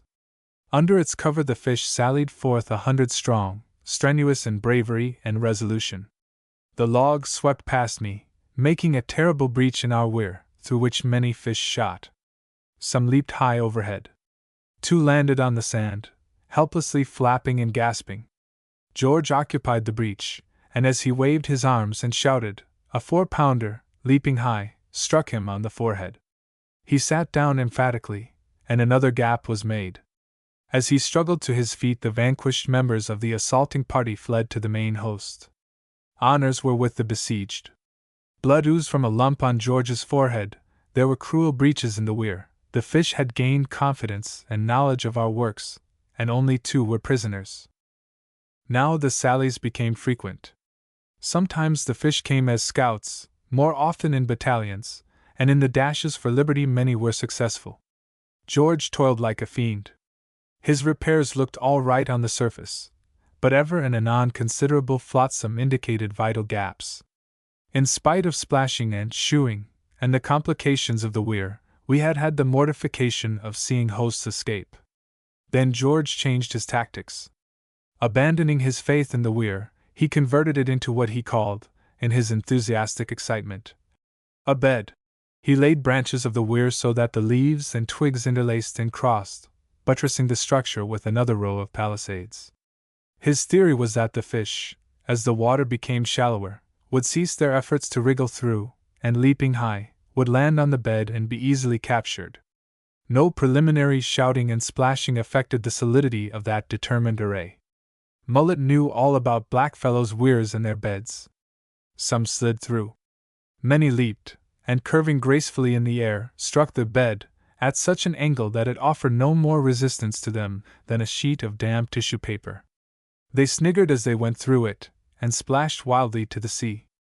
They were grand fish, undaunted, afraid of no man or his paltry obstacles to liberty, up to every cunning maneuver.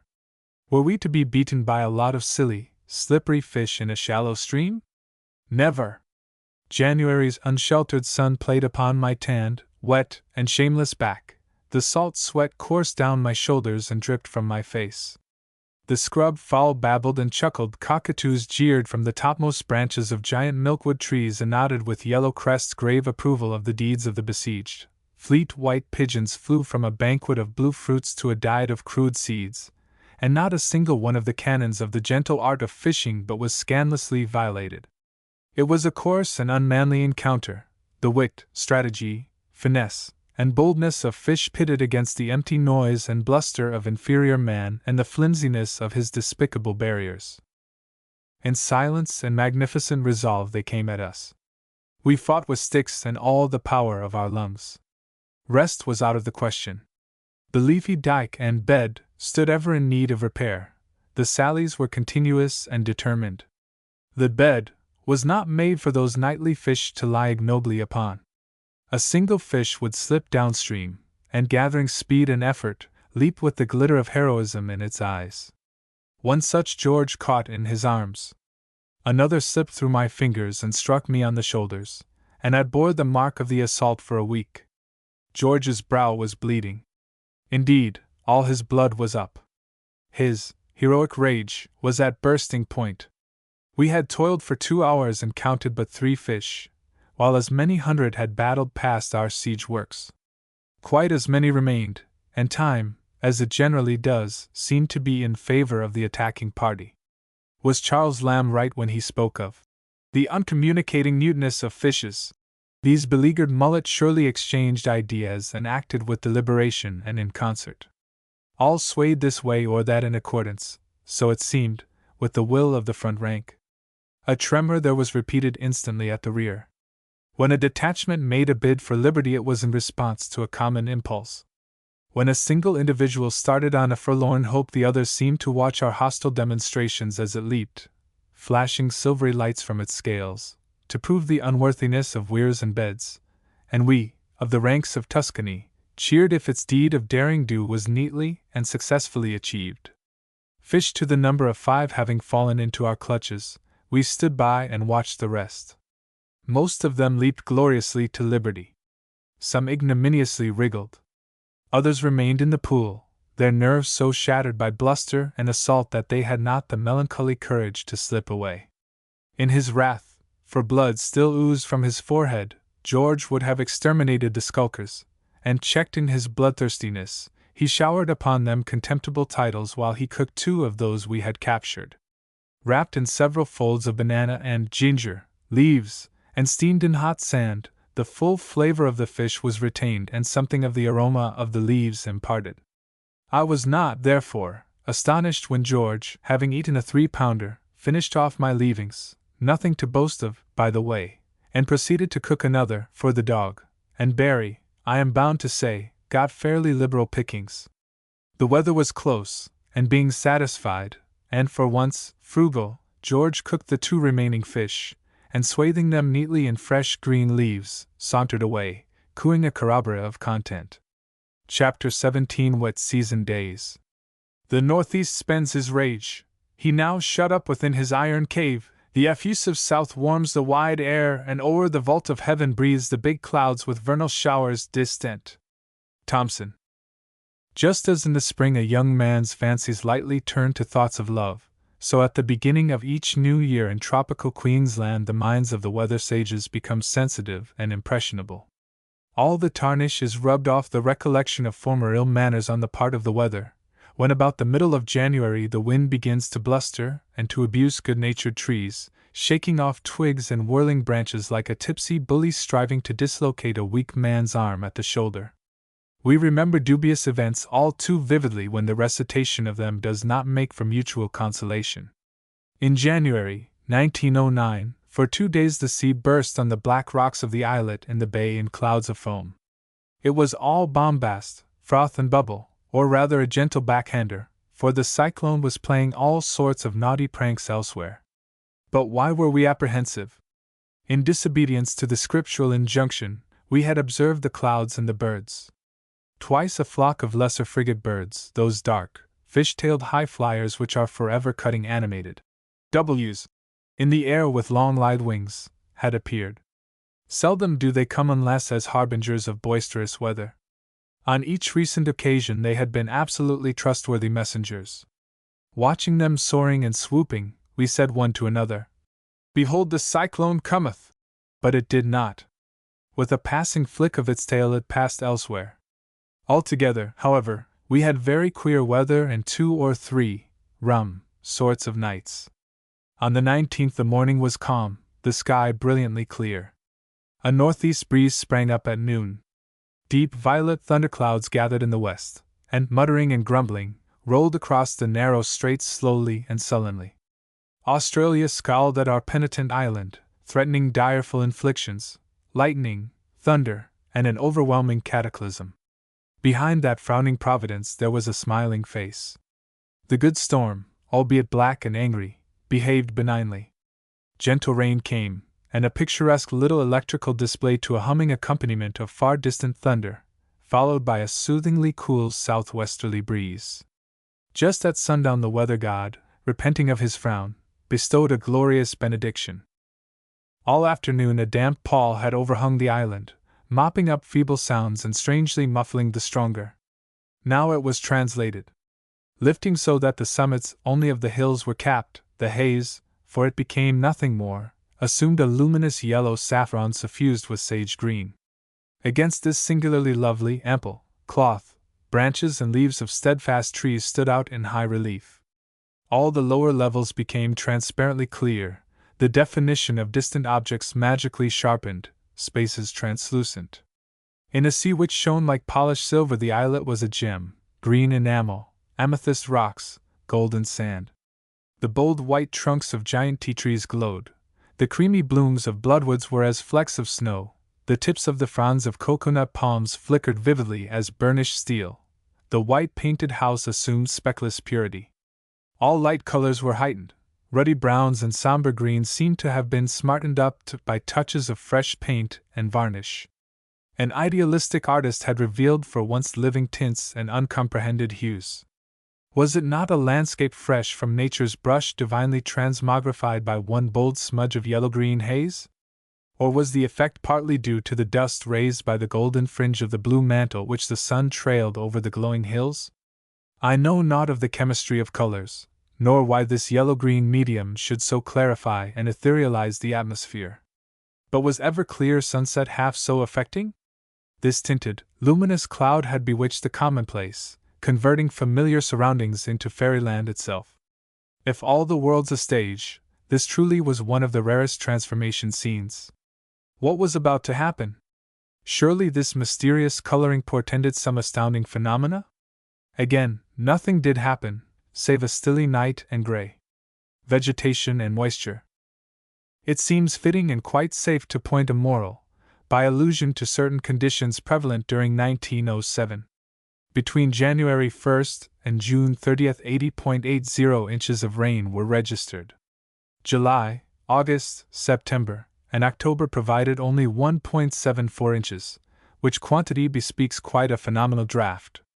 The catchment area of the creek which discharges into Bramall Bay is less than 40 acres, and for the most part consists of exceedingly steep declivities. The head of the creek is 700 feet above sea level, and its total length less than 3/4 of a mile. Yet, notwithstanding the circumscribed extent of the catchment, the steep, in places almost precipitous, descents, and that for months the rain was insufficient to cause a surface flow, the creek, which had cut a gully or canyon 40 feet deep across the plateau, never ceased running, the turbulence of the wet season having merely subsided into a tinkling trickle. During the dry period the atmosphere was the reverse of humid, but the almost impenetrable shield of vegetation, the beauty and glory of the island, discounted loss by evaporation.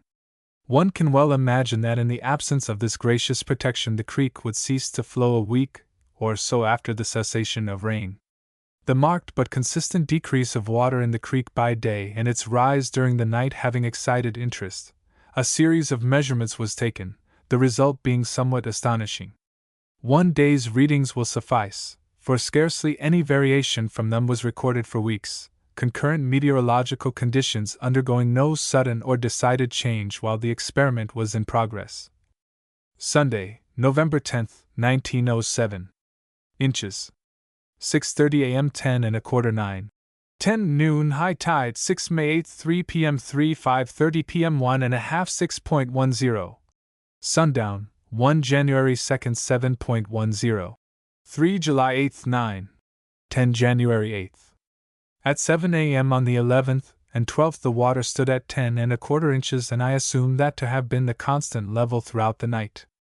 The conclusion I draw, rightly or wrongly, from the fact emphasized by these figures is that the mass of vegetation exercises a direct and immediate effect upon the flow of water by gravitation from the catchment.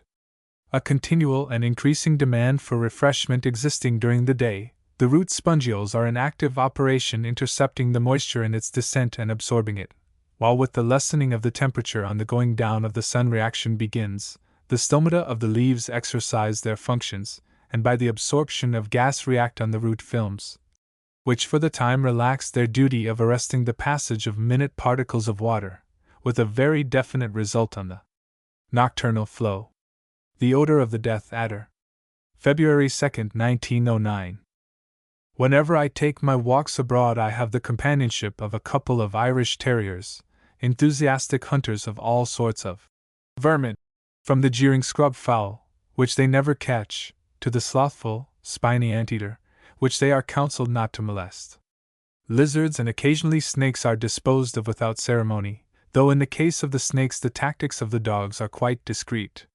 Several years ago the dogs, not those which now faithfully attend my walks, for more than one generation has passed away, attracted attention by yapping enthusiastically. I flatter myself that I understand the language of my own dogs sufficiently to enable me to judge when they have detected something demanding my cooperation in the killing.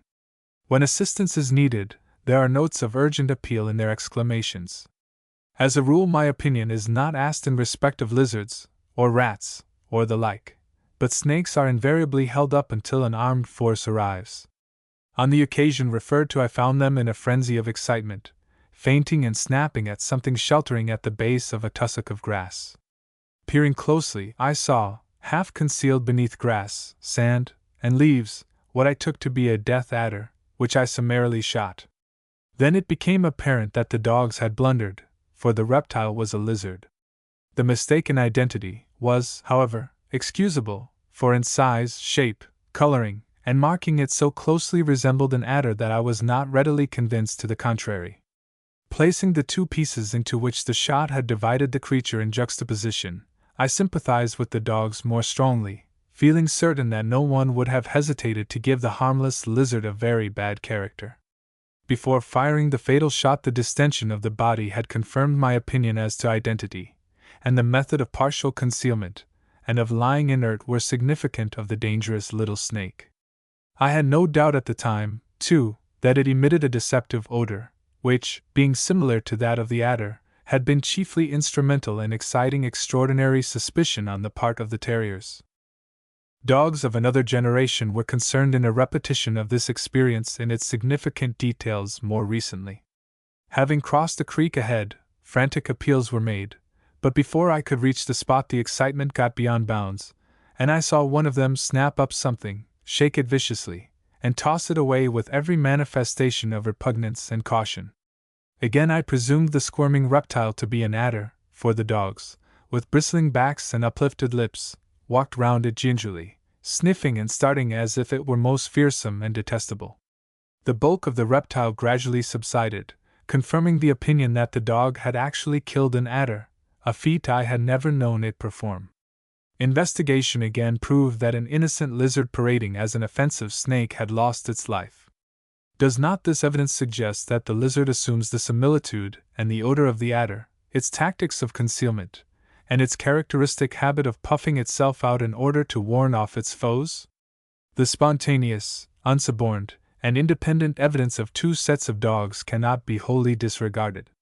Testimony confirmatory of the contention that adders do diffuse a specific odor, too subtle for man's perception though readily detectable by the sensitive faculties of lower animals, and that such odor affrights and therefore protects them from the reptiles, is contained in Captain Parker Gilmore's work, The Great Thirst Land. Having killed a small specimen of the horned adder, the poor venomous fowl, with which Cleopatra ended her gaudy days, and having handled it to examine the poison glands and returned to his pony, he writes, "As soon as I advanced my hand to his headstall to reverse the reins over his head, he shied back as if in great alarm, and it required some minutes before he would permit me to closely approach. The reason of this conduct in so staid and proper-minded an animal is obvious. In handling the adder, some of the smell attached to its body must have adhered to my hands. When 4 dogs and 1 horse, all apparently honorable and well brought up, agree on such a point, to theorize to the contrary would be ungracious. Neptune's handicraft. February 16, 1909. An easterly breeze coincident with a flowing tide occasionally, though not invariably, creates a gentle swirl in Bramall Bay, a swirl so placid as to be imperceptible in default of such indices as driftwood. Under such a condition Neptune makes playthings which possibly in some future age may puzzle men who happen to ponder seriously on first causes. I recall an afternoon when such playthings were being manufactured abundantly. Globular, oval, and sausage-shaped dollops of dark gray mud were twirling and rolling on the fringe of listless wavelets. The uniformity of the several models and their apparent solidity excited curiosity. Upon investigation, all the large examples were more or less coated with sand. Some were so completely and smoothly enveloped that they appeared to be actual balls of sand and shell grit. The mass, however, was found to be mud mixed with fine sand, with generally a shell or portion thereof, or a fragment of coral as a kernel or core. In fact, each of the dollops was a fair sample of the material of the ocean floor extending from the inner edge of the coral to the beach. With so many samples in view one could observe the whole process of formation. The crescentic sweep of the wavelets rolled fragments of shell or coral in the mud, successive revolutions adding to the respective bulks by accretion. As the tide rose, each piece was trundled on to the sloping beach, to be rolled and compressed until coated with a mosaic of white shell chips, angularities of silica and micaceous spangles, the finished article being cast aside as the tide receded. Sometimes the wavelets did the kneading and rolling so clumsily that the nodule was malformed, but the majority were singularly symmetrical, evidencing nice adjustment between the degree of adhesiveness of the pug and the applied force of the wave. Several weighed nearly 1/4 pound, while the majority were not much bigger than marbles, and the oval was the most frequent form. Is it reasonable to conjecture that some of these singular formations which Neptune turned out by the score during an idle afternoon may be preserved, kernels of sedimentary rock each in a case of sandstone, throughout the wreck of matter to form the texts of scientific homilies in ages to come? The atrocity of the snake. September 28, 1909. A red snake discovered in a coop with a hen and clutch of chicks. The coop had been deemed snake-proof, but the slim snake had easily passed in at the half-inch mesh wire netting in front. Upon investigation it was found that the snake had swallowed one chick, and had thereby become a prisoner, had killed 3 others and maimed a 5th so that it died, and that the hen had killed the snake by pecking its head. The snake, a non-venomous species, was about 1 yard long and had killed the chicks by constriction. If snakes are in the habit of killing more than they can eat of the broods of wild birds, how enormous the toll they take. Chapter 18 Insect Ways. Some day ere I grow too old to think I trust to be able to throw away all pursuits, save natural history, and to die with my mind full of God's facts instead of men's lies. Charles Kingsley. August 2, 1909. A lanky grasshopper with keeled back and pointed prow flew before me, settling on a leaf of bladdy grass, at once became fidgety and restless, flew to another blade and was similarly uneasy. It was bluff in color with a narrow longitudinal streak of fawn, while the blades of grass whereon it rested momentarily were green. Each time it settled it adjusted itself to the blade of grass, became conscious of discomfort or apprehensive of danger, and sought another. Presently it settled on a yellowing leaf, the tints of which exactly corresponded with its own. The longitudinal streak became absorbed in the midrib of the blade, and the insect rested secure in its invisibility. The event demonstrated the purpose of its previous restlessness. Carnivorous wasps. October 6, 1909. This morning the soda siphon, which had not been used for a couple of days, refused duty, owing to a plug of terracotta-colored clay. Upon the spout being probed, the gush of gas expelled a quantity of clay and 35 small spiders, representative of about 6 different species. The spout had been converted into a nursery and larder by a carnivorous wasp, for in addition to the moribund spiders stored for the sustenance of future grubs were several unhatched eggs. Such wasps are exceedingly common, some building nests as large as a teacup, the last compartment being fitted with an elegantly fashioned funnel, the purpose of which is not obvious. If these nests are broken up, after the hatching out, the grubs are found several in each compartment, feasting on the comatose spiders or caterpillars stored for their refreshment. Others of the species build a series of nests, detached or semi-detached, and shaped in resemblance to Greek amphora. Another species selects hollows in wood in which the eggs and insects are scaled. The larger wasps are not fearful of attacking so-called tarantulas, one sting rendering them paralytic. November 10, 1909. Blue has a decided fascination for the blood-sucking March flies. In the blue tub of the laundry, hundreds are lured to suicide, while the other tubs alongside count no voluntary victims. Blue clothing attracts scores, whereas the effect of any other color is normal upon the appreciative sense of the flies. I am not well assured whether an attack of the humph which is black and blue, is not also diagnosed by the contemplative insects and forthwith attended to. Certainly, if one has the misfortune to have become associated for the time being with devils of cerulean hue, the company of the flies seems all the more persistent and provocative of vexation. Imagination reels before the consequences of a blue costume. All's blue, and the thrice intensified attacks of the indolent but persevering bloodsuckers. November 16, 1909. Found a flat hairy spider, about 1 inch in diameter of body, mottled pale brown and gray, brooding over a flat egg capsule almost of the same tints as itself. It was on the trunk of the jackfruit tree, and so closely resembles the egg capsule produced by contiguous fungi as to be absolutely invisible unless the gaze happened to be concentrated on the spot. No doubt in my mind that the similitude of the spider, together with its egg capsule, to the adjacent discs of fungi enabled it to escape detection. When disturbed, the spider whisked into absolute invisibility. I inspected the trunk of the tree for several minutes before I found it, within 6 inches of its original resting place, perfectly still, acting the part of an obscure vegetable. Tarantulas and Tarantismus. A few months ago I read in a textbook a dogmatic assertion to the effect that the so-called tarantulas were perfectly innocent of venom, and formidable only to the insects on which they prey. The great, good-tempered fellow, as uncouth in its hairiness as Nebuchadnezzar during his lamentable but salutary attack of boanthropy, is regarded with a good deal of suspicion, if not dread, though it pays for its lodging by reason of its large appetite, which latter statement seems self-contradictory. To satisfy its pangs of hunger it captures numbers of small insects which, willy-nilly, tenant our homes. In well-ordered establishments the aid of a tarantula or two in the suppression of insignificant, undesirable creatures should, it might be argued, be unnecessary. Indeed, does not the presence of a fat, flat fellow lurking behind a rafter or in some gloomy corner, ever ready to seize cockroach or beetle, imply lack of order? Yet I have known homes where the tarantula was an honored, if not a petted, lodger. When it had cleared one room it was coaxed onto a card and thereon transported to the next, and so it went the rounds. The children were wont to say that it knew its carriage, and would sidle on it whenever it was presented.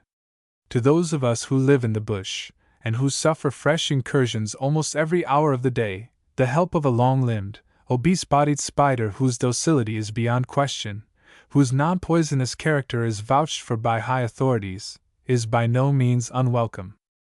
But in spite of negative knowledge I have had my suspicions that the tarantula was not altogether wholesome in his anger, and now I have proof in support of my doubts.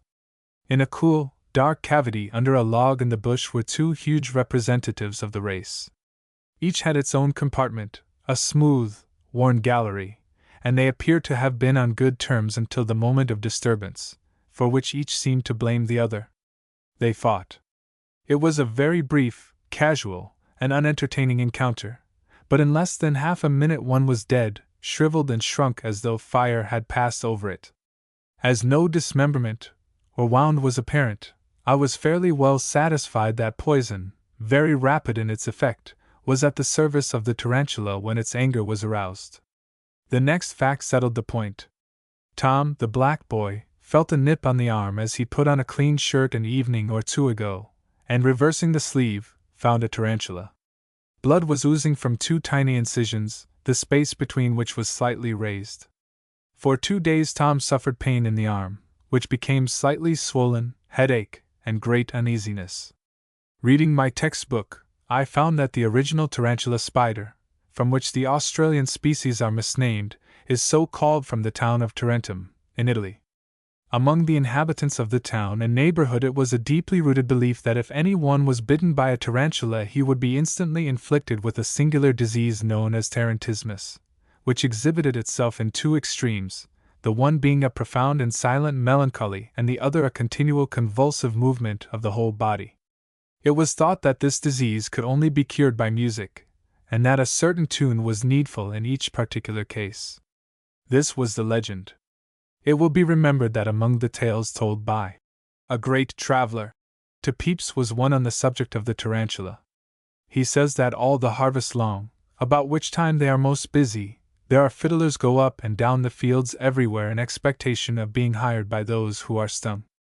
Of the disease there is no doubt, and that it could be cured by dancing stimulated by music is a natural conclusion. Each patient indulged in long and violent exercise, which produced profuse perspiration. He then fell exhausted, slept calmly, and awoke cured. For the best part of a day Tom lay stretched on his face in the sun like David the psalmist. He refused to be comforted. A profound and silent melancholy subdued the wandering spirit which invariably manifests itself on Sunday. He just sweated out the day he usually devotes to hunting, and on Monday was himself again, save for a grayish-blue tinge encircling each of the little wounds on his arm. Though it is certain that the tarantula of Italy and the spider which robbed Tom of his Sunday are of different species, yet one is struck by the similarity of the toxic effects of the bite with that of the manifestations of the disease of tarantismus. The fact that after a good sweating, hot sand and unshaded sun are fairly active sudorifics, all untoward effects, physical and mental, passed away seems to suggest close intimacy between the symptoms of the poison of tarantula and the disease. I do not apologize for thus gravely recording an incident of the bush which has neither humor nor romance to recommend it, because I think, friendly as I am to the tarantula, the truth, the whole truth and nothing but the whole truth, should be told about him. Like the pet pussycat. If you don't hurt him he'll do you no harm. But put him in a tight corner and offer him violence, and he will heroically defend himself, and be very nasty about it. Having studied Tom's demeanor while under the effects of the poison, I am satisfied that if one desires a visit from divinest melancholy, without any of the thrills of poetry, let him provoke an angry tarantula to assault him. All vain, deluding joys will pass away, and for 24 hours he will be as dull as a log, and as sweatful as a fat southerner in a cane field. The local name of the house-haunting tarantula, though befitting and unique, imposes a singularly slight strain upon the resources of the alphabet. What combination of 8 letters could be softer and more coaxing? And yet the startled Eves of Dunk Island were wont not only to specialize the spider but to shriek out affright at its unexpected presence by the exclamation, "Oh boo boo!" to prove that the "Oh boo boo" is not always victorious in the fights which take place in the dark. Let me tell of a combat between a giant and a slim-waisted orange and black wasp. The latter buzzed about angrily, and following up a feint stung the "Oh boo boo," which became nerveless on the instant and fell. As it was all too heavy to fly away with, the wasp dragged it along the ground with much labor and incessant fuss. The terracotta larder was in a hollow log, and only after immense exertions and many failures was the limp carcass tugged to the spot. Then there was more buzzing than ever, for the wasp discovered that its prey was many sizes too large for the clay compartment prepared for it. No amount of trampling and shoving of the limp tarantula was of any avail. Several minutes elapsed before the obvious fact dawned upon the baffled insect. Then it abandoned its efforts at compression, and with many loads of moist clay molded a special compartment in which the tarantula, still in a state of suspended animation, was snugly stowed. Just one more. A wasp dropped on the bench a few inches from my nose, a tiny wasp with a rollicking gait. Closer inspection showed half a wasp only. It had been neatly severed at the delicate waist, and on the thatch above was an ooboo, a big ooboo, and it seemed to me to be beaming with that broad, self-satisfied expression that the cat wears when it has eaten the canary. Chapter 19 Intelligent Bird's Eye, a Bird Scout.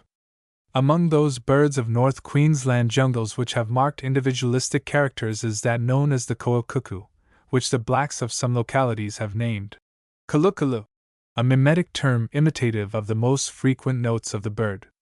The male is lustrous black, the female mottled brown, and during most parts of the year both are extremely shy, though noisy enough in accustomed and quiet haunts. The principal note of the male is loud, ringing, and most pleasant, but its vocabulary is fairly extensive. Sometimes it yelps loud and long like a puppy complaining of a smart whipping, sometimes in the gloom of the evening it moans and wails pitifully like an evil thing tortured mentally and physically, sometimes it announces the detection of unwelcome intruders upon its haunts with a blending of purr and hiss. When kalukulu comes to the islands, resident blacks look to the flowering of the bean tree, for the events are coincident, while as they understand all its vocal inflections an important secret is often revealed to them by noisy exclamations. Living in flowerland among the tops of the trees, the bird is favorably located for the discovery of snakes. But being strong and lusty, there is reason to believe that the presence of slim green and gray arboreal species is ignored. The important office that it holds in the domestic economy of the blacks is in the detection of carpet snakes, which to them form an ever-welcome article of diet. Thus when kalukulu shouts, snake, in excited, chattering phrases they run off in the hope of being able to find the game, and generally one suffices to rid the bird of a deceitful and implacable enemy and to provide the camp with a substantial meal. A few months ago a friend who owns a fruitful estate fronting one of the rivers of the mainland, who was not aware of the aptitude of the bird, was working with his blacks when kalukulu gave voice. "That's one!" exclaimed Dilly Boy, as he rushed into a thick patch of jungle. "He been lookout snake!" The boss, concluding that Dilly Boy had merely invented a plausible excuse for a spell, smiled to himself when he came back in half an hour wearing an air of philosophic disappointment.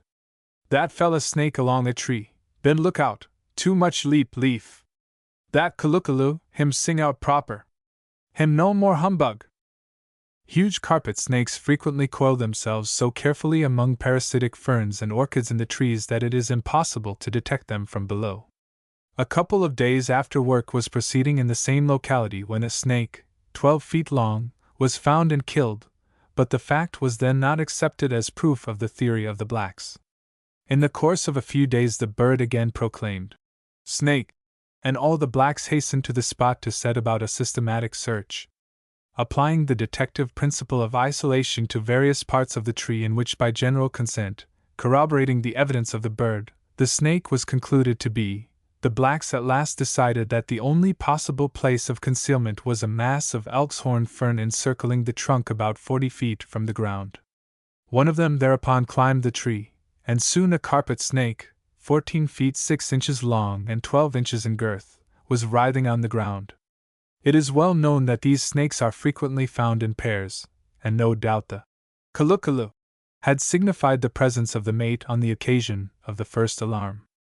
Other instances of the shrewdness of the bird and its care for the well-being of the order generally by detecting and proclaiming the presence of the universal enemy might be cited. One authority asserts that the bird and the snake are nearly always found together, and seems to imply that a friendship exists between them, for the bird is referred to as a messmate of the snake. "The bird," he writes, "flies over the snake with a clucky chirp, and whenever the natives hear it in the dense scrubs they sneak in to discover the reptile, which is caught by being grabbed at the back of the head." In heralding the flower of the bean tree, and thus awakening thoughts of the beans, and in indicating snakes, both desirable and indeed essential articles of food, the kalukulu performs such valuable service that it is highly commended. Those who are familiar with the unreflective omnivority of the blacks and their indelicate appetites generally, may with difficulty credit the fact that in those districts in which the bird is recognized as a trustworthy guide it is honored, and under no circumstances will they kill it. Of course, the blacks of North Queensland in native worth have not much art in the killing of birds, but in every case, kalukulu is taboo. One instance may be quoted. A great outcry was heard on the edge of the jungle, and upon investigation a gray falcon and a kalukulu were found in such preoccupied holts that both were captured. Here was an opportunity for a meal. The birds were parted, and the falcon given over to the custody of a djinn for execution, while the kalukalu, which was dazed, was petted and revived until it at last flew away with a glad call, the blacks assuring a witness. "BMBI that fella look out snake belong me fella." 2. Do birds play? A somewhat too rigorous critic of the antics of birds has expressed the opinion that playfulness is unknown among them, that their occasional friskiness is not an exhibition of lightness of heart, but merely a martial exercise.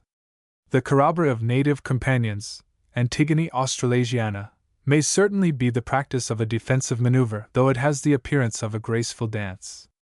A partially disabled bird will pirouette on tiptoes and flap its wings wildly in the face of its foe, and it is reasonable to imagine that the great birds in community would keep themselves well trained in their particular methods of self-defense. A flock of dotterels bobbing, bowing, skipping, and shouldering one another may be merely practicing some evolution with serious intent, though it is far more natural to conclude that the frail little birds are in holiday humor. For all their exercises, they have but one resort in the presence of a superior foe or an alert single enemy, and that is in hasty and inconsiderate flight. From my own experience may be drawn proof of the contention that birds do practice defensive and offensive tactics, and also that they have their moments of unreflecting play. The cassowary, Casuarius australis, is a skillful fighter. It hits out with such force and precision that a weaponless man who stands before the bird when it is angry and vicious is ridiculously overmatched. The great bird is so quick that you do not realize that it has got its blow in first until you see the blood flow. It strikes with its middle toe, and that toe is a lance, keen if not bright. How does the regal bird of the jungles of North Queensland acquire this lightning-like stroke?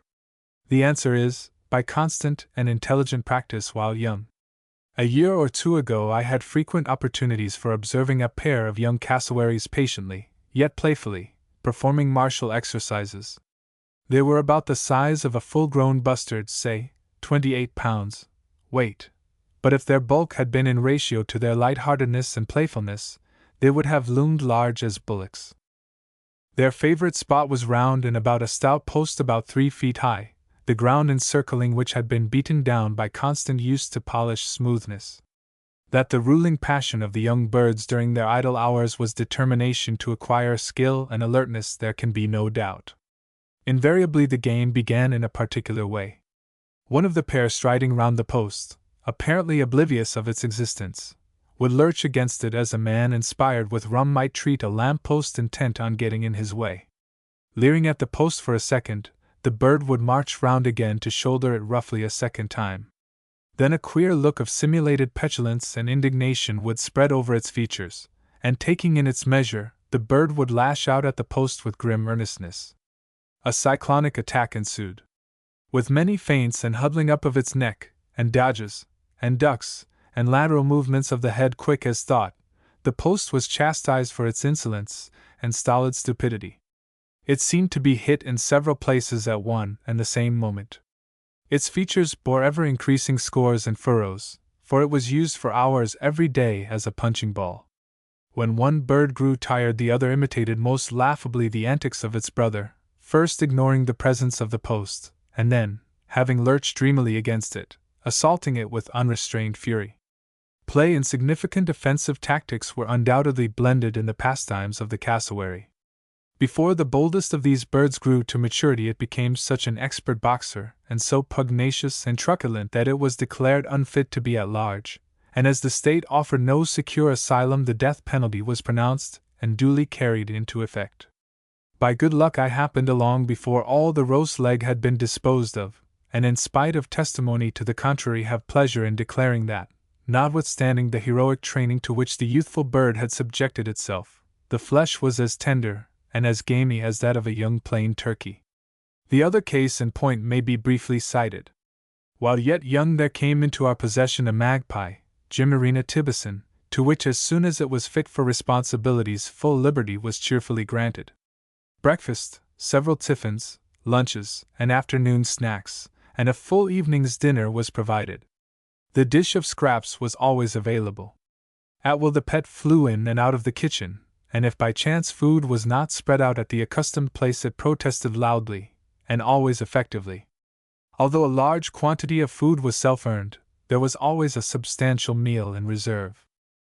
The bird spent many wayward hours endeavoring to sing.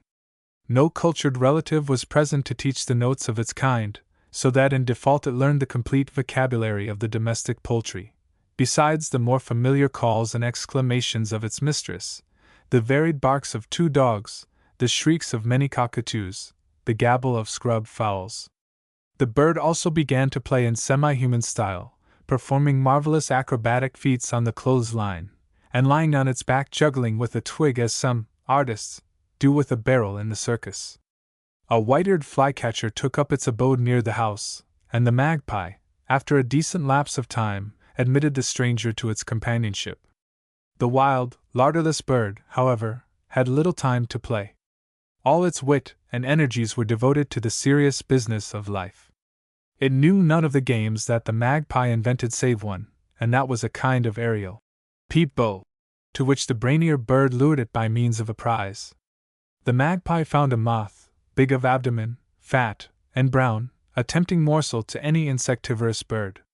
Envious of the dainty, the wagtail fluttered and skipped about the magpie with cheerful chatter, but the fluttering moth, daintily held by the extremity of its body, was alternately presented and denied.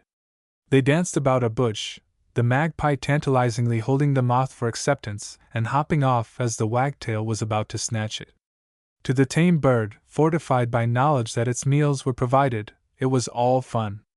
To the hungry wild one the moth dangled temptingly before it, and whipped disappointingly away was a meal almost to be fought for. It was a game equally sincere but of varied interest. The one assumed a whimsical air, chuckling in encouraging tones, the other took it all in earnest. At last, unable to restrain an exclamation of delight, the magpie unwarily slackened its hold, and the moth fluttered off to be snapped up on the instant by the wild bird and gulped without ceremony. After this the game was frequently played, but the magpie had invariably to make it worth the while of the wagtail by offering a prize in the shape of some tidbit. Do not these cases support the theories that birds sharpen their faculties by the exercise of defensive and offensive tactics, and also that they do indulge in irresponsible play? 3. Birds which have reasoned. If one begins to reflect upon the mental attributes of inferior animals, how aptly is evidence in support of a favorite theory presented? Are the actions of birds due to automatic impulses or hereditary traits? Is instinct merely lapsed intelligence? Or do birds actually reflect? Are they capable of applying the results of habit and observations in respect of one set of circumstances to other and different conditions? John Burroughs expresses the opinion that birds have perceptions, but not conceptions, that they recognize a certain fact, but are incapable of applying the fact to another case. I am almost convinced that some birds are capable of logical actions under circumstances absolutely new to them, and as a bright and shining affirmation quote, Balbura. Beautiful in appearance, for it was what is generally known as a blue mountain parrot, red-collared lorikeet, its cleverness and affectionate nature were far more engaging than all the gay feathers. It came as the gift of a human derelict, who knew how to gain the confidence of dumb creatures, though society made of him an Ishmaelite. Vivacious, noisy, loving the nectar of flowers and the juices of fruits, Balbura was phenomenal in many winsome ways, but in a spirit of rare self-denial I refrain from the pleasure of chronicling some of them in order to give place to instance and proof of the reasoning powers of an astonishingly high order. Our apologies to be offered, too, for the homeliness of the example, its unrelieved domesticity. I must begin at the very beginning lest some necessary point be lost, and the beginning is porridge. A small portion was invariably left for Balbura. On the morning of this strange history a miniature lagoon, irregular in shape, of porridge and milk had settled in the very center of the dry desert of plate. In response to customary summons to breakfast, Balbura skipped along the veranda. It was a daily incident, and no one took particular notice until unusual exclamations on the part of the bird denoted something extraordinary. By circumnavigating the plate, and at the same time stretching its neck to the utmost, it had contrived to convert the shapeless lagoon into a perfectly symmetrical pond just out of the reach of the stubby tongue. hence the scolding. 3 witnesses, each ardently on the side of the bird, watched intently. Decently mannered, it refused to clamber on to the edge of the plate, for it was ever averse from defilement of food. The titbit was just beyond avaricious exertions, just at that tantalizing distance, and just so irresistibly desirable as might be directly stimulative of original enterprise towards acquirement. The chatter and abuse continued for a couple of minutes. Then the bird stood still while seeming to reflect, with wise head askew after the manner of other thinkers. Hurrying to its playthings, which happened to be at the far end of the veranda, it selected a matchbox, dragged it clatteringly along, ranged it precisely close to the plate, mounted it, and from the extra elevation sipped the last drop with a chuckle of content. That the bird on deliberation conceived the scheme for overreaching the coveted food I have not the slightest doubt. Ballborough bestowed frank friendship on a fat, good-humored, yellow cat, fond of luxury and ease during the day, a rakehelly prowler at night. Into Sultan's fur Ballborough would burrow, not without occasional result, if the upbraiding tongue was to be believed. Ballborough would fill its lower mandible with water from a drinking dish, and tip it neatly into the cat's ear, and scream with delight as Sultan shook his sleepy head. To dip the tip of the cat's tail into the water and mimic the scrubbing of the floor was an everyday pastime. In addition to being an engineer and a comedian, the bird was also a high tragedian. In the cool of the evening, upon the going down of the sun, the cat and the bird would set out together to the accustomed stage. Ballborough burrowing through the long grass, painfully slow and cheeping plaintively, while Sultan stalked ahead mewing encouragingly. The tragedy, which was in one act, was repeated so often that each became confidently proficient, while the setting, free from the constraints of space, helped towards that degree of deception which is the highest form of art. Often we feared lest Sultan, carried away by enrapt enthusiasm, would unwittingly sustain his part even to the lamentable though natural denouement. Ballborough was, of course, the engaging and guileless victim, while Sultan, with triumphant realism, rehearsed a scene ruthlessly materialized elsewhere. Climbing into a low-growing bush, Ballborough would become preoccupied, innocently absorbed in an inspection of the young shoots and tender leaves which it seemed to caress. Assuming a ferocious mien, Sultan approached soliloquizing, no doubt. "Ah, here is another silly wild fowl! Come, let me indulge my bloodthirstiness!" His eyes glittered as he crouched, his tail thickened and swayed, his ears were depressed, his whiskers and nose twitched, his jaws worked, his claws were unsheathed and sheathed spasmodically as he crept stealthily towards the apparently unconscious bird. After 2 or 3 preliminary feints for the perfect adjustment of his faculties and pose, he bounded into the air with distended talons well over his screeching playmate. The scene would be rehearsed several times before Sultan, tired of mummery and eager for actualities, slunk yawling into the bush, while Ballborough, whimpering in the dusk, waddled home to be caged. Towards the further justification of the argument, 2 cases in which scrub fowl, Megapodius duperi tumulus, are concerned may be cited. Being a previously recorded fact, the first is excusable only on the grounds of its applicability to a debatable point. 1. On a remote spot in a very rough and rugged locality, hemmed in by immense blocks of granite, is a large incubating mound. Save at one point it is encompassed by rocks, but the opening does not grant facilities for the accumulation of vegetable debris, yet the mound continually increases in dimensions.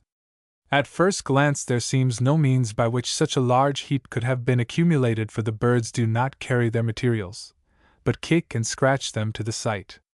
A hasty survey shows that the birds have taken advantage of the junction of 2 impending rocks which form a fortuitous chute down which to send the rubbish with the least possible exertion on their part. The chute is always in use, for the efficacy of the mound depends upon the heat generated by actually decaying vegetation. Did the birds think out this simple labor-saving method before deciding on the site for the mound, or was it a gracious afterthought, one of those automatic impulses by which nature confronts difficulties? 2. As I wandered on the hilltops far from home, I was astonished when Tom, the cutest of black boys, dropped on his knees to investigate a crevice between 2 horizontal slabs of granite filled with dead leaves and loam. The spot, bare of grass, was about 20 yards from the edge of a fairly thick, low-growing scrub where scrub fowls are plentiful. I was inclined to smile when he said, "Might be heg bellona scrub hen sit down." He scooped out some of the rubbish. The crevice was so narrow that it barely admitted his arm, and finally dug a hole with his fingers fully 14 inches deep, revealing an egg, pink with freshness. A more unlikely spot for a scrub fowl to lay could hardly be imagined. There was no mound, the crevice being merely filled flush, and the vegetable rubbish packed between the flat rocks did not appear to be sufficient in quantity to generate in its decay the temperature necessary to bring about incubation.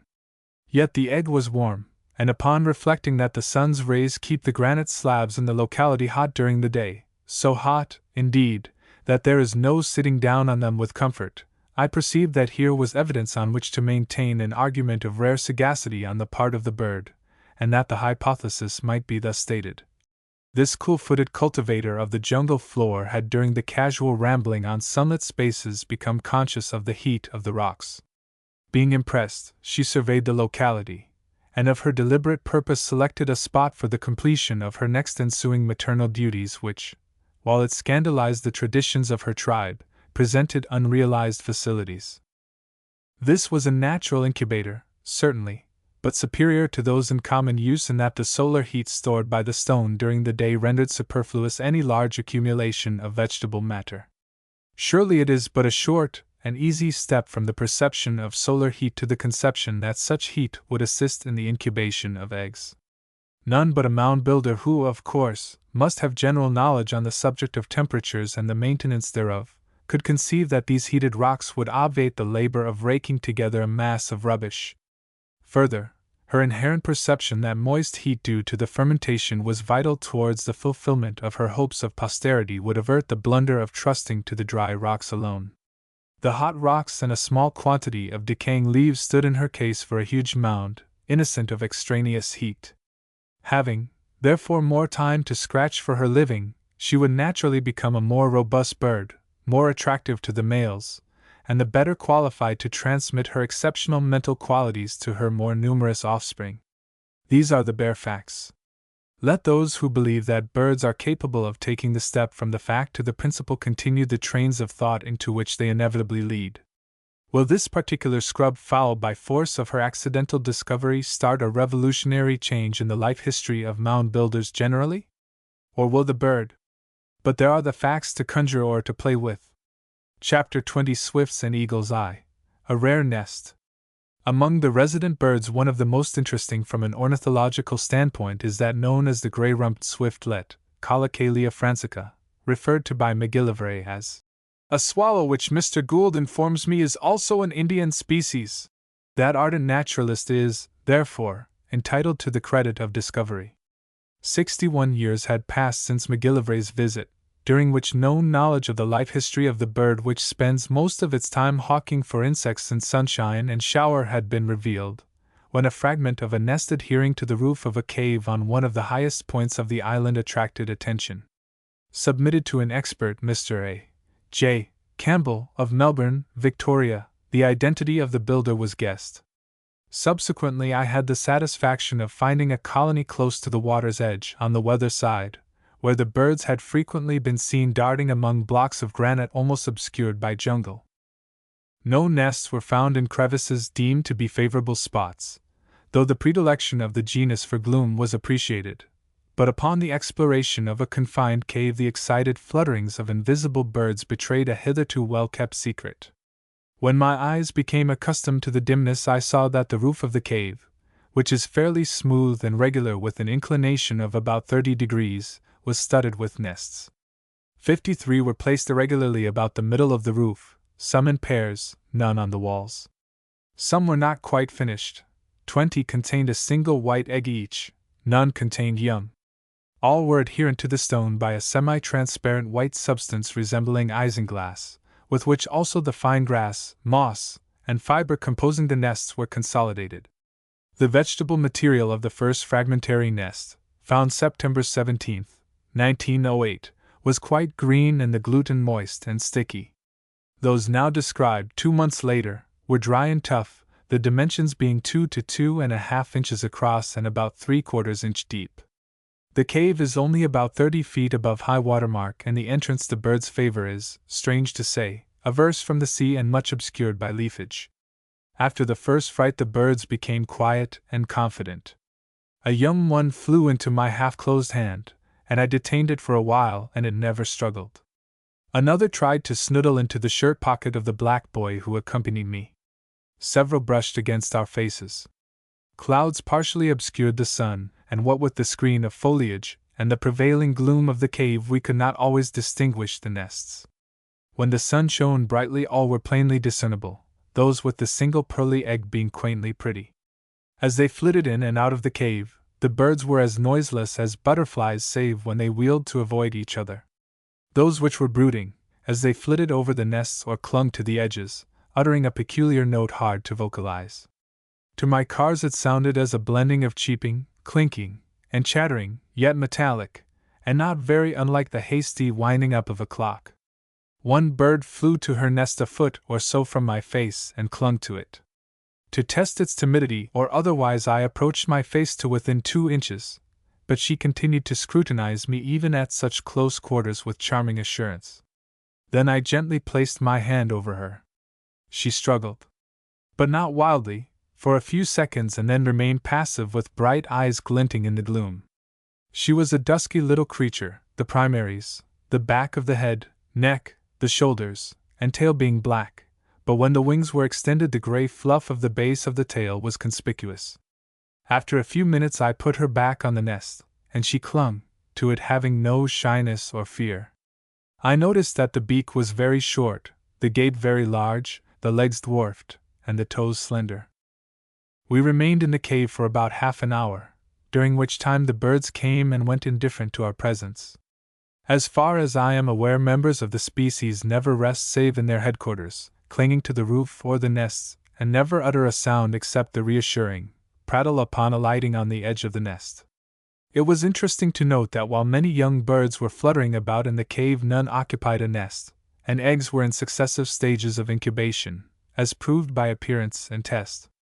The fact that the nests of these swifts are cemented with coagulated saliva establishes analogy with that other member of the family which builds in the caves of frowning precipices near the sea, making edible nests greatly appreciated by Chinese gourmands, some of whom maintain the fantastic theory that the swift catches quantities of a small, delicately flavored fish which it exposes on rocks until desiccated, to be afterwards compounded into nests. The ancients were wont to believe in the existence of hostile mutuality between the swifts and the bêche de mer, though they have little in common in respect of appearance, attributes, and habits. If memory serves, one of the genera had the specific title of hirundo, founded on the faith that the swift, by flying over the sea slug exposed by receding tide, and vexing it by jeers, caused it to exude glutinous threads which the swift seized and bore away to its cave to be consolidated and molded into a nest. To the fable was appended a retributive moral, viz., that the bêche de mer occasionally revenged itself by expelling such a complicated mass of gluten that it became a net for the capture of the swift, which was slowly assimilated by its enemy. The Chinese, it may be said, with but slight perversion of fact, show equal partiality for the respective emblems of speed and sloth.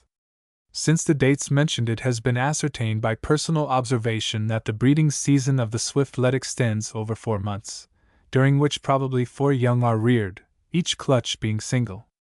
The nests do not provide accommodation for more than 1 chick, which before flight is obviously top large for its birthplace. Looking down into the cave, the eggs well advanced towards incubation seem to have a slight phosphorescent glow. The earliest date so far recorded of the discovery of a newly laid egg is October 14th, but there is reason to believe that the breeding season begins at least a month earlier. On January 10th this year, 1910, half the nests in the cave originally described contained eggs, in most of which, judging by opacity, incubation was far advanced, while in several were young birds, some newly hatched, others apparently ready to depart from their gloomy, foul-smelling quarters. These latter clung so determinately to their nests with needle-like toes that the force necessary to remove them would certainly have caused injury. It may be remarked that the breeding season of the nutmeg pigeon is also protracted over a third of the year, from September to the end of January, 2 or 3 single successive clutches being reared. The pigeon is a visitor, the swift a resident. 2, 3 fishers. At the outset, it is almost incumbent to announce that this is not a fish story. It is not even a story, though fish play a secondary part in it. Therefore, it should not make shipwreck of the faith of those who smile and sniff whensoever a fish or a snake is informally introduced in print. The imagination of some observers of the wonders of natural history paints incidents so extravagantly that their illustrative value is depreciated if not entirely distorted. As I would wish to establish a sort of general confidence with any chance reader of these lines who, like myself, finds no need for exaggeration in the chronicling of observations, being well aware that nature with the ease of consummate art outwits the wisest and laughs at the blotches of the boldest impressionist, it seems but common politeness to explain that though the island may be romantic, the art of romancing is alien from its shores, albeit, as someone has hinted, that in imagination, reverently applied, lies the higher truth. The distance from the mainland is not so great as to deprive the island of generally distinctly Australian characteristics. It was, no doubt, in the remote past, merely a steep and high range of hills separated from other hills and mountains by plains and lagoons. Delicate land shells, salt-hating frogs, and subtle snakes are among the living testifiers to past connection with Australia. But while all the animals and nearly all the birds native to the island are common on the mainland, several mainland types are conspicuously absent. If, therefore, the birds and mammals seem in these literal chronicles to have little ways of their own, may they not owe obedience to true and abiding circumstances, a kind of unavoidable fate, due to isolation? It would indeed be singular if an island so long separated from Australia as to possess no marsupial did not impress certain idiosyncrasies upon its fauna and flora. It would be absurd to contend that, as a rule, the untamed creatures carry any marks of distinction, but I have had the opportunity of studying facts of which I have never been fortunate to have confirmation either by reading or by swapping lies with other students of nature. Occasionally, when bewilderment has come, I call to mind what Mrs. Jarley said of her waxwork, and let the case pass. I won't go so far as to say that, as it is, I've seen waxwork quite like life, but I've certainly seen some life that was exactly like waxwork. When I see a crab not easily distinguishable from a piece of sponge, and a piece of sponge far more like a crab generally than the crab that unconsciously mimics it, and possessing just as much apparent animation, I am content to be tricked in many other ways by the good mother of us all. Having ventured so far by way of preface, it is quite possible that the reader may have concluded that something exceptionally marvelous is to follow. Disappointment was inevitable from the first. The relation of some of the quaint distinguishing traits of the island fauna must be left until the historian imagines that he has established a reputation for subduing, rather than heightening, the tone of his facts. This introduction has not a particular but a wide bearing. Chief among the birds of prey are the osprey, the white-headed seagull, and the white-bellied seagull. The great wedge-tailed eagle, eagle-hawk, is a rare visitor, and is not a fisher. The others are resident and are industrious practicers of the art which, according to their interpretation, is anything but gentle. As they indulge in it, the sport is so rough and boisterous and clumsy that one wonders that so many fish should be caught. Each soars over the sea in circles at a height of about 60 feet or 80 feet, and when fish are seen flies down, and, plunging into the water, seizes its prey with its talons. Unless the bird is watched closely, its attitudes while preparing for the downward cast and during the descent are misunderstood. And like a thunderbolt he falls, is quite, according to local observations, an erroneous description of the feat performed by the fishing eagle. Take as an example of the others the actions of the noble bird, the white-headed sea-eagle. As it circles over the blue water, its gaze is fixed and intent.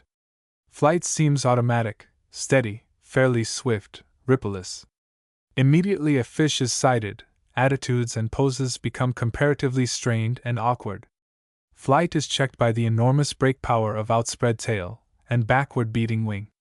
The eagle poises over the spot, stretches out its legs, and extends its talons to the utmost, flies down in a series of zigzags, and with the facial expression of the dirty boy undergoing the torture of face washing, plunges breast first with outstretched wings with a mighty splash into the water.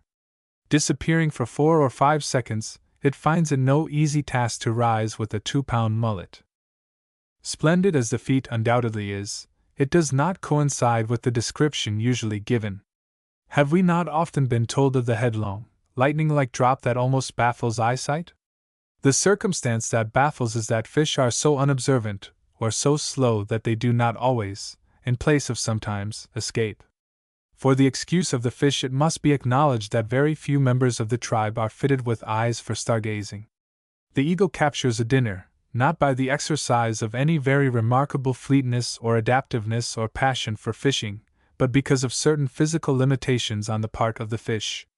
As is the osprey to the fish, who takes it by sovereignty of nature.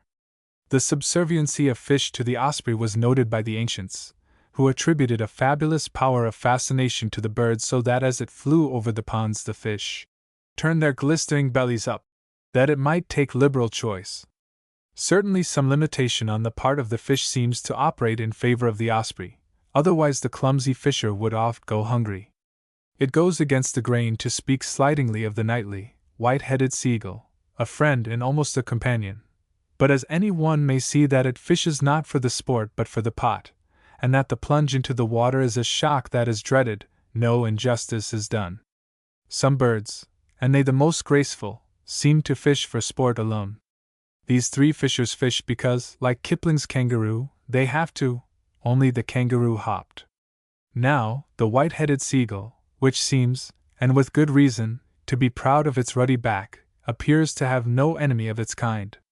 While the osprey and the white-bellied seagull fall out and chide and fight, it looks down from some superior height and placidly watches the fish trap, for though knightly it is not above accepting tribute, for it likes fish though it hates fishing. The great osprey seldom crosses the bay without a challenge from its stealthy foe, the white-belly. The voices of both are alike in their dissonance though different in quality and tone, and the smaller bird is invariably the aggressor. This is how they fight, or rather engage in a vulgar brawl which has in it a smack of tragedy.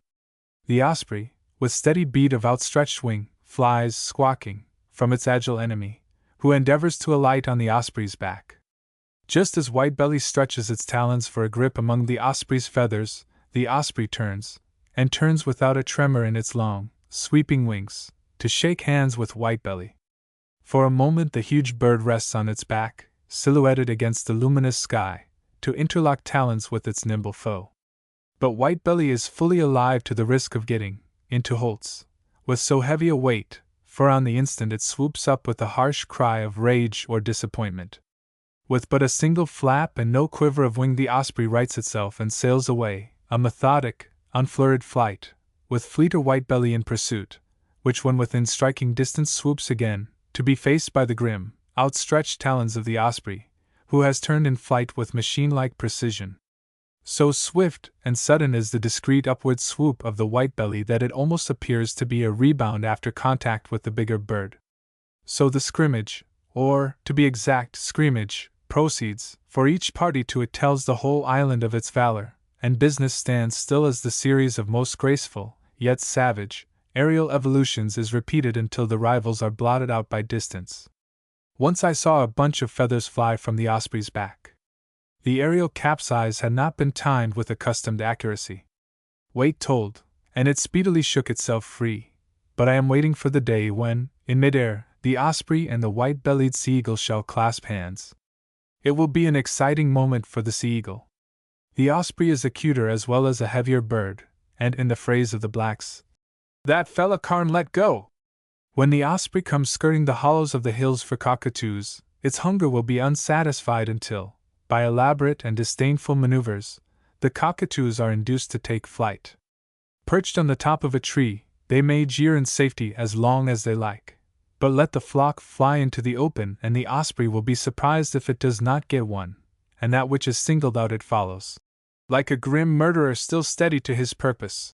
Now is the time for this, greatest of the 3 fishers, to wax fat and become pompous, for its diet is to be varied with nutmeg pigeons, and the pigeons have come in their thousands and tens of thousands, and if the eaglets do lack and suffer hunger, it will be on account of the laziness of their parents.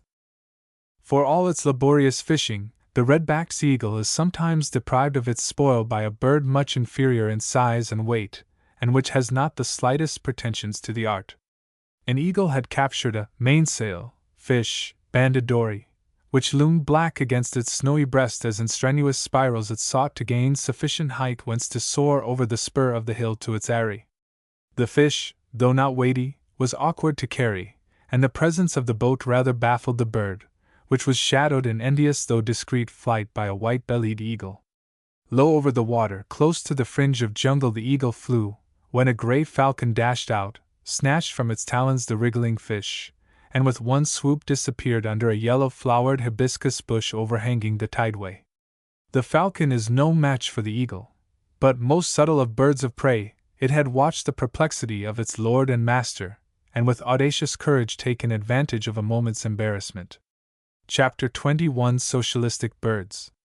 Repeated observations and diary records have established August 12th as the beginning of the local bird season. About that date, two of the most notable birds arrived from the north: the nutmeg pigeon, Myristicivora spilaroa, and the metallic starling, Calornis metallica. Having spent 5 months in Papua, Java, Borneo, and the Malay Peninsula, the former revisit the islands for incubating purposes. Where the metallic starlings spend their retreat I know not, but they return with impetuous haste, as if absence had been disciplinary and not for pleasure. They assemble in glittering throngs, shrilly discussing their plans for the season, without reserve debating important concerns of house and home. Shall the tall Moreton Bay ash in the forest be again occupied and the shabby remnants of old nests designedly destroyed before departure last season be renovated, or shall a new settlement be established, and the massive milkwood tree overtopping the jungle be selected as a capital site? Discussion is acidulous and constant. For days the majority of the burnished citizens do little else but talk, while the industrious few begin, some to build nests on the sites of the old, others to lay hasty foundations among the leaves of the milkwood. Each faction wishes to carry its point, for ever and anon both rejoin the main body and proclaim and testify. Then all adjourn to the disputed sites successively and join in frantic commotion until some sage makes an entirely original proposition, and off they all go on a flight of inspection and abruptly end all differences of opinion by favoring a tree which appears to have no distinctive merits. These delightfully engaging birds have been known to nest in a particular tree for a quarter of a century, and again they may select a different site every year. Though I have no evidence in confirmation of the theory, I am inclined to think that arboreal snakes are influential in causing changes. Although the domed nests must be difficult for even a snake to enter, so large a congregation of noisy birds would inevitably attract these slim nocturnal marauders. Moreover, a case may be cited in support of the theory. In a Moreton Bay ash, Eucalyptus tessellaris, not far from this spot, there nested a pair of white-headed sea eagles, a pair of cockatoos, and a colony of metallic starlings, 400 or 500 strong. The memory of man knows not the first settlement of this amicable community, which remained until during temporary absence the blacks were suborned to climb the tree to secure the eggs of the eagle. They also helped themselves to a few of the callow starlings. The sea eagles and cockatoos discarded the tree forthwith, and the starlings in a couple of years. And why? Because, in my opinion at least, the eagles had policed the tree, killing offhand any green or gray snake which had the stupidity to sneak among the nests. When the policemen went to another beat, the snakes took to frightening the unprotected birds and to the burgling of their nest. This incident caused a revision of the protective laws. They are much more explicit, and the pains and penalties for the violation of them are now absolutely unholy in their truculence. During the 1909 season, a serious diminution was noted in the number of metallic starlings and nutmeg pigeons. In the case of the former, I am at a loss to account for the cause of the comparatively few visitors, always highly esteemed and admired and preserved from interference, except on the theory of the outbreak of an epidemic, or in the possible fact that they are falling victims to the feminine passion for fine feathers. The Grouse Disease Commission has found a recognized period in the fluctuations of the number of those game birds. During a cycle of 60 years there recur the good year, the very good year, the record year, the bad disease year, the recovery, the average, and the good average. The round is said to be almost invariable. So may it be with the metallic starling. With the nutmeg pigeons the case is different. Here we have direct evidence of the desolating effects of the interference of man. Congregating in large numbers on the islands to nest, and only to nest, these birds offer quite charming sport to men with guns. They are the easiest of all shooting. Big and white, and given to grouping themselves in cloudy patches on favorable trees, I have heard of a black boy, with a rusty gun, powder, and small stones for shot, filling a flour sack full during an afternoon. It is, therefore, not strange that men shoot 250 in an hour or so. The strange thing is that men boast of such butchery. On the very island where this bag of 250 was obtained, a little black boy, 12 years old, killed 4 pigeons with a single sweep of a long stick. He did not boast. To his father and mother and himself the 4 birds represented supper, but in the case of the sportsman it might be asked, how many of the butchered doves went into the all-redeeming pot?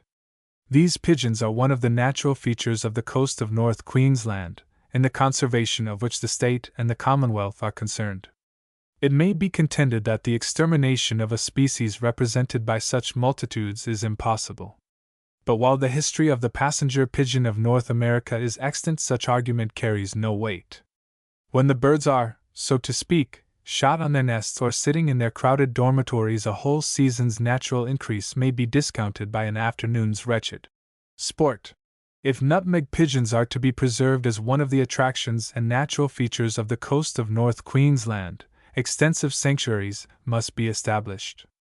Strict prohibition might be enforced for a period of, say, 5 years to enable the colonies to regain their population, and thenceforward they might, if the shooting of sitting birds is still deemed to be sport, be allowed a jubilee every 2nd year. If the unrestricted molestation is permitted, the day is not far distant when indignation will arise and lovers of nature will ask passionately why a unique feature of the coast was allowed to be obliterated in blood. True sportsmen would unanimously rejoice in the permanent preservation of birds elegant and swift of flight, not very good to eat, and which visit us at a time when inhospitality is a wanton crime. For this indulgence of my feelings I have, I am aware, laid myself open to censure. It is foreign to, indeed quite out of place in, a book which professes neither message nor mission. Yet, mayhap, some kindred spirit having influence and judicious eloquence at command may read these lines. Then the birds need not much longer fear the naughty local man. Long may the dulcet islands within the barrier reef burst morn and eve into snowy bloom as the pigeons go and come.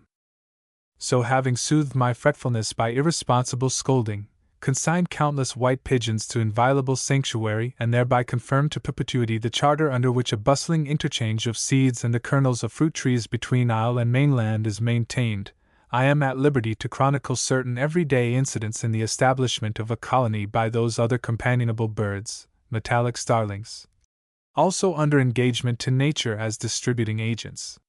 Whereas the bulk of the traffic of the pigeons is with the mainland, that of the metallic starlings is purely local, though, perhaps, just as important.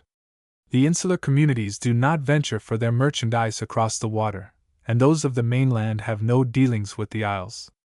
Reference has been made to the disappointment occasioned by the violation of a colony at the instance of a semi-professional egg-snatcher, and of the subsequent abandonment of the tree which had been used as a building site by the birds as far back as the memory of the blacks went.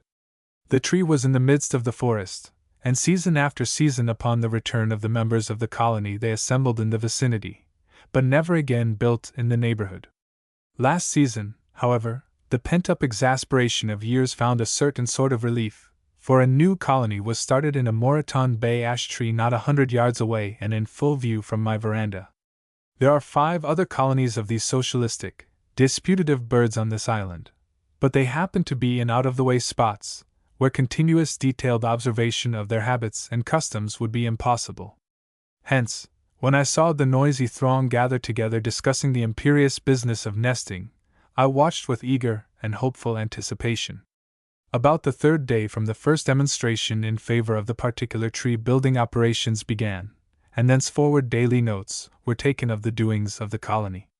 Great pleasure was found in being the spectator of the establishment of a new colony. In 1908 the earliest arrivals appeared, on August 2nd, 8 days before the herald of the nutmeg pigeons.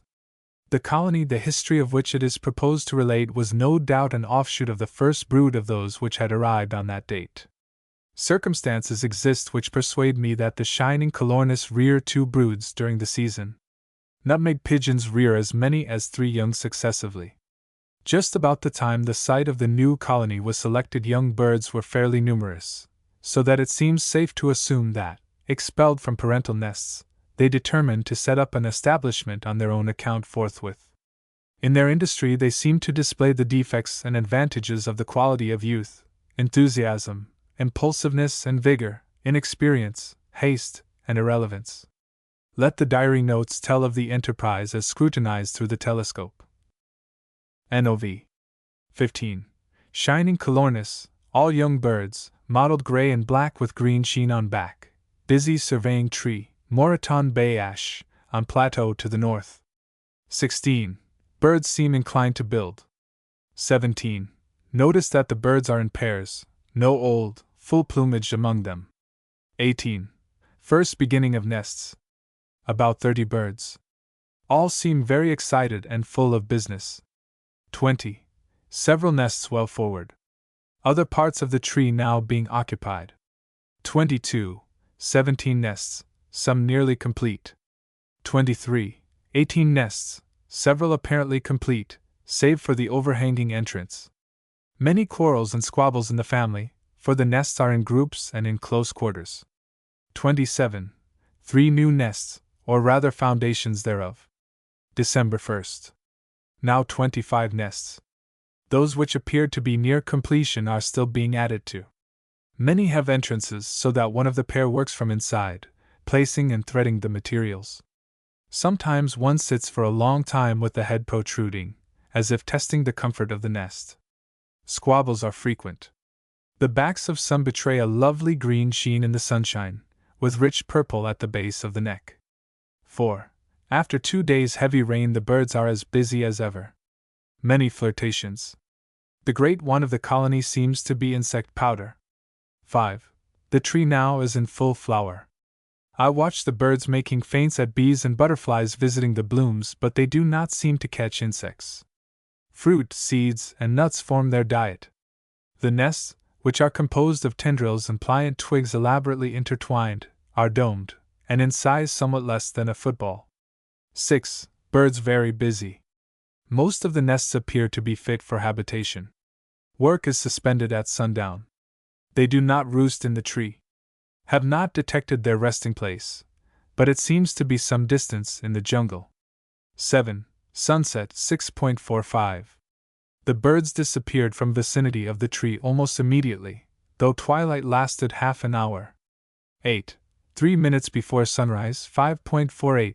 Birds' voices heard as they approached trees.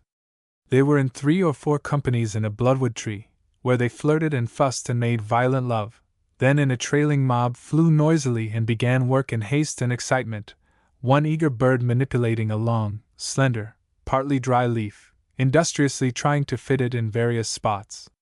Finding its due place, the limp leaf was thrust in among the compact twigs and tendrils.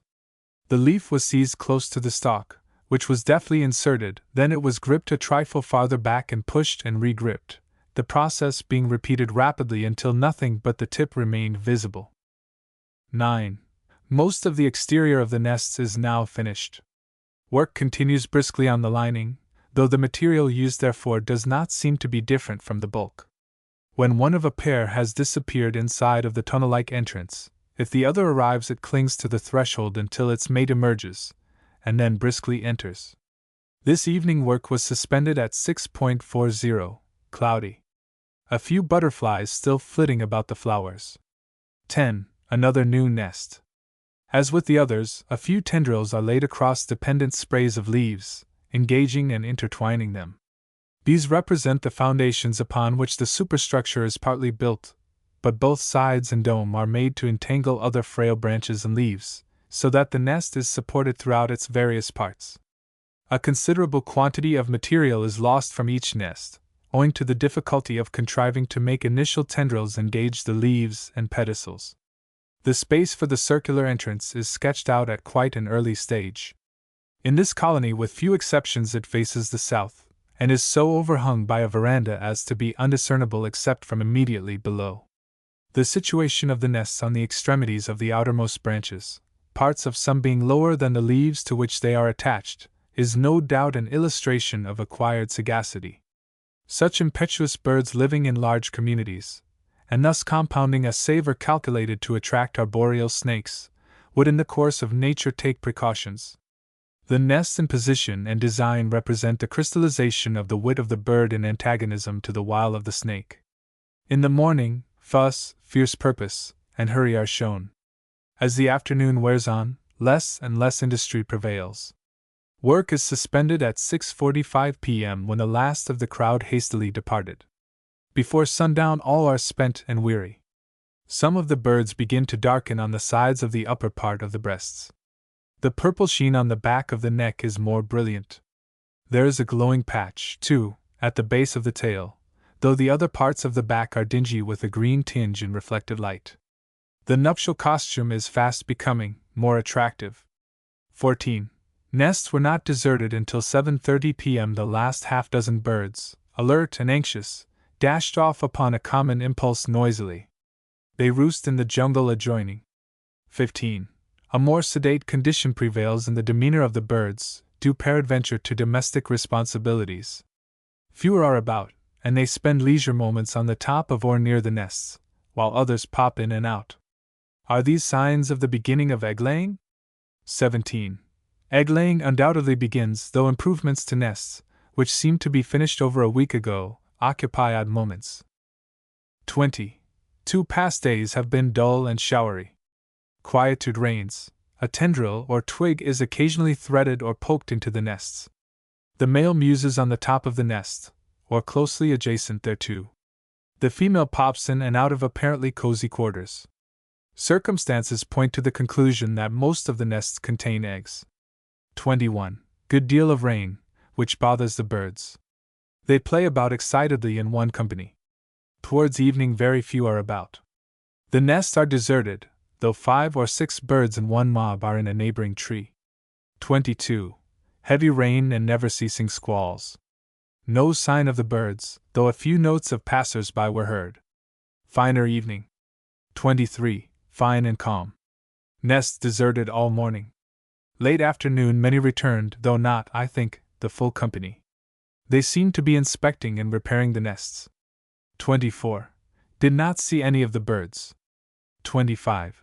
At 3 p.m. several appeared, some entering the nest 2 at a time, though without customary fuss and excitement. 26. Full company in possession throughout the day.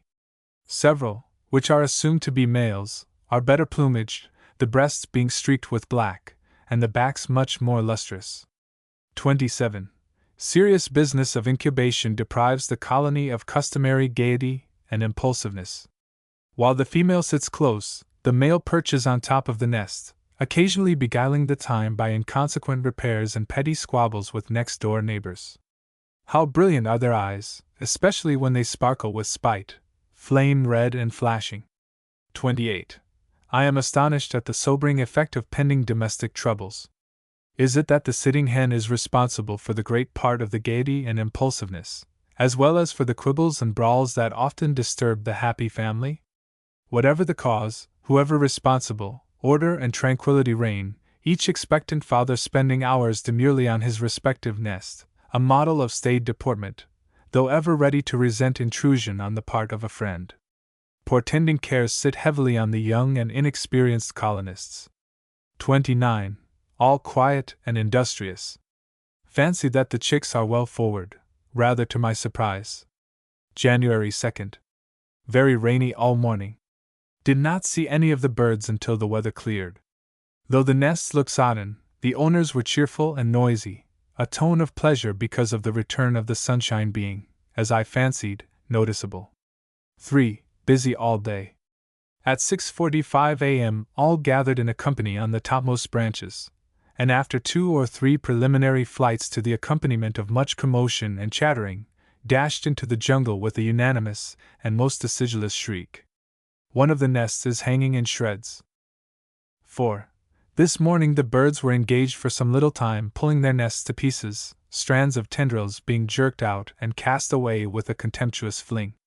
Most are still fairly rotund and compact, and appear to be weatherproof, while others are already loopholed and ragged. The duty was performed in a most haphazard, half-hearted way.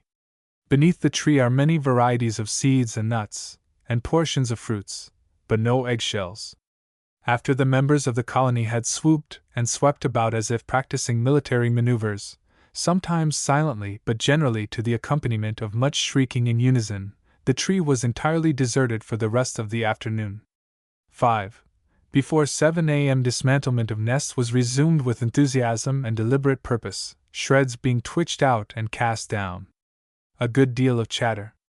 There are a few completely feathered youngsters, the breasts being almost pure white, but not more than one to each nest. Most of the nests have no output, in which case the responsible birds have no assistance in the work of destruction. Late in the afternoon all were very busy again, repairs to nests engaging attention. The birds are so unsettled that I am puzzled. Occasionally one would sit in a semi-dismantled nest snuggling down cozily and peering out with shining eyes, the glow and glitter of which from the darksome entrance have a jewel-like effect. While the one sat close and still the mate would repair the exterior, and in a flash of electric suddenness all would dart out of the tree to swoop about as if to perfect themselves in an exercise designed towards the evasion of the dash of a hawk. 6. Early again the wrecking of the nests began, but was soon abandoned, the colony being deserted for the last part of the day. 7. Demolition very casual.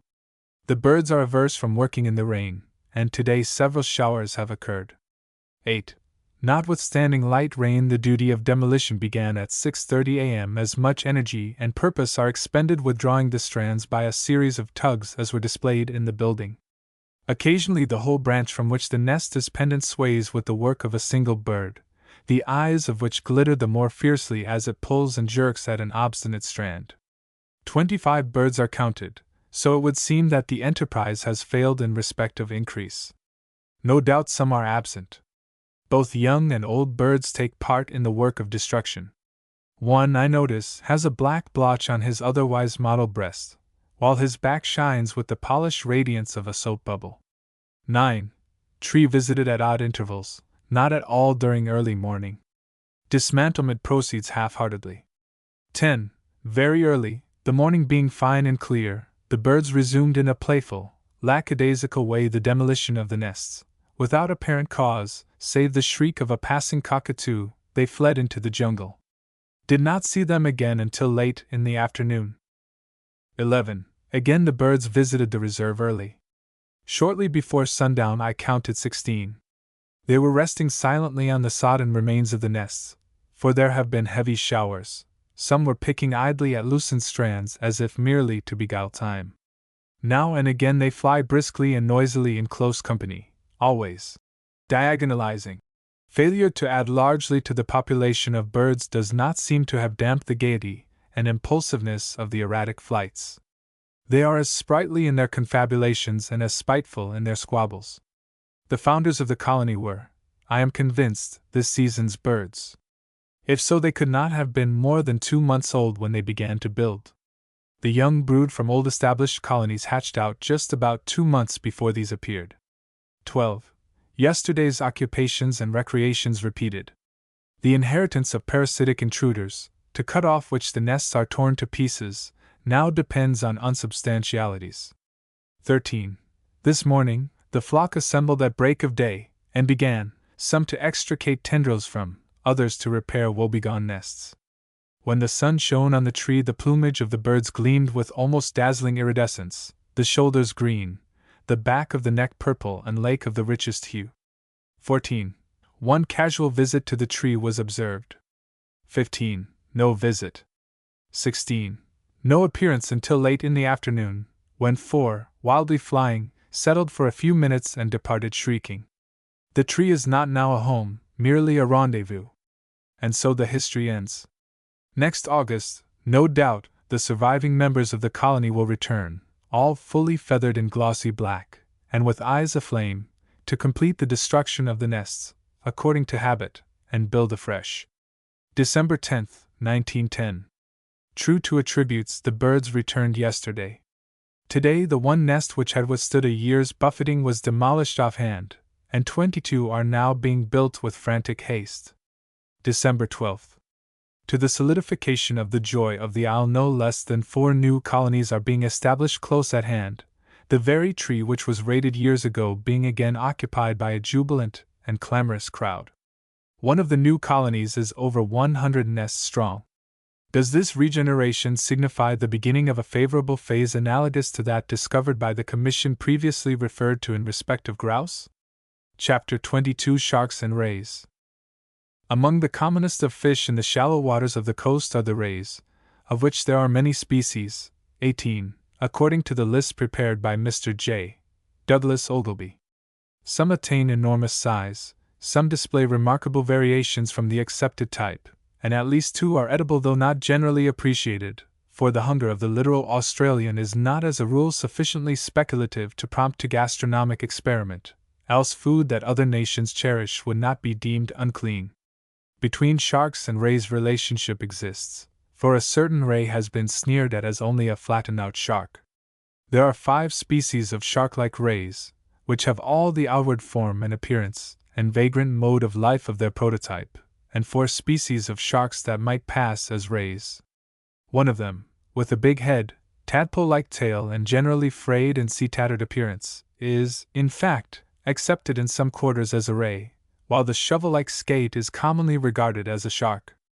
The most delicately flavored of the rays is known as the blue-spotted Dasybatus culli.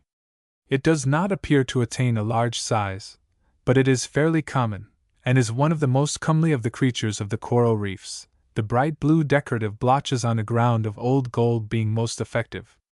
It is often found in a few inches of water perfectly motionless, and on being disturbed flutters and glides away swiftly and with little apparent effort. Roasted on an open fire, when a large proportion of the pungent oil escapes, the flesh is pleasant, though possessing the distinctive flavor of the order, which is, however, acceptable at all times to the palate of the black. One of the formidable sting rays, dark brown in color, probably Dasybatus ogilvy, which revels on oysters, has the habit of burying itself in the mud, leaving an angular depression, corresponding to the size of the body, from which the pedestal eyes alone obtrude. In such position it is difficult for the inexperienced to detect the fish until by misadventure it is trodden on, in which circumstance one of 2 maneuvers is adopted. Either it flaps and flounders in the slush so that the intruder is startled and jumps clear, or else it lashes out with its whip-like tail in the endeavor to bring into play its serrated weapon, charged with pain, and fearsome on account of the blood-poisoning effect of the mucus with which it is coated. Ox-rays, Eurygymnus asperimus, grow to a great size, their backs being so armored with thick-set stellate bucklers on a horn-like skin, that to secure them a heavy hefted weapon and a strong right arm are necessary. But among the largest of the family is that known as the devilfish, Mobula sp., which, upon being harpooned, sinks placidly to the bottom, and adhering thereto by suction, defies all ordinary attempts to raise it. This often basks in calm water or swims slowly close to the surface, when the pliant tips of its wings, appearing at regular intervals above the surface, create the illusion of a couple of large sharks moving along in rhythmic regularity as to speed and muscular movement. Rarely, and apparently only by mischance, does a ray take bait, but when hooked it affords good sport, for its impassive resistance is incomprehensibly great in comparison with its size, and comparable to the pull of a green turtle which in its wanderings has become foul-hooked. An exciting coursing match entertained me not long since, not only as an exhibition of wonderful speed and agility, but because of the wit with which the weaker creature eluded pursuit. 300 yards from the beach the dorsal fin of a huge hammerhead shark obtruded about 2 feet as it leisurely quartered a favorite hunting ground. A sudden swirl and splash indicated that game had been sighted, and the next instant an eagle or flying ray, Stoacidon narinari, leaped out of the sea with prodigious eagerness to reach the beach. In a series of abrupt curves the shark endeavored to head off the ray, which, as its pursuer gained on it, shot out of the water over the shoulders of the shark, each leap being at least 10 feet high. In rising it seemed to switch the shark with its thumb-like tail, although apparently in almost despairing fright. After at least a dozen agile and desperate efforts, each time to just elude the rush of the shark, both came into shallow water in which the quick and regular contours of the shark stirred the mud in a wavy pattern. It became baffled, and in a few seconds the ray slowly, and with infinite caution, flew, and that is the correct term to apply to a fish the movements of which in the water are analogous to the flight of a bird, into such meager depths that the shark would have been stranded had it followed. No ripple indicated its discreet course within a few feet of the water line, and it maintained its way for about 200 yards parallel with the beach, while the shark furiously quartered the sea offshore. On the occasion of a similar hunt, a ray blundered fatally because of the steeper incline of the beach. When about 10 feet off the shore, instead of a lateral, it took a directly forward flight, landing 6 feet up on the dry sand, where it fell an easy victim to a black boy, perhaps not as hungry or as ferocious as the shark, but equally partial to rays as food and incapable of any self-denying act. Though the relationship is well defined, the shark makes no distinction in favor of the ray when in pursuit of food. Indeed, certain members of the predatory family seem to delight chiefly in a diet of rays, and perhaps as a result of this persistent pursuit has the shape of the latter been evolved, since it enables them to take refuge in water so shallow that even a small shark would inevitably be stranded. Timorous by nature, the smaller rays parade the beach line, while the larger are better able to hold their own in deep water. Although as a rule solitary of habit, there seem to be occasions on which rays become gregarious, when a considerable extent of sandy shallow has been observed to be actually paved with motionless but vigilant individuals, the edge of the wing of one overlapping that of the next with almost perfect regularity. The monstrous gray-striped tiger shark, Galiocerdo tigrinus, in my experience generally keeps to deep water and hunts singly, but a recent event sets at naught other local observations and at the same time provides graphic proof of the rapacity and hardihood of the species. About 100 yards out from the beach, as we started on a strictly sordid beachcombing expedition to the scene of the squashed wreck of a Chinese sampan, a shark betrayed itself by the dorsal fin quartering the glassy surface of the sea. Equipment for sport consisted of an axe, a crowbar, a trivial fish spear, and a high-velocity rifle. Pulling out noiselessly, a trail of oily blood was intersected, and the next moment a huge shark appeared, carrying in its jaws a black ray, which it mouthed unceasingly. Intent upon its meal, the shark ranged parallel to the boat so that its length could be accurately gauged. It was nearly 16 feet long, while the ray was almost as large in proportion. The relative sizes may be estimated by the standard of a man bearing between his teeth a tea tray. Not the least anxiety or apprehension was manifested by the shark at the presence of the boat. It rose frequently to the surface, and all its movements being discernible as it swam close to the bottom in a preoccupied manner, the boat was easily maneuvered to be within almost touching distance whensoever the head emerged. In quick succession, 3 out of the 4 bullets the magazine contained penetrated its body just abaft the pectoral fins. A brief flurry followed each shot, and then the shark, with passive fixity of purpose, resumed the mangling of the ray, which with extended, backward strained eyes seemed to implore rescue from its fate. Were any other means of response to so tragic an appeal available? The crowbar, hastily made fast to the stern line, it was hurled harpoon-like with energy sufficient to batter in the forehead of a bullock. But the listless implement bounced off the head of the shark as a stick from a drum, provoking merely a contemptuous wave of the tail which seemed to signify a sneer. The axe was also employed with negative results, for the difficulty of delivering an effective blow from the boat could not be overcome. All the sea about became ruddy, and the lust for still more of the shark's blood being imperative, we returned to the beach, obtained a fresh supply of ammunition, and a whale harpoon.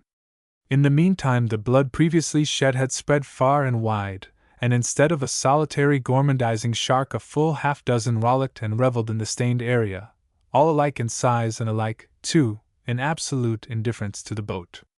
Owing to the featherweight heft the harpoon failed in penetrative force, and with the first tug invariably withdrew. Frequently the sharks came within arm's length of the boat, and though neither ammunition nor the bumps of the homely crowbar nor the pinpricks of the harpoon were spared, nor shouts of exultation when an individual lashed out under the sting of a bullet, not a shark was in the least perturbed. They romped about the boat, if not defiant at least heedless of all the clamor and puny assaults, appearing to challenge to combat in their natural element. The temper of the school was such that, no doubt, all the occupants of the boat would have been accounted for had they by some foolish miracle squandered themselves in the blood-stained sea. By this time the shark which had first attracted attention had disappeared with its prey, distressed and unseaworthy on account of several leaks, and the others followed one by one, and not altogether in the best condition imaginable, judging by the oily bubbles and tinges beyond the limits of the bay. On a quieter day I swam off to the anchored boat for some forgotten purpose, which accomplished I prepared to slip off the stern when a dark-colored shark intervened, moving steadily along parallel to the beach.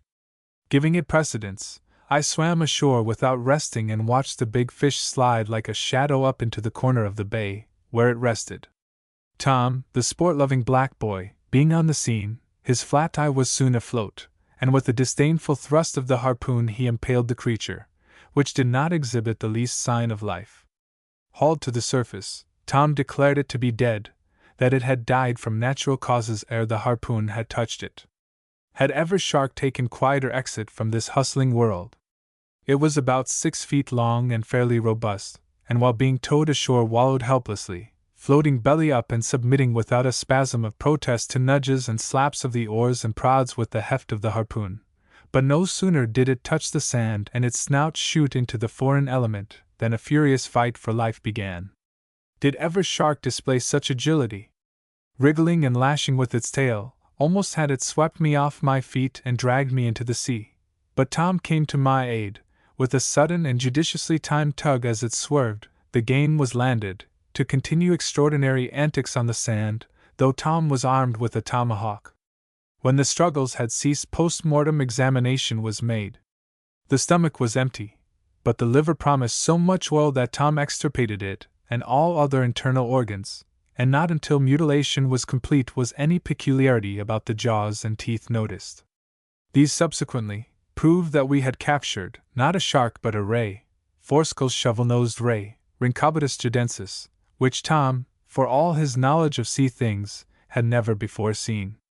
Curiously examining the jaws, he laid a rude forefinger on the tessellated plate which stands in the species for teeth, and the disorganized remains, true to the ruling passion, crunched, and Tom ruefully consoled the finger for a fortnight. Hitherto his opinion, founded on contemporary experience, and the traditions of his race, had been that a shark would never fight a live man. Was it not the refinement of irony that he should well nigh be deprived of the best part of a finger by a dead ray masquerading as a shark?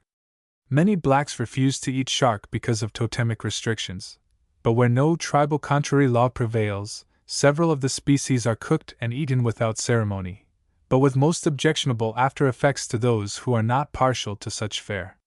The specific odor of the shark seems to be intensified and to be made almost as clinging as that of musk, being far more expressive than the exhalation of a camp gorged with green turtle.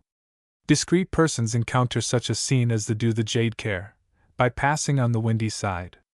Chapter 23 The Recluse of Rattlesnake. Live forgotten and die forlorn. Tennyson. Am I, living in or rather off the land of magnificent distances, entitled to claim as a neighbor a friend 100 miles away? Sentiments obliterate space. With the lonesome individual who dwelt in an oven-like hut of corrugated iron on rocky, sunburnt Rattlesnake Island, and who lost the habit of living a few years ago, I was on social terms of vague but cozy intimacy. On occasions of our rare meetings we found ideas in common. Peradventure similarities of environment focused similar thoughts. Perhaps abnormal temperaments gave rise to becoming tenderness and sympathy. Whatsoever and howsoever the mutual sentiment, it is of the past.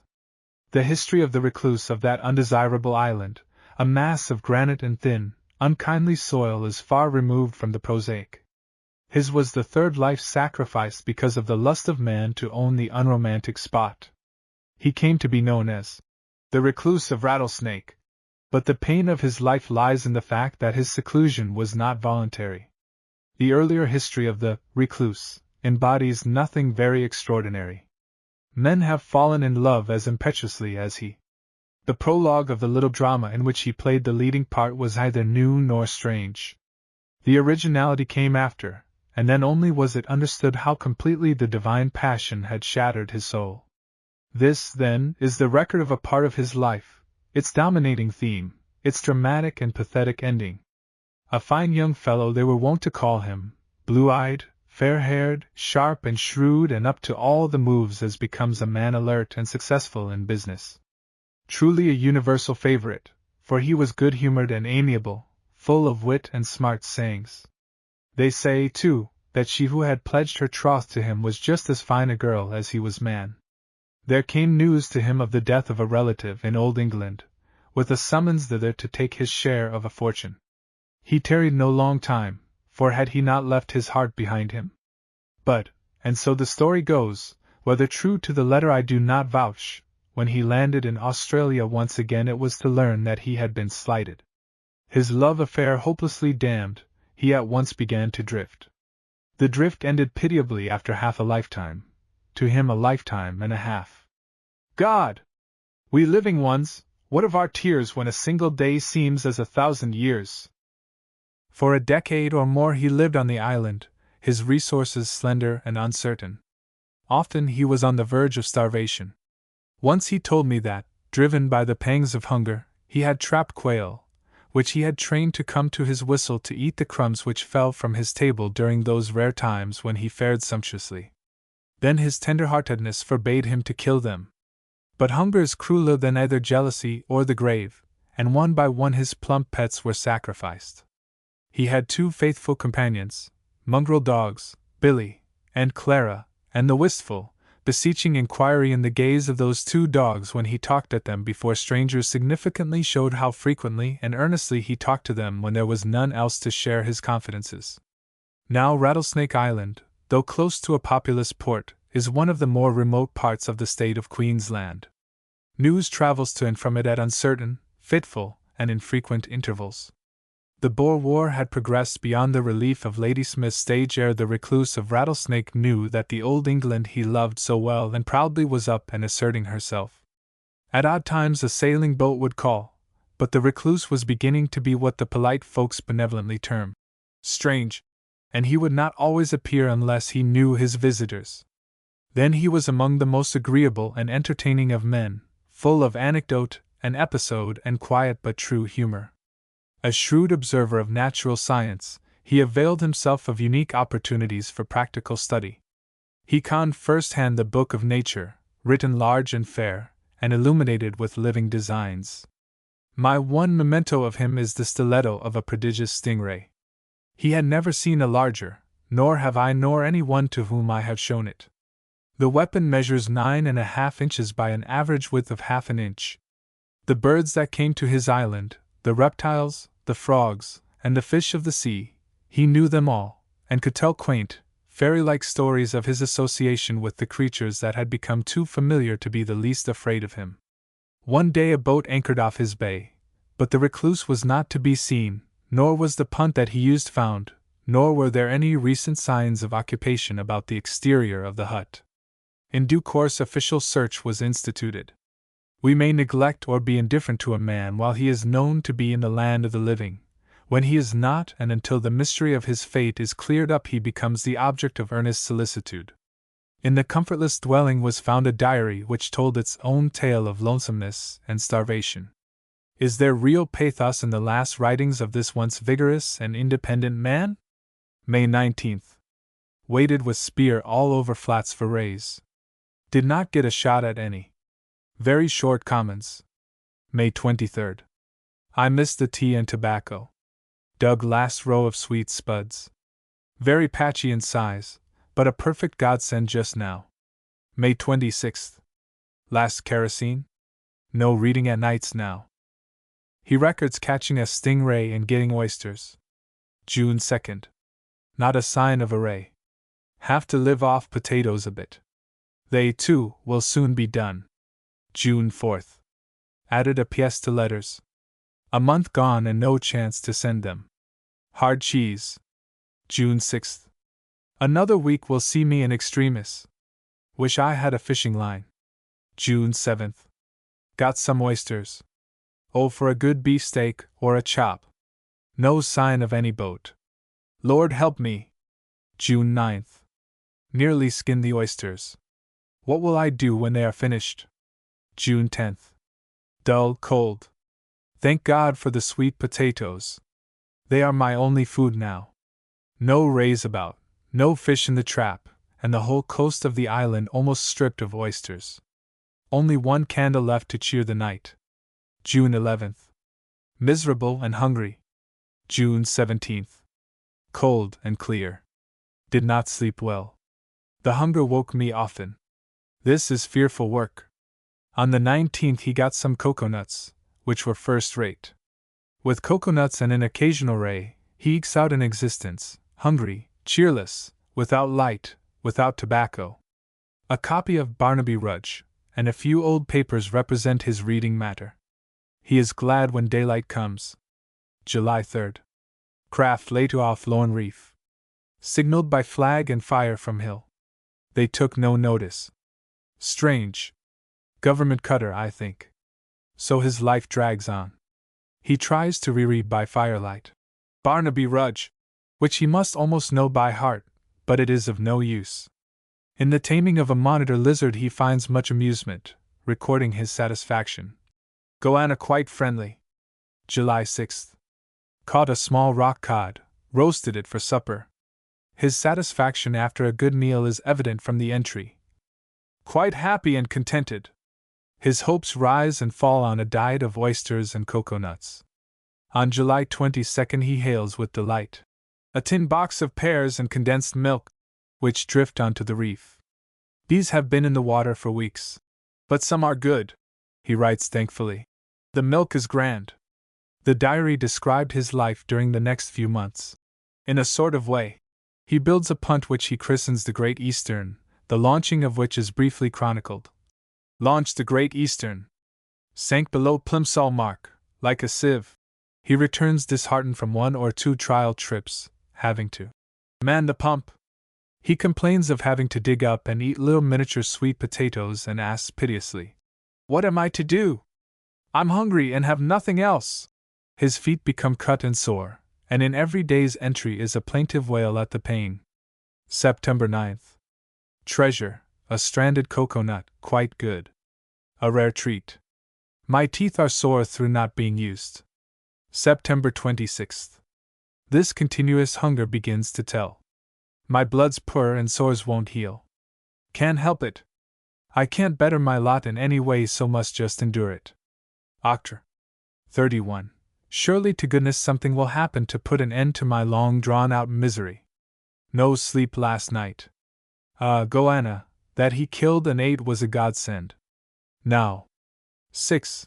Disappointed. Made sure of truffles after rain. None. No grub. I get weaker and weaker. Can hardly crawl. Now. 11. Done up. Lay down and went to sleep. No sign from shore. The good Lord pity me in my weakness. Never. 12. Never thought I could get so weak and live. No sign anywhere. Must try to catch some big green frogs, good food. Never. 13.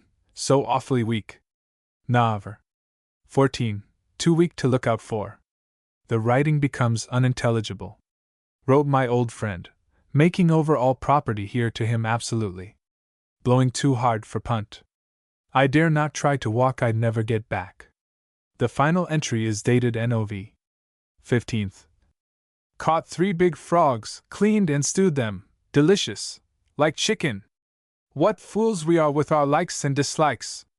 They searched the adjacent island and the coastline, and finally concluded that the recluse, having made a desperate attempt to reach the mainland in his wretched punt, had become overcome with exhaustion, and had drifted away to drown when the boat swamped in the breakers.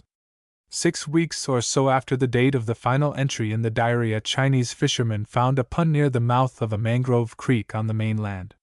In it was a skeleton, a fish spear, some empty oyster shells. A few fair hairs adhered to patches of dried skin on the skull.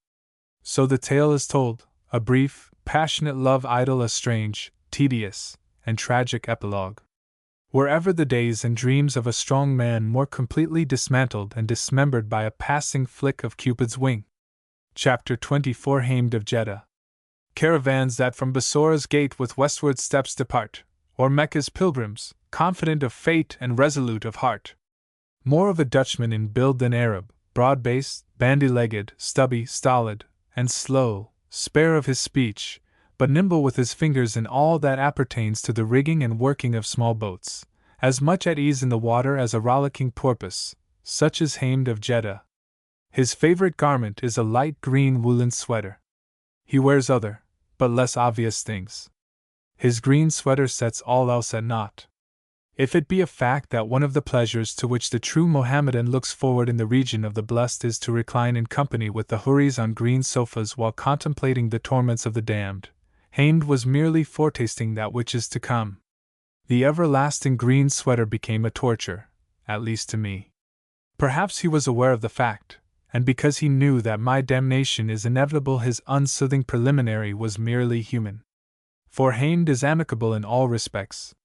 Though his sentiments may be truly Arabian, his figure, as I have remarked, is a travesty on that of the typical Arabian, the Arab of the boundless and comfortless desert. I have tried to picture him as a lean and haughty Mameluke in loose, white robes, mounted on a dust-distributing camel, and lance in hand, peering ferociously across the desert. The desert with its shifting sand and unimpeded sky. But the tubby form in the green sweater, and those bleached dungarees shortened in defiance of all the prescriptions of fashion, positively refuses to be glorified. Except for his swarthiness, Hamed is unreconcilable to the ideals of an Arab, and he has a most heretical dislike to the desert. All his best qualities are under suppression on dry land. He is the Arab of the Tao. His eyes are muddy. The pupils begin to show opacity. He follows slowly and with stumbling steps through the bush and often misses his way, for he cannot see far ahead and you cannot always be looking backward and hailing him. Still, he is never lost. When he fails to recognize landmarks and his guide is out of sight, his cup-shaped ears detect the faintest call of the sea. Then he works in a direct course to the beach, where everything is writ large and plain to his understanding. Of his own motive he never ventures inland without a compass, and with that in his hand he is safe, even in a strange place and out of sound of the sea. Hamed tells a wonderful story of a ride that befell him in his early youth. By the way, there is something to be said of his age which, according to his own account, varies. Sometimes he is 72, then 48, and again 64 and 35. Like the present-day almanacs of his race, his age is shifty and uncertain. Hamed's ride occurred a long time ago, that hazy, half-obliterated mark on life's calendar. Pious Mohammedan that he is, he undertook a pilgrimage to Medina. To that holy orgy he rode on a donkey. So miraculous was the chief event of the journey that it is due to Hamed that his own uncolored version should be given. So hot the sun of my country you can't ride about along a day. Every time you travel along a night, sit down daytime. We start. We ride all night. I ride along a donkey. Sit down one day, ride night time.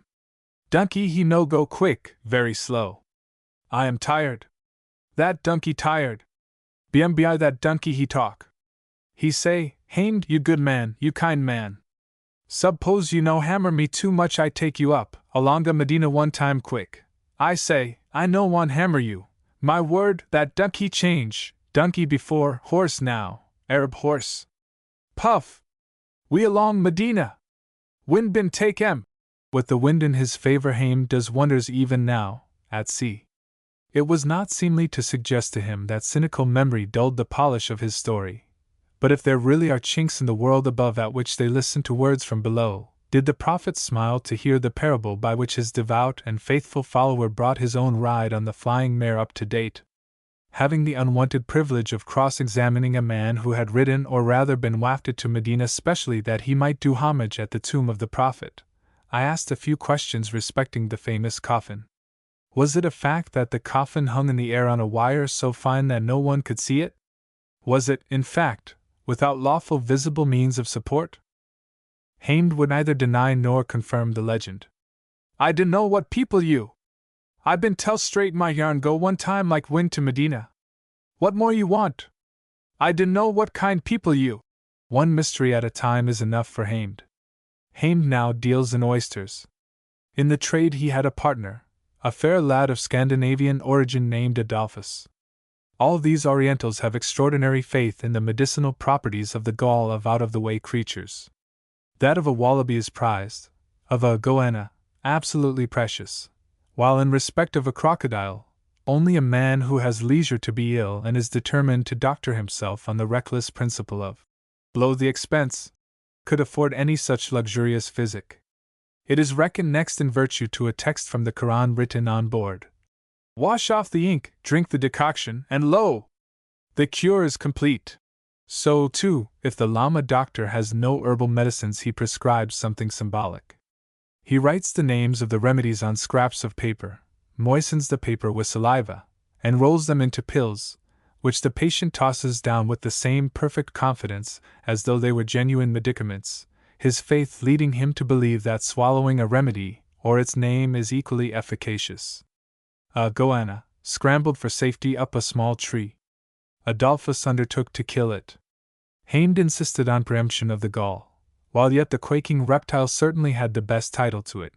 But Hamed stood below and some distance off, for he was nervous.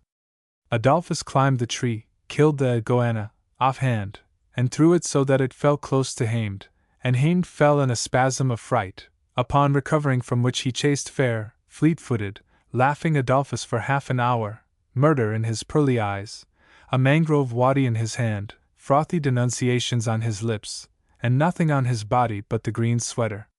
Peace was restored on the presentation to him of the all-healing gall, and then Hamed apologized, almost tearfully, explaining, "That goanna, when you chuck him, close broke heart of me."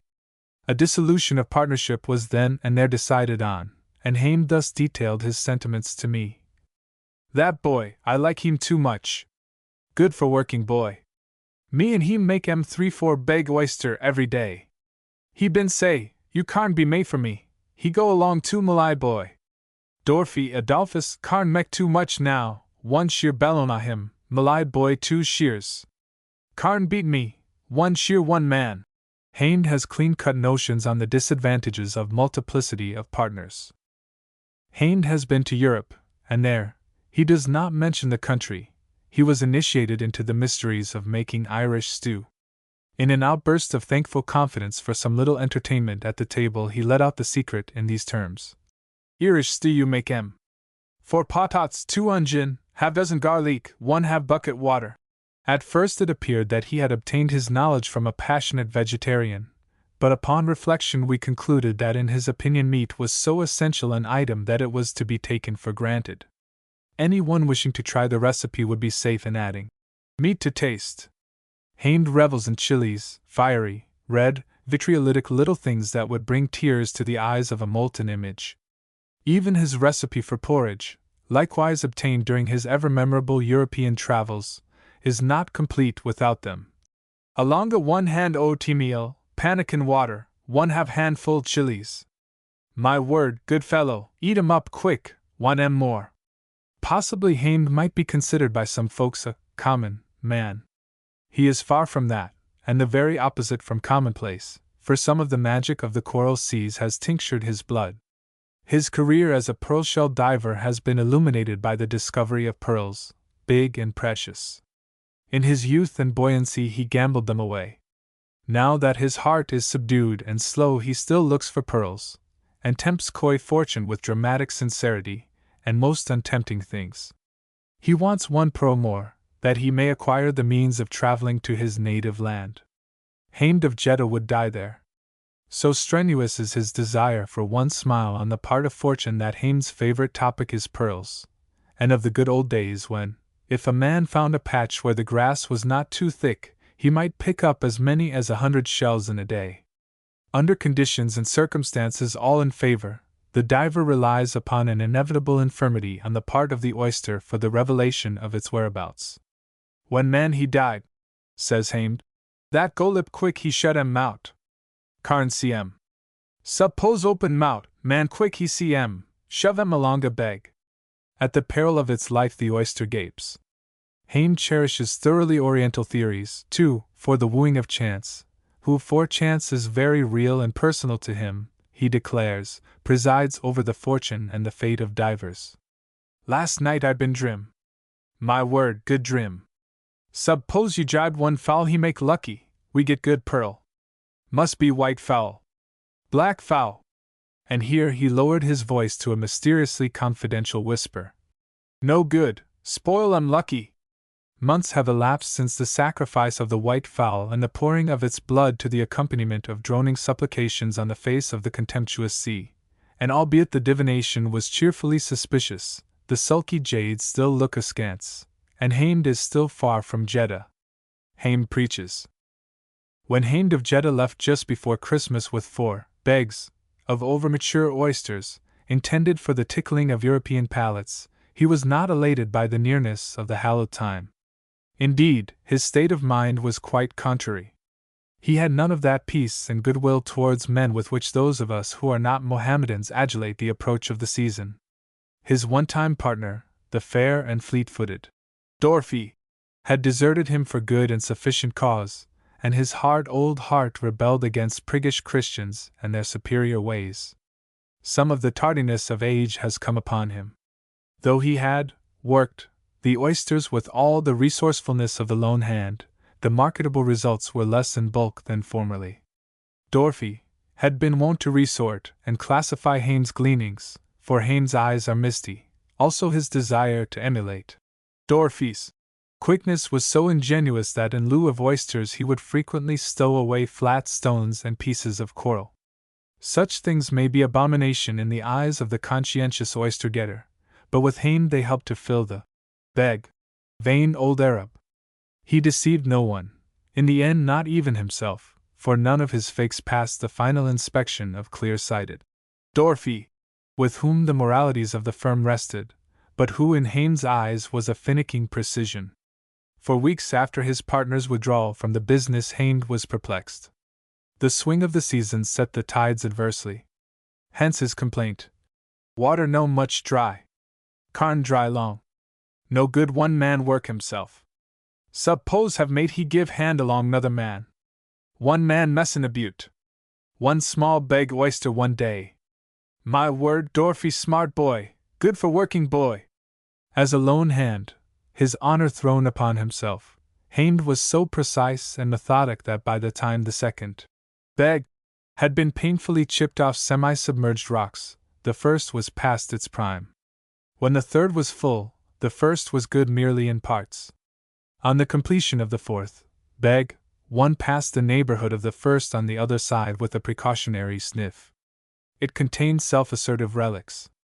But Hames took all 4 bags with him in his little cutter, and Billy, the toothless black boy, who lisped not in affectation but in broad and conscious profusion, for a blow from a nulla years ago deprived him forever of the grace of distinct articulation, sailed with him.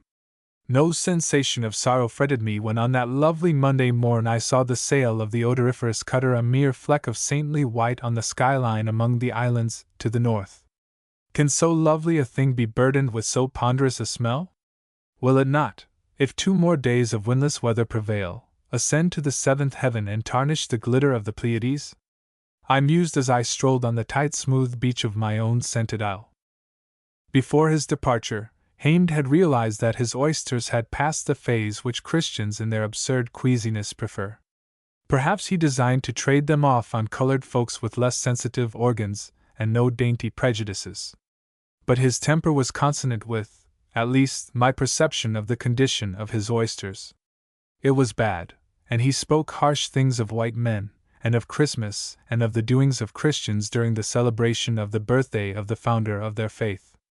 Perhaps he was paying off in advance for the scorn with which his fragrant oysters were sure to be received. When a man who is with us, but not of us, deliberately expresses his opinions about our faulty ways and contradictory customs, and when the critic is disinterested, in matters of religion at any rate, however humble he may be, it is instructive to treat him as a philosopher.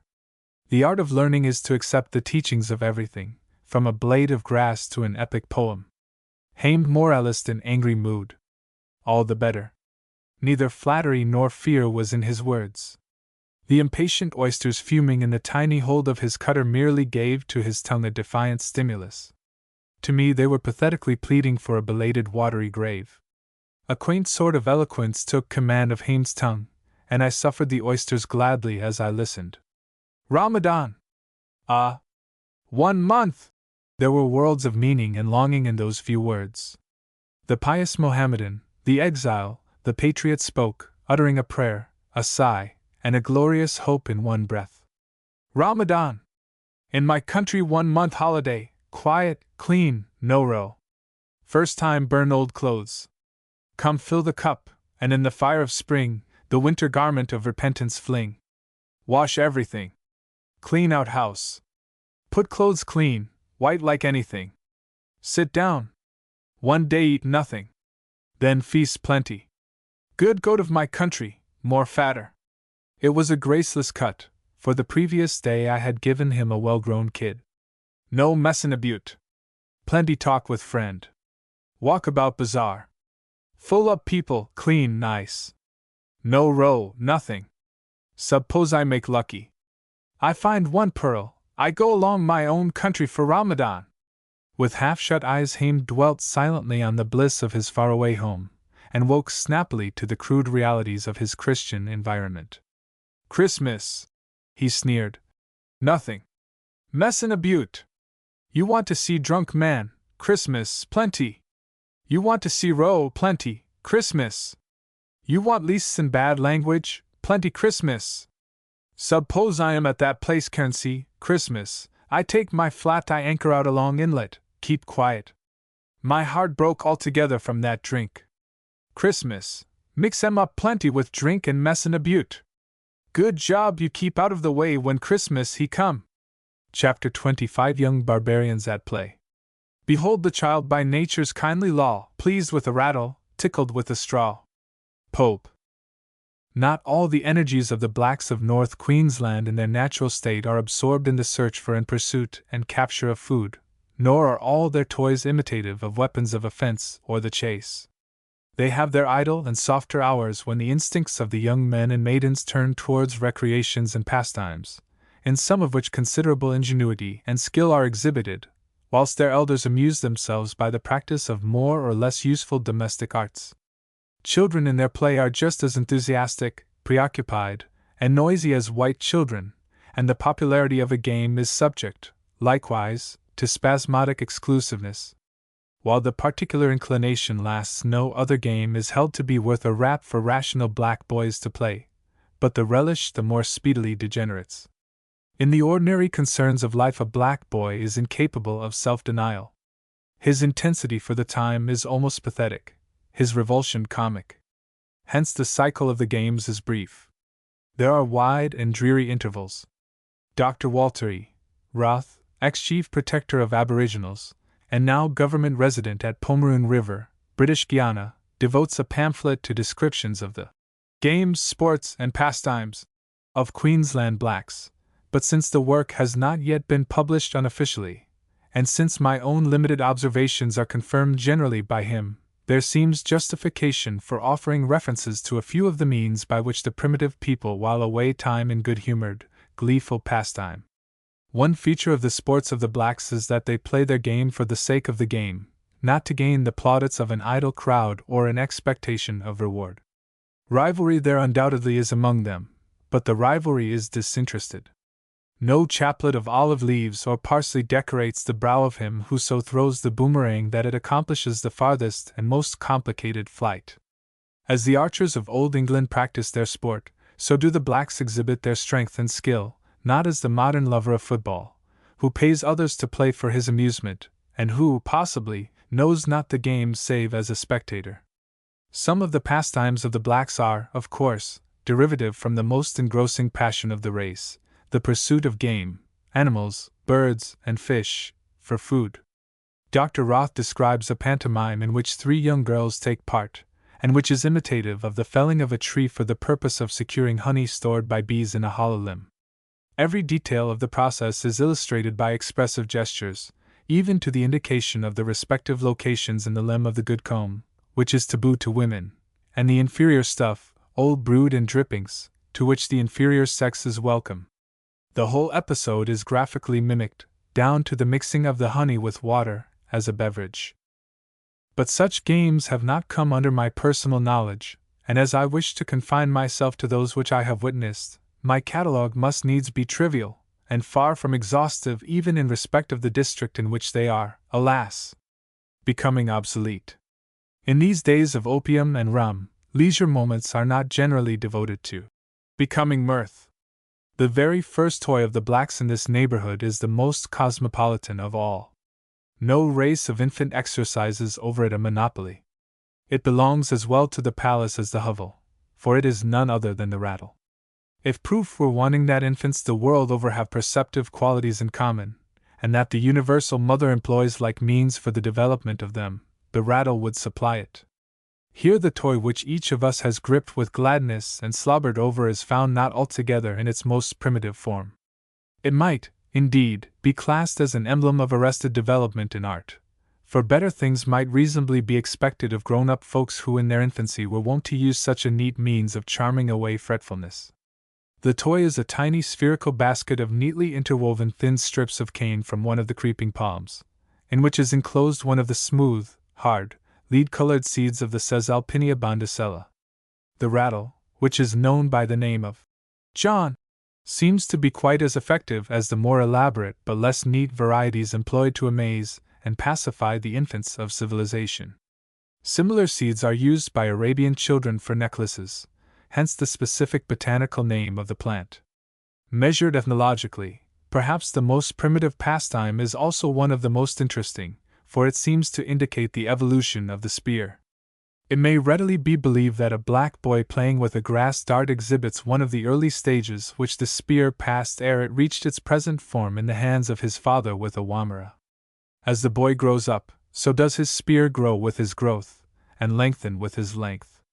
The grass dart is merely a stem of bladdy grass, Imperator arundinacea, which the blacks know as Jeendejai, shortened to about 15 inches by the severance of the leaves, which is usually accomplished by a quick nip with the teeth. The dart is taken between the thumb and the second finger, the truncated ends of the leaves being pressed against the tip of the first finger, by which and the simultaneous impulse of the arm the dart is propelled. Accurate shots may be made with the missile, which has a range up to about 30 yards, with a penetrative force sufficient to pierce the skin. Occasionally the boys of the camp and opposing sides indulge in mimic fights, when the air rustles with the darts, and the yelling combatants exhibit expertness as marksmen as well as extraordinary shrewdness in the special protection of the face and other exposed and tender spots, and skill in dodging and parrying.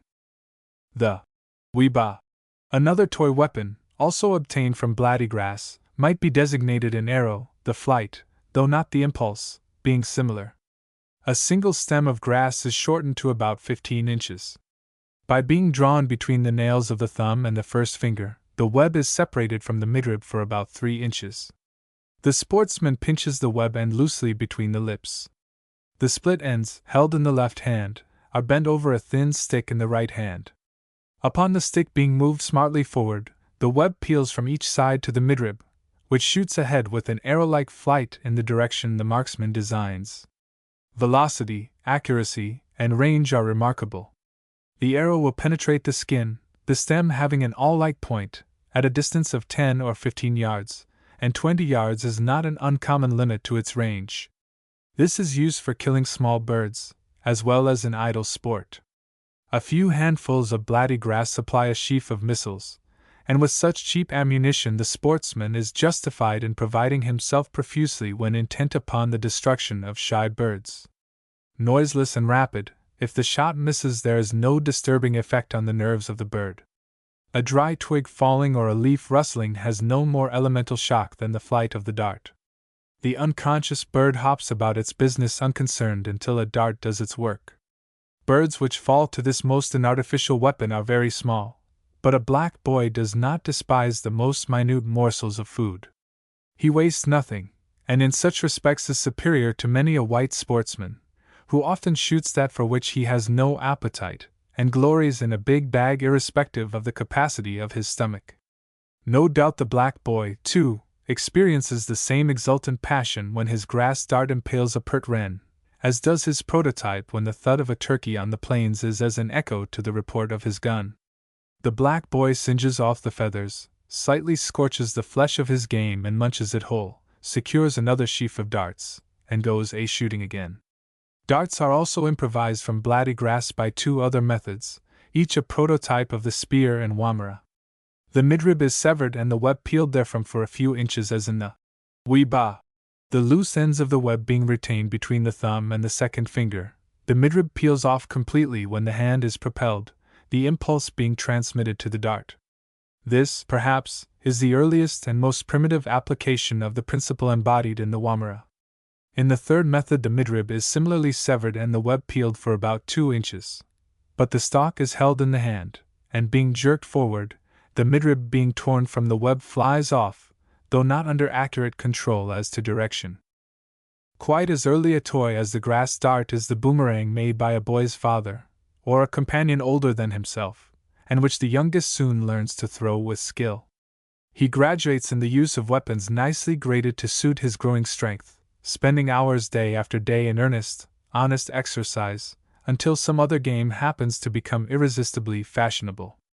A weapon intermediate between the Jindaijai and the full-length spear of manhood is the scape of the grass tree, Xantheria arborea, with which youths fight furious battles, gradually perfecting themselves in elusive tactics and in the training of hand and eye. A favorite set target is the bulbous formicary of the white ant which disfigures so many of the trees of the forest. Along tracks where the spears are readily available there are few white ant nests untermined by 2 or 3. A strong reed which flourishes on the margins of watercourses is played with similarly, and by the time the youth has put aside youthful things and has learned to fashion a spear of tough wood he is an expert. In order to acquire dexterity, the fish spear in the first instance is a mere toy, and is used in play with as much vivacity and preoccupation as marbles and tops and kites are by boys of Australian birth. A colored boy, in all the joyous abandon of the unclad, sports with a spear suitable to his height and strength for a month together, floating chips and scraps of bark in the water as targets, until hands and eyes are brought into such subjection that the art is, as it were, burnt into his blood, and a miss becomes rare. In the meantime he has also practiced on small fish, and soon he is a regular contributor to the larder. What is known as the PRPR accomplishes the flight of the boomerang, and is therefore termed familiarly the little fella boomerang. Before attempting to describe the toy, it is interesting to note that the word boomerang is alien to these parts, Dunk Island, though in almost universal use among the blacks. Wungle is the local title. The PRPR is made from a strip from the side of the leaf of one of the pandanus palms, Pandanus pedunculatus. The prickles having been sliced off with a knife or the fingernails, 2 distinct half-hitches are made in reverse order. Each end is shortened and roughly trimmed, the knots creased and squeezed to flatness between the teeth and lips, and the toy is complete, the making having occupied less than a minute. Before throwing the ends are slightly deflexed. The toy is held in the right hand lightly between the thumb and the first and second fingers, concave surface down, and is thrown to the left with a quick upward turn of the wrist. After a short, rapid flight almost on the plane of the hand of the thrower, the toy soars abruptly upwards, and taking a sinistral course, returns, twirling rapidly, to the thrower, occasionally making 2 complete revolutions. The ends are deflexed prior to each throw. Boys and youths are fond of the PRPR, and men of sober years do not disdain it, being frankly pleased when they succeed in causing it to execute a more prolonged and graceful flight than ordinary. Another toy which has the soaring flight of the boomerang is made out of 2 portions of the leaf of the pandanus palm stitched together in the form of a St. Andrew's cross. It is thrown like a boomerang, the flight being circular, and when it is made to complete 2 revolutions round the thrower that individual is manifestly pleased with himself. This is known as Biribirigu. Another form of aeroplane, Pargara, comes from the pandanus palm, its parts being plaited together. This is thrown high and descends spirally, twisting so rapidly throughout its course that it appears to be a solid disc.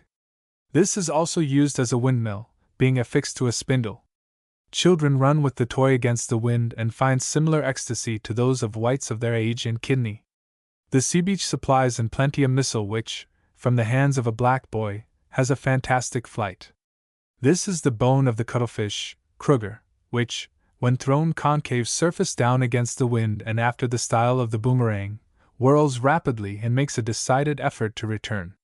It is also thrown along the surface of the sea as white boys do, skipping stones, often reaching astonishing distances in a wonderful series of skips. Cat's cradle is popular in some camps, the ingenious and complicated designs into which the string is woven far outstripping the art of the white man, and leaving his wondering comprehension far behind. Toy boats and canoes are favorite means of passing away time by those who live on the beach, and while little girls dandle dolls of wood and bark, their brothers and cousins laboriously chip stones in the shape of axes, and used formerly to make fish hooks of pearl shell, in imitation of the handiwork of their elders. Boys are also given to trundling a disc of bark, centrally perforated for a short cord, the art of the game being to give the disc, while it revolves, an outward inclination. In these degenerate days the top of a meat tin is substituted for the decent bark disc, in the making of which nice art was exhibited. Several of the games of the youngsters are bad imitations of the sports of the white. Just as their fathers find joy in a greasy, blackened, imperfect pack of cards, throwing them down with significant gestures, but in absolutely perfect ignorance of the rules of any game or capacity to appreciate any number greater than 3, so do the children make believe to play cricket with a ball worlds away from a sphere, for it is none other than a pandanus droop, and a bat of any waddy. But it is due to the crude folks who owned Australia not so very long ago, to say that they had invented the top before the usurpers came along. Tops are made from the fruit of one of the gourds which ripens about the size of a small orange, the spindle being a smooth and slender piece of wood secured with gum. The spinning is accomplished by revolving the spindle between the palms of the hands, some being so expert in administering momentum that the top goes to sleep before the eyes of the smiling and exultant player. Dr. Roth chronicles the fact that the piercing of the gourd to produce the hum has been introduced during recent years. The blacks of the past certainly had no ear for music, but now no top which cannot cry is worth spinning. A more primitive top is the seed vessel of the gulgong, Eucalyptus robusta, the pedicel of which is twirled between the thumb and second finger. Such tops, of course, are the common property of bush boys, white and black, but the latter seem to be more casual in the spinning, though deriving quite as much glee therefrom. A similar top but of larger size is the unripe fruit of the caracal, Eupomacia lorena, which resembles an obtuse peg top, and is spun from the peg. The caracal tree provides also the means of obtaining that joy in loud explosions which is instinctive in the boy, whatsoever his race or color. Young, lusty shoots several feet long, and full of sap, are placed in the fire for a few minutes, and upon being bashed on a log or other hard substance, the heated gas contained in the pithy core bursts out with a pistol-like report. As flies to wanton boys are we to the gods, they kill us for their sport. The cruelty of the average boy, his insensibility to, or carelessness of, the pain of others and of inferior creatures is exemplified by the treatment which the punnel, March fly receives. That an insect which occasions so much exasperation and pain should receive small mercy at the hands of a vexed and sportful boy is not extraordinary, and so he provides himself with entertainment, and takes vengeance simultaneously. The hapless fly is impaled with an inch or two of the flowering spike of bladdy grass to which a portion of the white inflorescence adheres, and is released.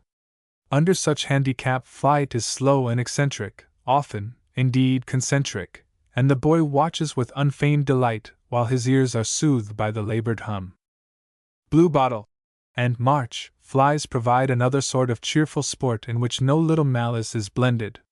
Some boys make tiny spears from the midrib of the frond of the creeping palm, Calamus obstruens, which, balanced on the palm of the left hand, are flicked with deadly effect, continual practice reducing misses to the minimum. Where the grass tree grows plentifully, the long, slender leaves are snapped off into about 6-inch lengths and are used similarly to the creeping palm darts, and with like accuracy. Hours are spent killing the big, lumbering, tormenting flies which infest the camp, and towards which no pity is shown, for do they not bite and blood suck night and day? These incomplete and casual references to a very interesting and engrossing topic may be concluded by a reference to a particular spear.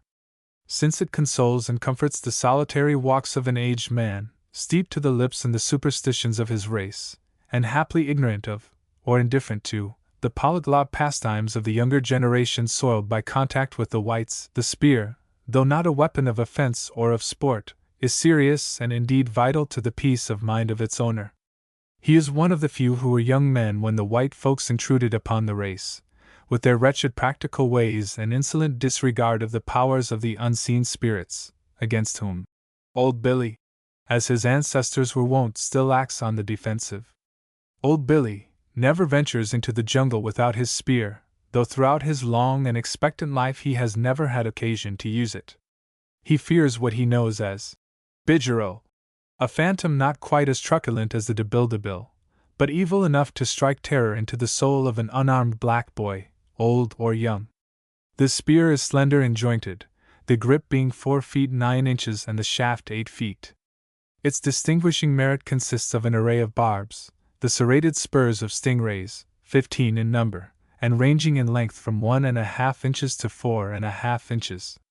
In the first 8 inches from the point are 5 barbs, the second being double, and the rest are spaced irregularly in accordance with the respective lengths of the barbs, which are in line.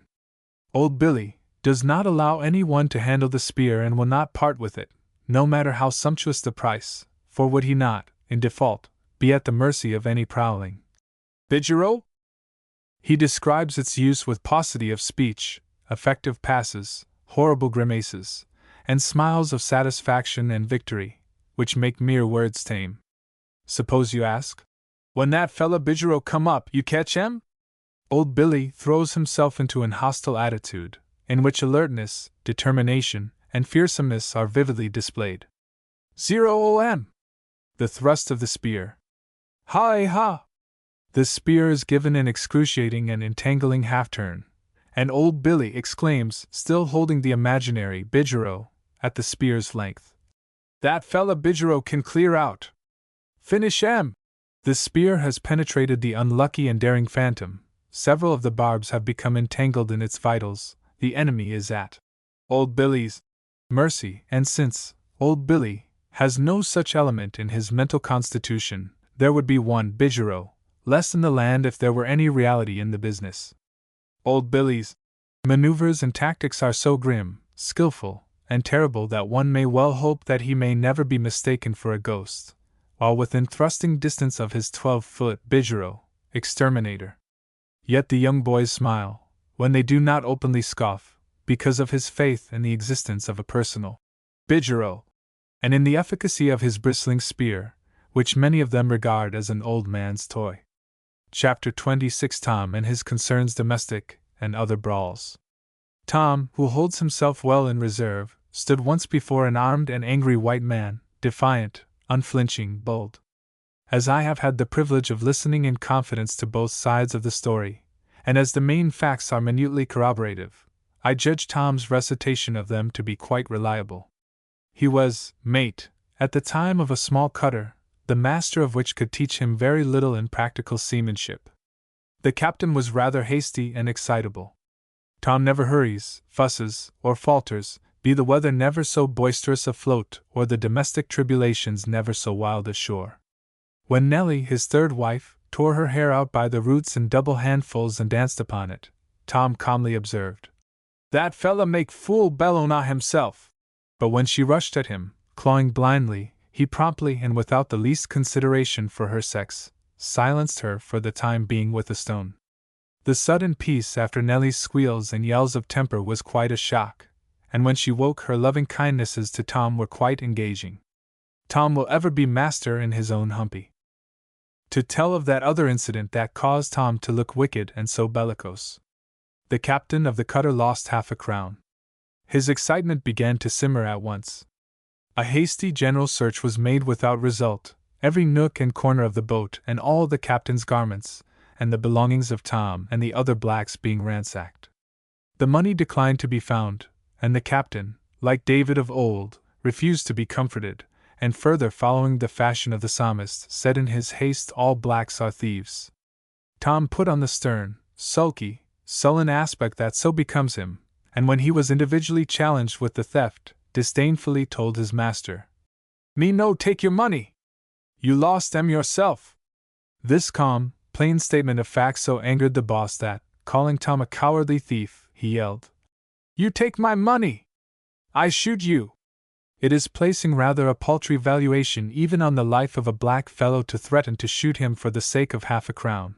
But the death penalty has been exacted for far less, according to the boastful statements of self-glorifying white men. The boss was raging. He groped in the locker for his revolver, while Tom took a side glance at a tomahawk lying on the thwart. Presenting the revolver, the boss yelled, "You rogue, Tom! You steal my money! I shoot you!"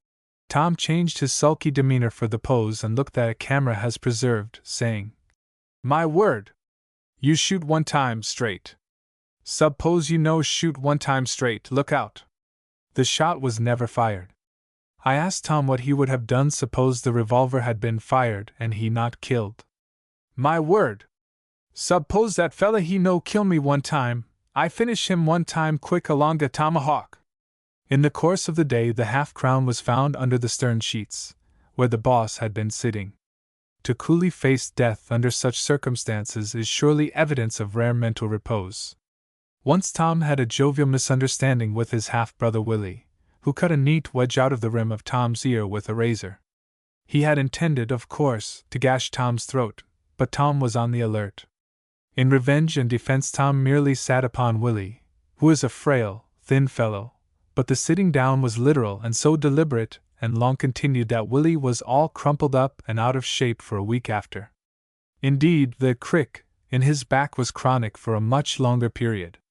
Tom was half ashamed of this encounter, and while glorying in the scar with which Willie had decorated him, excused his own conduct in these terms: "Willie fight alonga razor. He been make mark alonga my ear. My word! Me savage then. I sit down alonga Willie. Willie close up finish. Me been forget about that fella altogether. When Willie wake up he walk about all a same old man long time." With whatsoever missile or weapon is at hand Tom is marvelously expert. As we rested in the dim jungle after a long and much entangled walk, a sheikh, a poor, thin thing, about 4 feet long, wriggled up a bank 10 or 12 yards off, just ahead of a pursuing dog. On the instant Tom picked up a flake of slate and threw it with such precision and force that the snake became two, the tail end squirmed back, to be seized and shaken by the dog, and the other disappeared with gory flourish under a root.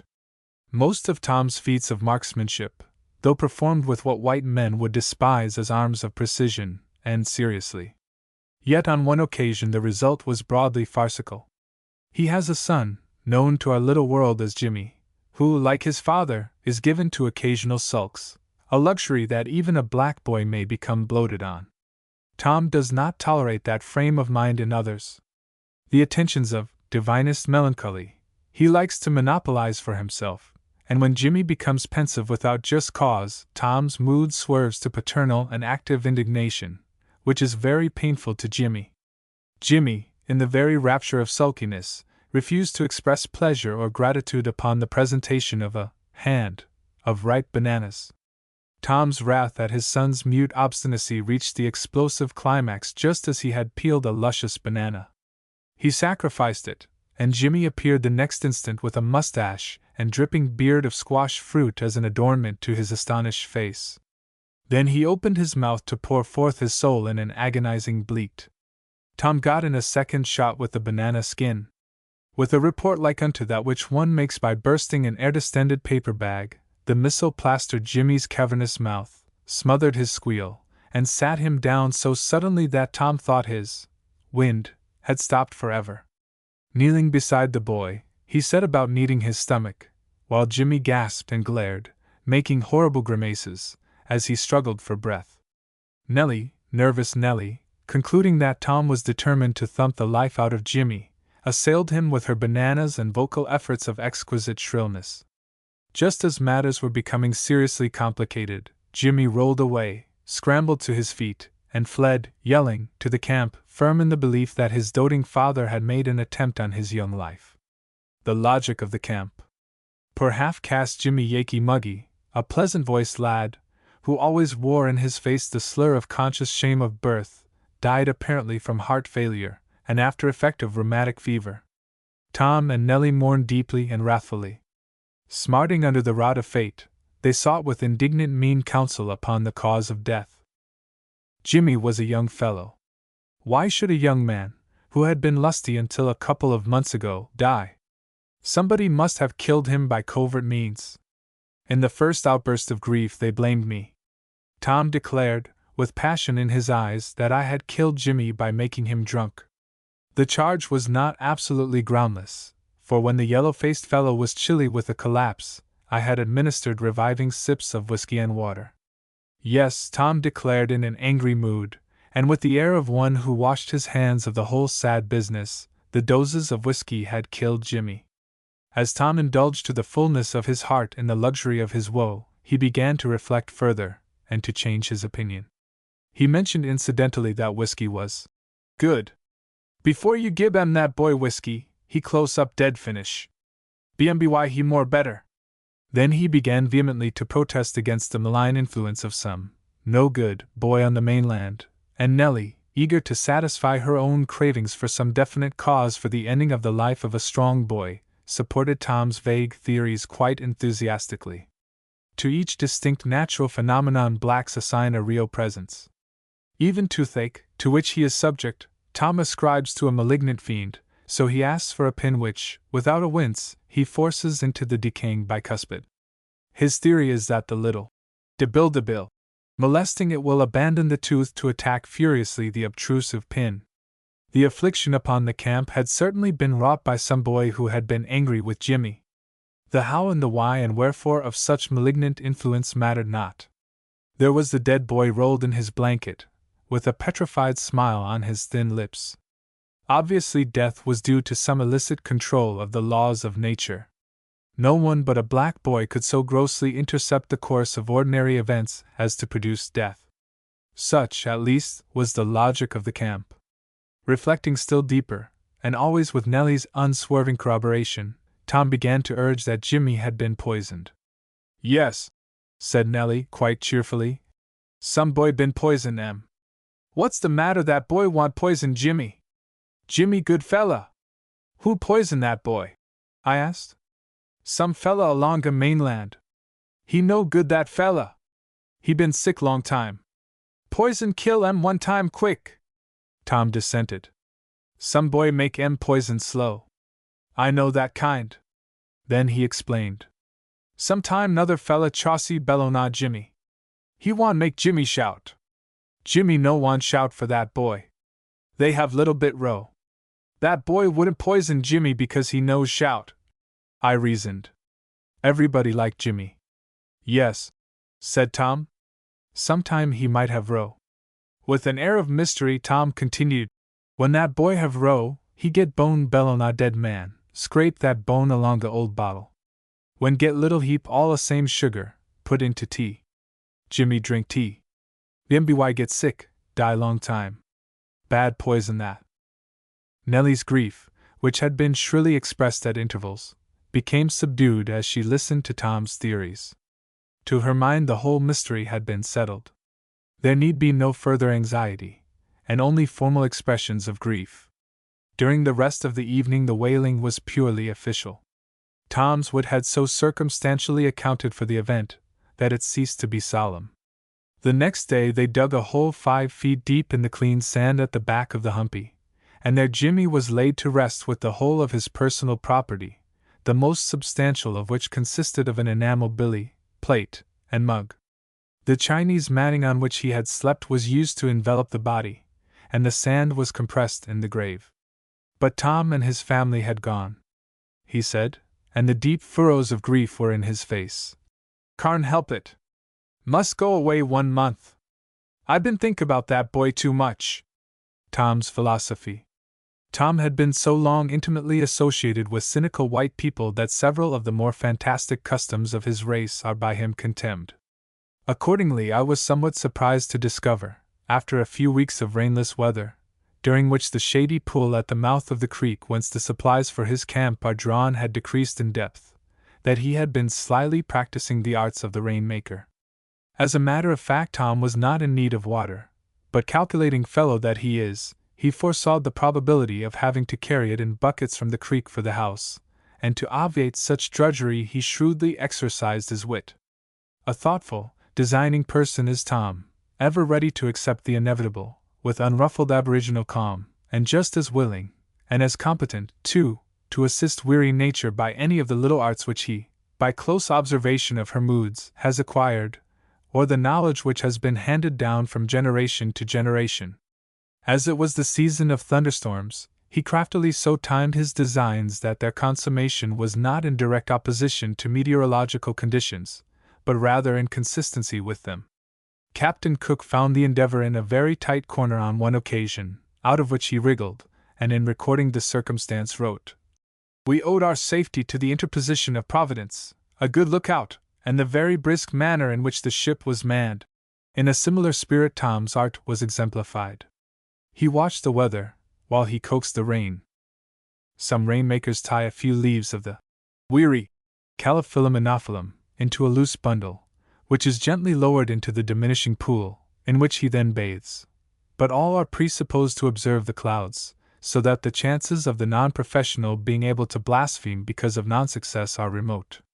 Tom slightly varied the customary process, though he accepted no risk of failure. Cutting out a piece of fresh bark from a weary tree, he shaped it roughly to a point at each end, and having anchored it by a short length of homemade string to a root on the bank, allowed it to sink in the water. A few yards away, towards the center of the pool, he made a graceful arch of one of the canes of the jungle, Flagellaria indica, by forcing each end firmly into the mud, and from the middle hung an empty bottle.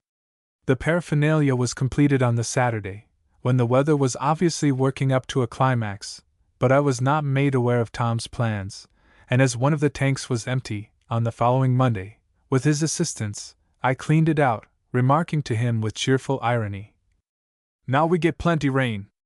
Every time we clean out this little fella tank rain comes. You look out! Cloud come up now! We no want carry water from creek." That night a thunderstorm occurred, during which half an inch of rain fell, to the overflowing of the tank. In the morning Tom smilingly told of his skill as a rainmaker, while admitting that the cleaning out of the little tank had also a certain influence in the right direction. It was a pleasant, gentle rain, too, nothing of the violent and hasty character such as Tom had designed, but again he had a plausible explanation.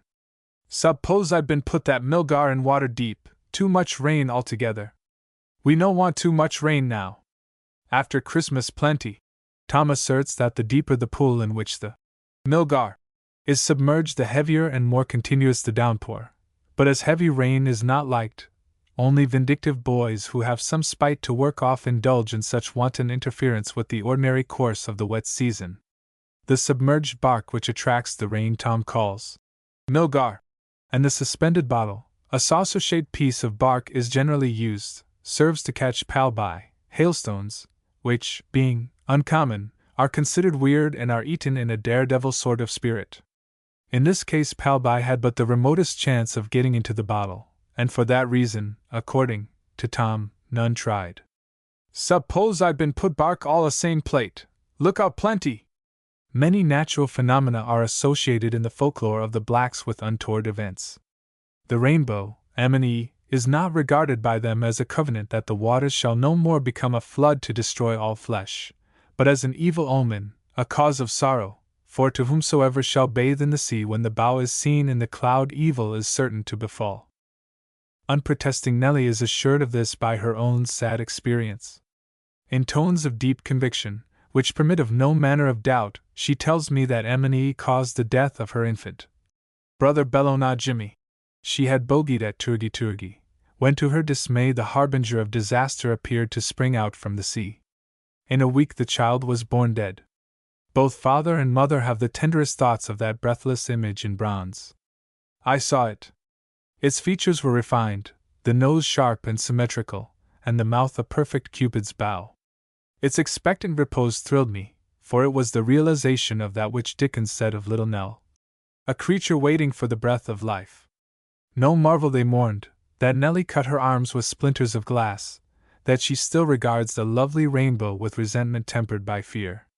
Tom does not respond to cross-examination. He thinks his own thoughts and says but little. When he is communicative, his veracity is the less to be trusted. Many a time have I sought his opinions on the serious import of life, to find that he has none. His thoughts are concentrated on things which affect the immediate moment. Since he is mentally incapable of denying himself the most trivial recreations upon which his wishes have dwelt, restraint is succeeded by despairing, uncontrollable moroseness pathetic in its genuineness. How could such a temperament reflect upon the future? He is no doctrinaire. He does not credit existence after death. When you dead, you finish. But, I suggested, plenty of your countrymen think about another place when you die, finish. Yes, some boy he say when you dead you go long another place. Long way. More better place, plenty tucker, no work, sit down, play about all day. When you come along to that place, father, mother, brother, sit down, no more can die. Then I put a customary question. Yes, what I'll go along to that place like when you die? You father old man when he die. He old man now along to that good place? Little Jinny young when she die. That fella young along that place? That pickaninny bellona Nelly, pickaninny along to that place? Yes, all the same when you die you along that place.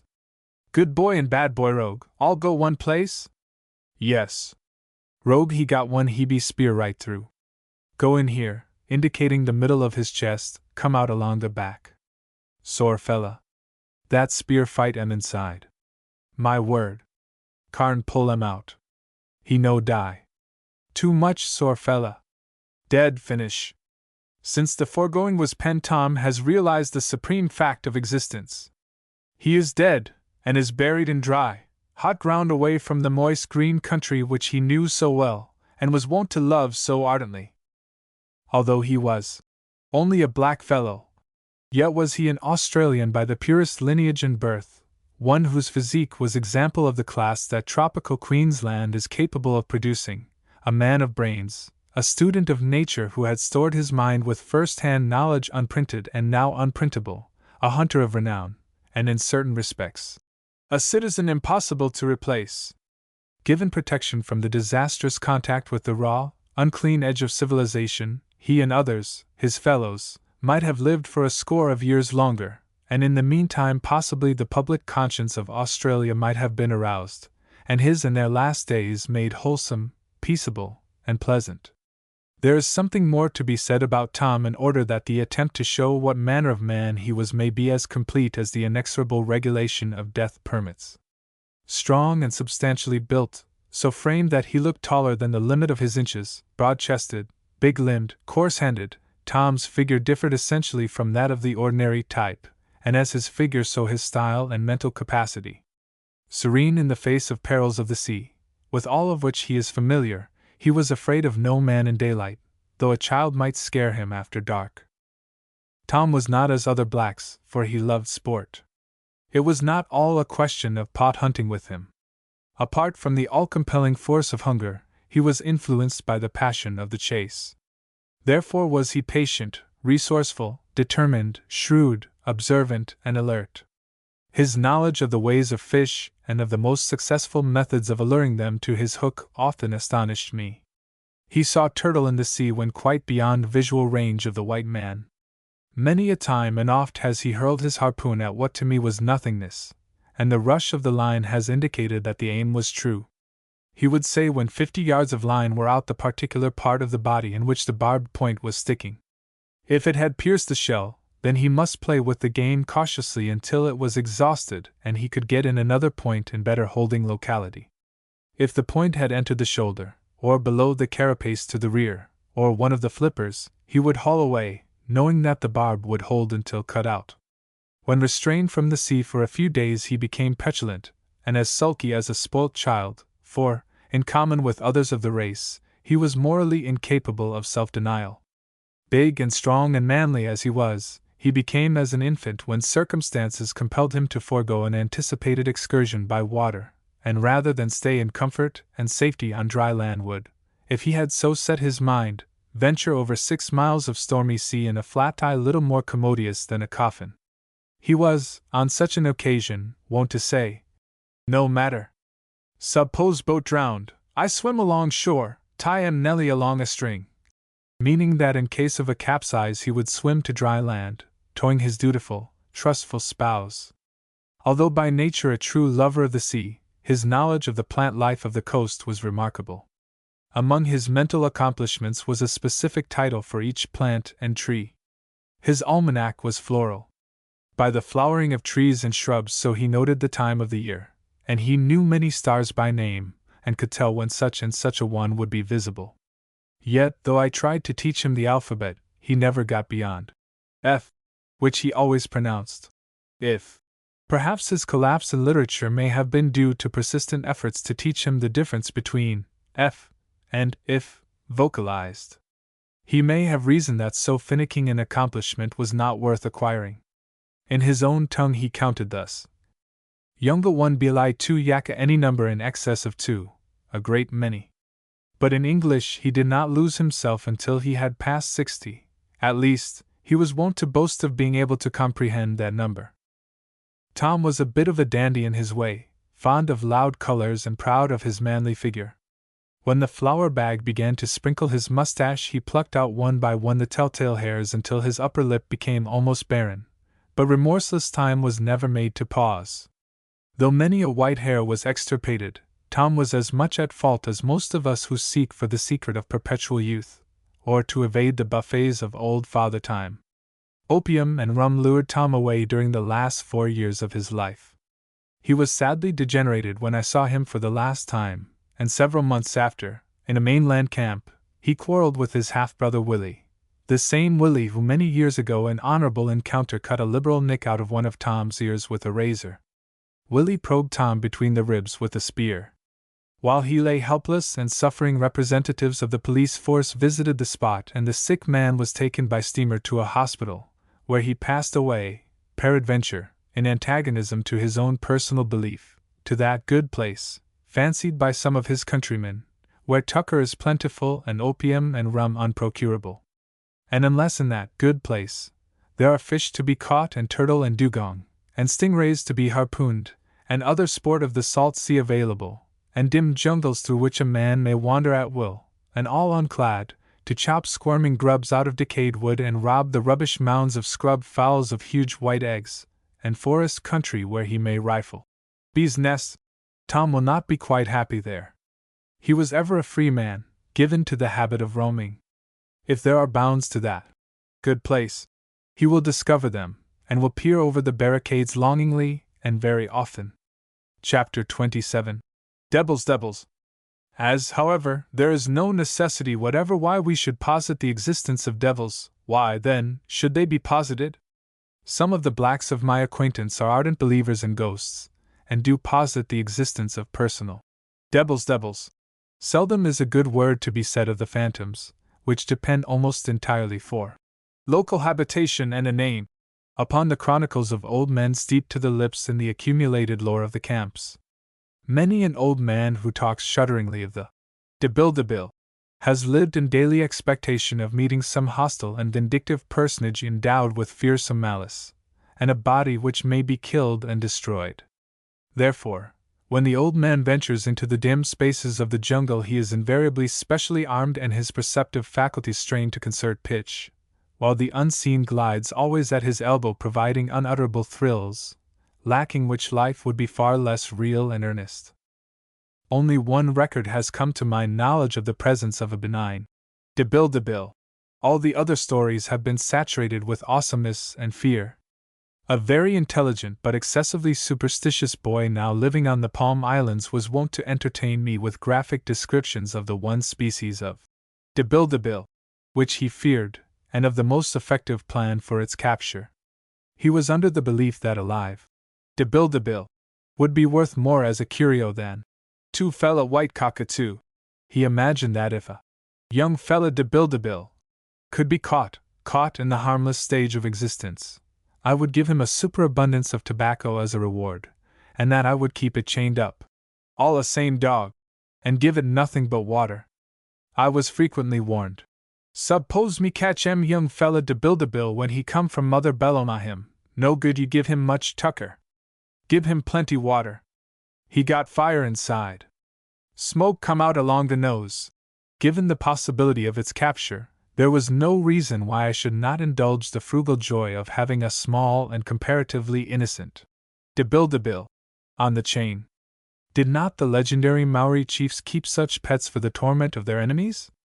Mine would have to console itself with the astonishment and admiration of friends, for, alas, I have not, to my knowledge, an enemy worthy the least of the infernal pangs. Moreover, out of our abundance of rain we could well spare an occasional meat tinful of water for the cooling of its internal fires. Now, the method of capture of a pickaninny de Bilderbill was this: certain manifestations, not explainable and not visible to white men, had revealed to the blacks that a favorite resort of the species was the sand spit of the island. Two boys who were wont to discuss their plans, and even to practice them, decided that they must first observe the habits of the de Bilderbill, and so arranged to catch the young one when the backs of the parents were turned, for, of course, designs against a full-grown specimen were not only futile, but attended with infinitely greater risks of personal injury than George would accept for love or money. They procured about 15 yards of cane from one of the creeping palms, from which they removed all the old leaf sheafs and adventitious rootlets, making it perfectly smooth. Crouching low, each holding an end of the cane, which was strained almost to rigidity, the boys, in their demonstration of the feat, were wont to sweep continuously over a considerable area with the idea of getting the cane on the nape of the neck of the assumed de Bilderbill, and then to suddenly change places, so that it became ensnared in a simple loop by which the baneful beast was to be choked to submission. Upon my suggestion, a thin line used in the harpooning of turtles was substituted for the cane, with which, however, some most realistic and serious preliminary work towards perfection in the stratagem of de Bilderbill capture had been accomplished in valorous daylight. But though the boys gave many exhibitions of their skill and of the proper attitude and degree of caution, the correct gestures and facial expression for so momentous a maneuver, they could never be persuaded to put their skill to the test at the spot where devils most do congregate after dark, the consequences inevitable on failure being too diabolical to contemplate. The conditions never seemed to be absolutely favorable for the deed, for the boys anxiously persuaded me of the craft and alertness of the evil one. Either the night was too bright or too gloomy, or it was so calm that the de Bilderbill would be sure to hear their approach, or so windy that they themselves might possibly be taken unawares. They insisted that devils suffered from certain physical limitations. They could not cross the sea, hence the variety native to the island might be different from the mainland species, and would therefore demand local study before being approached with hostile intentions. I was wont to point out that since the sea presented an impassable barrier, the sand spit, drawn out to a fine point, was just the spot where a pickaninny might be easily rounded up, if it were detected in a preoccupied mood. I suggested that I might be at hand to encounter any untoward results in case of a bungle, but was met with the positive assertion that no de Bilderbill, however young and unsophisticated, would come out, if it smelt a white man. One of the boys went so far as to select the chain with which the captive was to be secured, and the empty meat tin whence it was to be schooled to take the only form of nourishment judicious to offer. That he did most truly and sincerely believe the existence of devils, we had proof every evening, for he would sit at the door of his grass hut, maintain a big, dancing fire, and sing lustily under the supposition that a good discordant corroboree was the most effective scare. Though alleged to be obnoxiously plentiful, the boys could never screw up their courage to the point of a real attempt to apprehend the dreaded enemy to their peace of mind. Two blacks in the employ of a neighbor went to sleep under an orange tree early one afternoon, and slumbered industriously while the others worked. The quiet of the drowsy time was, however, suddenly shocked by a great outcry, when the two lazy ones raced towards the workers with every manifestation of fear in their countenances. They declared that while they had slept a pickaninny de Bilderbill had sat down on the orange tree which had afforded them shade, and that when they woke up it was there. All a same flying fox. All moved cautiously up, and sure enough, hanging head down, was what my friend took to be a veritable flying fox, but he was in a hopeless minority. All scornfully outvoted him, and to this day the blacks assert that a pickaninny de Bilderbill so closely resembles a flying fox that none but a black boy can tell the difference. Again, a black boy and his gin slept in an outhouse across the door space of which they, as usual, made a fire. In the morning, Billy found himself not in the corner where he had gone to sleep, but close to the fire, and moreover his left arm was sore fella. With a dreadfully serious face he related his experiences. In the middle of the night de Bilderbill had entered the hut, and seizing him by the arm, had dragged him towards the door, but being unable to cross the fire, had been compelled to abandon otherwise easy prey. The aching arm proved that he had been dragged by a superior force, and the absence of tracks was assurance that none other than a de Bilderbill could have clutched him. The episode was accepted as one more proof of the horror of devils, of fire, and of the necessity of such a precautionary measure. The scene of the only occasion on which a visitant from the land of spirits assumed benign shape is not far from this spot. It is historic, too, from the standpoint of the white man, for it occurred during a dispersal by black troopers under the command of mounted police. An old black boy tells the story. Before sunrise the whole camp was panic-struck, for it was surrounded by men with rifles. As the defenseless men and helpless women and children woke up, dismayed, to seek safety in flight, they were shot. One man tumbled down here, another there. The awful noise of the firing, and the bleeding results thereof, the screams of fear and shrieks of pain, caused paralyzing confusion. When it seemed impossible for any one to escape, a big man jumped up, and standing still, called out to the bloodthirsty troopers, "Kill me, fella! Kill me, fella!" indicating, with his hand, his naked chest. Such audacity had its effect. All the troopers began firing at the noble, self-sacrificing hero, but marvelous to say, he did not tumble down, for though the bullets went through him, no blood gushed out. While he was the only target, the other blacks, including the voracious chronicler, ran away, leaving many dead. He afterwards declared that the big, good fellow boy, who had drawn the fire of the troopers, and whom the troopers could not kill, was a stranger to the camp. No one had ever seen him before or since, but that he appeared at a terrible crisis specially to save the whole camp from butchery was, and is, the emphatic belief of the survivors. This incident was related, or rather dramatically acted, in the presence of an aged native of the Malay Peninsula, whose knowledge of the mysterious was, in his own estimation, far more exact than that of the unenlightened blacks. With eyes sparkling and all his senses quivering under the stress of impatience, he listened to the end, and then burst out, "You fool! That good, big fellow boy he no boy. That fellow, white man call him ghost. Plenty in my country." Chapter 28 To Paradise and Back. He on honeydew hath fed and drunk the milk of paradise. Coleridge. A gaunt old man with grizzled head, shrunk shanks, and a crooked arm was the most timid of the strange mob of blacks who, under the guidance of some semi-civilized friends, visited the clearing of a settler on one of the rivers flowing into Rockingham Bay. Shy and suspicious, his friends had difficulty in reassuring him of the peace-loving character of the settler, whose hut stood in the midst of an orange grove.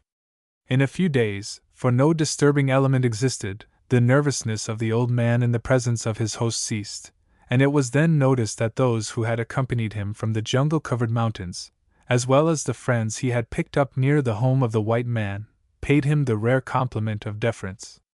Well they might, for he was a man of importance, though he lacked clothing and the elements of decency. The old man's friends, perhaps because of his semi-helplessness, due to the twisted limb, performed various friendly offices for him, and never thought of the spice of any dread avowal, for he was far superior to them all, and righteously was he honored. The lean old man had visited that undiscovered country from whose bourne no traveler returns.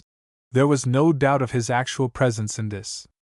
There were his young wife and several companions, male and female, ready to corroborate his story, and was not his crippled arm painful but unimpeachable testimony to the reality of his experiences? In the telling of the history of a too brief sojourn in the paradise of the blacks, the old man took but little part, for his English was nil. The members of the party knew it by rote, and some of them could make themselves understood. Pieced together, for the story came out bit by bit, it ran thus. A very long time ago, when the old man was young and lusty and the king of the tribe, an evil-minded boy, made great rains. All the rivers overflowed their banks, the palm and tea tree swamps became impassable, the hollows between the hills were filled with water. Week after week it rained continuously, the floods gradually hemming in the camp and restricting the wanderings of the men to one long ridge of forest country. Soon all the food obtainable within such narrow limits was eaten. Every one became hungry, for the camp was large and its daily necessities considerable. Patiently they waited for the subsidence of the waters, but more rain came and the camp grew hungrier than ever. Many sat in their shelters and drank water copiously, thereby creating a temporary sensation of satisfaction. In the midst of the adversity, the old man remembered having seen a bee's nest up a gigantic tree some distance away. He had not climbed the tree offhand because the feat seemed to be impossible. What might have been just possible on a well-filled stomach was worth hazarding now that he was famishing. So, wading and swimming, he gained the little dry knoll in the center of which stood an enormous bean tree, and there, a long way up, was the bee's nest. With a piece of cane from a creeping palm and a stone tomahawk he slowly ascended the tree, for he was weak and his nerves unstrung. But he joyed when he reached the bee's nest, for it was large and full of honey and brood comb, a feast in prospect for the whole camp.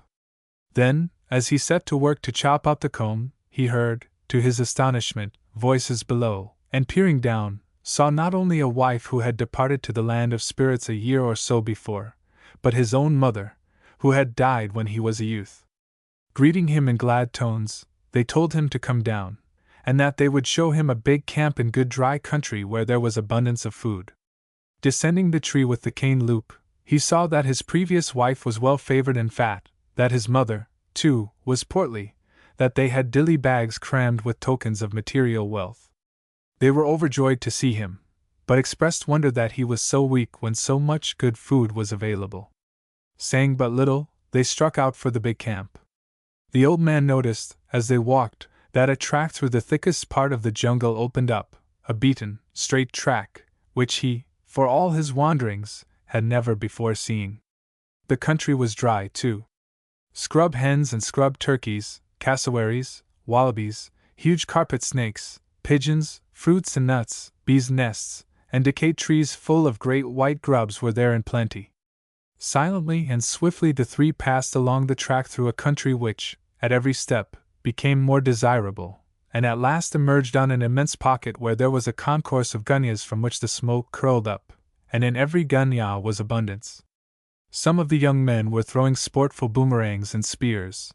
Large parties were so absorbed in the pleasure of corroborating that no notice was taken of the newcomer. The advent of strangers was too common an occurrence to distract them from unconfined joys.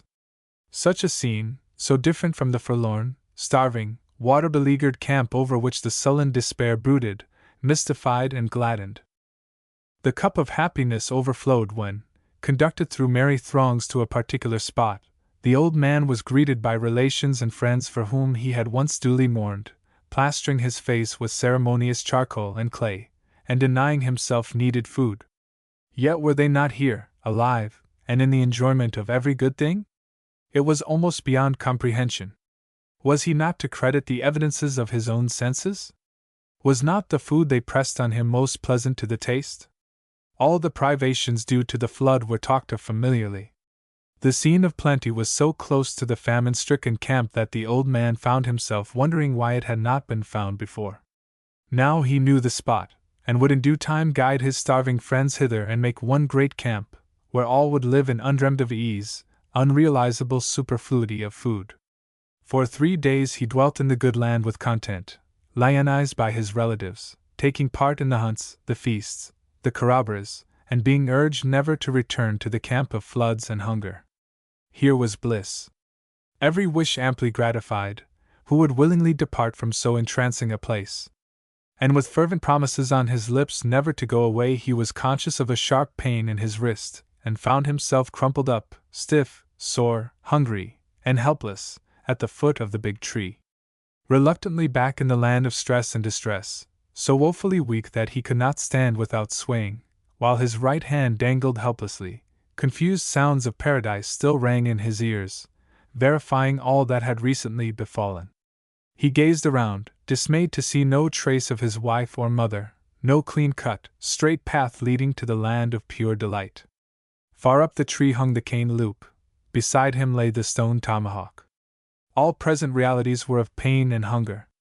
Bewildered, slowly and with much difficulty, he made his way to the flooded camp, noticing as he went that watercourses he had been compelled to swim were now fordable, proof of the lapse of time. Eyes starved to impassiveness stared at the gaunt, crippled creature, complaining mutely, for no food had been brought. Some muttered that he had eaten it all during his unaccounted absence.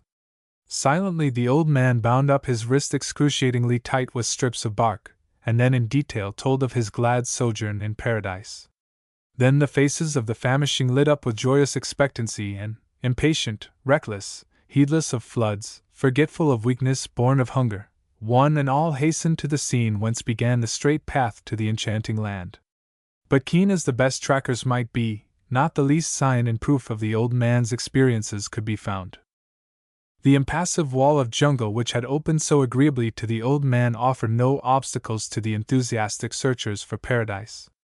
Far and wide, among slim palms standing waist-deep in sullen brown water, across flooded creeks and rivers, over hills and mountains, up gloomy gorges into which none had ever before dared to venture, elated, they hastened day after day, glorious enterprise investing them with hardihood and courage. Ardently, hopefully, each vying with the other, for had not the old man proved beyond inglorious doubt the nearness and perfection of paradise? They pushed the quest far and beyond the limits of their own small province, and in vain, for they were not of the elect, however loyal and eager. Years have elapsed, but the old man and his friends have not lost faith in the existence locally of the happy land. Had he not been hither, led by wife and mother, and did he not remain there 3 days, the only days of unimpeded joy in his long life? No such rich privilege had ever befallen any one else, but without questioning or envy all verify his words and delight to do him honor. Chapter 29 The Death Bone, Facts Cemented with Fiction. In accordance with nature's designs, as he was a good artist, he was also good. He possessed nothing but his individuality. Anon. Wailo was an artist, and, like all true artists, an artist by grace of God. His family was not in any sense artistic. Of his lineage all had been forgotten, save a few of the many failings of his grandsire. So none could tell whence the talent that burst into blossom with him had sprung. It had not been transmitted. It was spontaneous. It was a gift, and all such gifts, are they not supernatural? Gaunt old father and withered old mother would tell that Wailo from earliest boyhood could always make an good fellow a long tree. And now that he was a man and there were the emblems of manhood on his broad chest, deep, cut lines and swelling ridges, and he oft wore his hair long and fuzzy, his hand was very free. Every morning he traced upon the convenient sand studies vigorous though entirely free from the canons of the schools. No authority existed that could tongue-tie his art. Each steamer, each boat which passed was sketched offhand, and by some little trick, due to his inspiration, character faithful to the original was imparted. Banana plants in full fruit and slim palms in cluster were ofttimes his models, but portraiture was not Wailo's forte. On the bark of trees, on flat rocks as well as on the shifting sand he expressed himself plentifully and graphically. He could no more exercise restraint when he found a convenient surface and a piece of charcoal, or a lump of soft red stone than he could have recited the Book of Job. His genius was imperative, almost overbearing. He had been commissioned by an imperious authority to sketch. A fever almost amounting to insanity fired his soul. His work was everywhere, for he had miles of forest and jungle country for his studio, and no hampering, sordid cares to distract him. The light of genius in such an obscure world was unrecognized. Being beyond comprehension, it existed as the coldest commonplace. Not one of his fellows was equipped mentally to register the deviation from the prosy norm of the camp exemplified in him, and if the camp never produced another artist, the default would occasion exactly similar unconcern. Wielo's masterpiece in portraiture, the one revelation of the human form divine which he permitted himself to accomplish in other than transient sand, was a fancy picture of one of his many sweethearts, a lady in a very old hat and nothing more, with a few boomerangs thrown in to fill otherwise waste space on the inner surface of his shield. Wilo, though strenuous in his love of art, is ever economic of the materials by which that love finds such apt expression. His scenes are crowded. As a warrior, and as a strategist, not altogether as an artist, though sympathy must ever be with him in that o'ermastering talent of his, Wilo also displayed those gifts which proclaimed the gifted, though he was true to his race in many of its phases of simplicity. His skill, or rather his supreme striving to appease aesthetic thrills, made Wilo superb in the fight. He developed a meek, affected voice, somewhat mincing ways, and a faraway look in his eyes. These distinctive traits, worn with careless hair, were so original, so intensely entertaining and notoriety-provoking in a camp which had never possessed the copyright of more than one shabby corroboree, that Wilo made many conquests. For each conquest of the heart he had fought, and the more frequent his fights the more expert and daring he became. Thus did love indirectly raise him eventually to the dignified position of king. Never before had any man of the camp so many fights on his hands. The artistic instinct caused him to fashion weapons true and perfectly balanced, made his hand the steadier and his aim very sure, while his intense earnestness in love imparted terrific speed to his blows when he beat down his rival's shield with his great short-handled wooden sword. He was enthusiastic as a duelist as he was absorbed in art. It came to pass that when Wilo was not tracing his favorite seascape, he was either flirting or engaged in the squally pastime of fighting an aggrieved husband or scandalized lover. Wilo had so many of the fair sex to do his bidding, that he was relieved of the necessity of troubling himself about food.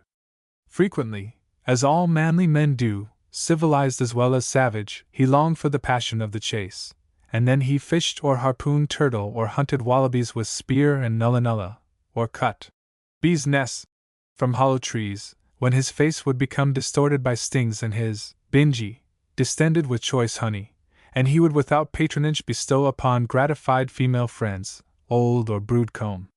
Wilo was a man and a king among his fellows, tall, white-toothed, generally decorated with a section of slender yellow reed through the septum of his broad-based nose, and with a broad necklace of yellow grass beads round his neck. He wore clothes sometimes, as a concession to the indecent perceptions of the whites, whom for the most part he despised, though he preferred to be otherwise, for he was a fine figure, not a plaster saint by any means, but a hero in his way and well set up, and an artist by divine right.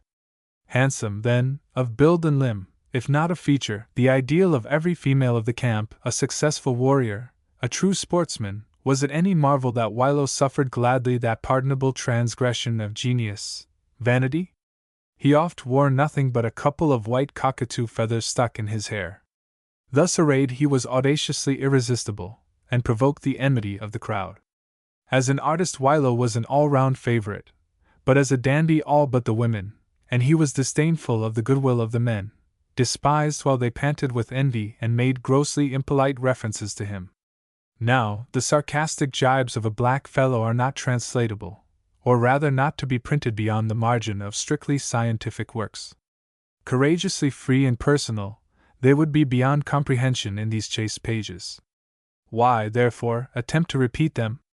A genius has been described as a deviation from the average of humanity.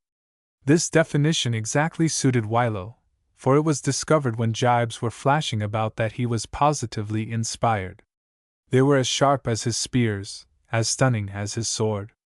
Yenku, the wit of the tribe, a stubby, grim old man, who spent most of his time making dilly bags and modeling grotesque devils in a pliant blending of beeswax and loam, to the horror of every pickaninny, soon found that Wilo could talk back with such withering effect, such shatteringly gross personalities that he, who with the spiteful ironies of his venomous tongue had kept the camp in awe, was dazed to gloomy silence by Wilo's vivid flashes of wit.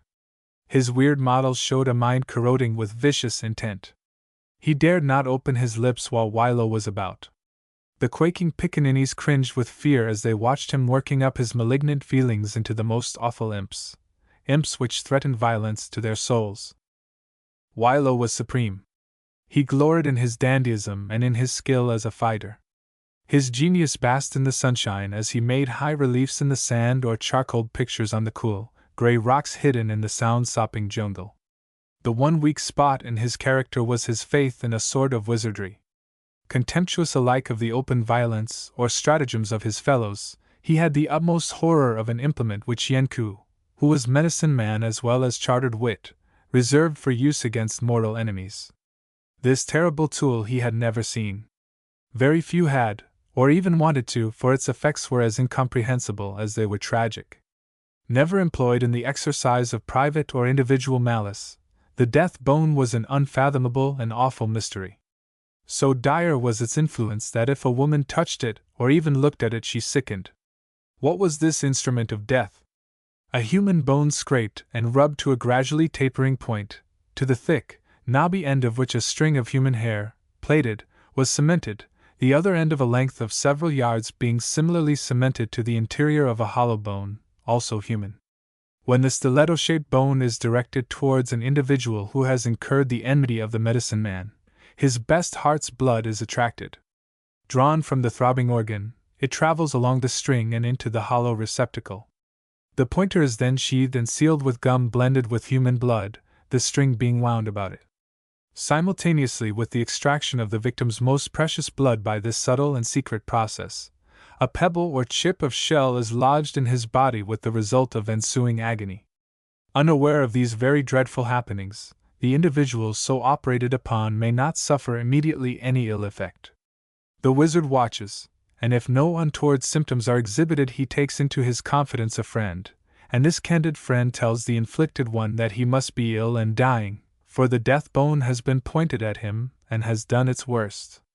Fear begets immediate sickness, and if the blood of the patient be not restored and the foreign substance extracted from his spasmodic side with elaborate ritual, death is inevitable.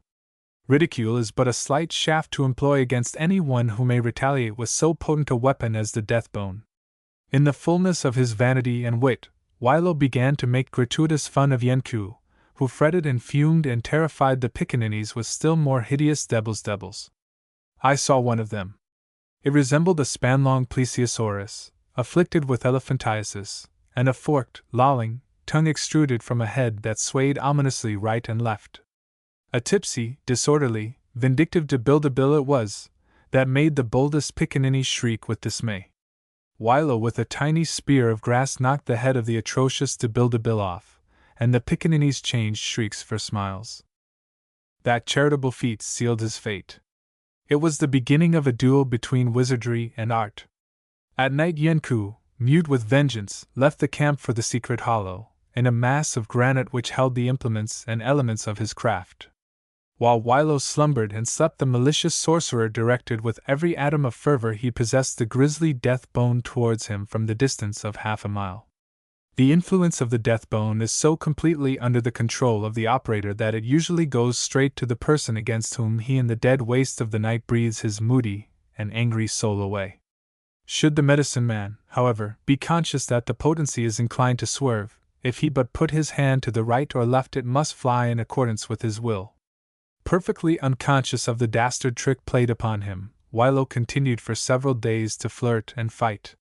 He had a glorious time, and so, too, had the pickaninnies, for Yenku, for reputation's sake, dared not model devils merely to have their horrible heads knocked off with irreverent grass darts. Rather have no debildabil than one subject to Wilo's profane but splendid marksmanship. So the naked black kitties danced about Wilo, while Yenku fortified himself with the grim knowledge that he had Wilo's heart's blood securely sealed up, and that Wilo had a pebble in his body which would make him squirm sooner or later. But strange though it was, nothing happened to the arrogant Wilo. His physical condition was perfect, his spirits boisterous. The skill of the medicine man, the whole dread influence of the death bone were at issue, and to give effect to both Yenku whispered that he had employed the death bone against Wilo, because Wilo had become too flash. The recital of the deed struck horror and dismay into Yenku's confidant. He was shocked at the sacrilege, astounded that Wilo had not yet tumbled down. It was his duty to tell poor Wilo of his awful fate. Individuals of other nationalities in all ages have been proof, as Wilo was, against unimagined evils. There may be in the cup a spider steeped, and one may drink, depart, and yet partake no venom, for his knowledge is not infected. But if one present the abhorred ingredient, make known how he hath drunk, he cracks his gorge, his sides with violent hefts. His knowledge infected. Wilo collapsed forthwith in a spasm of fright. All the prognostics of the medicine man were verified. Wilo's hair became lank, his eyes dull, his teeth yellow, his face pinched, his limbs weak. He spat frequently and groaned. He pined daily, for he slept little and his appetite was gone. Knowing that the fatal death bone had been pointed at him, what was the use of attempting to resist inevitable fate? Rather would he resistlessly meet it. How was it possible to live without his precious blood, now sealed up in the death bone? And he had a horrible pain in his side where the stone was, just as Yenku had said. All the camp knew what had happened. Yenku's reputation had been grimly asserted.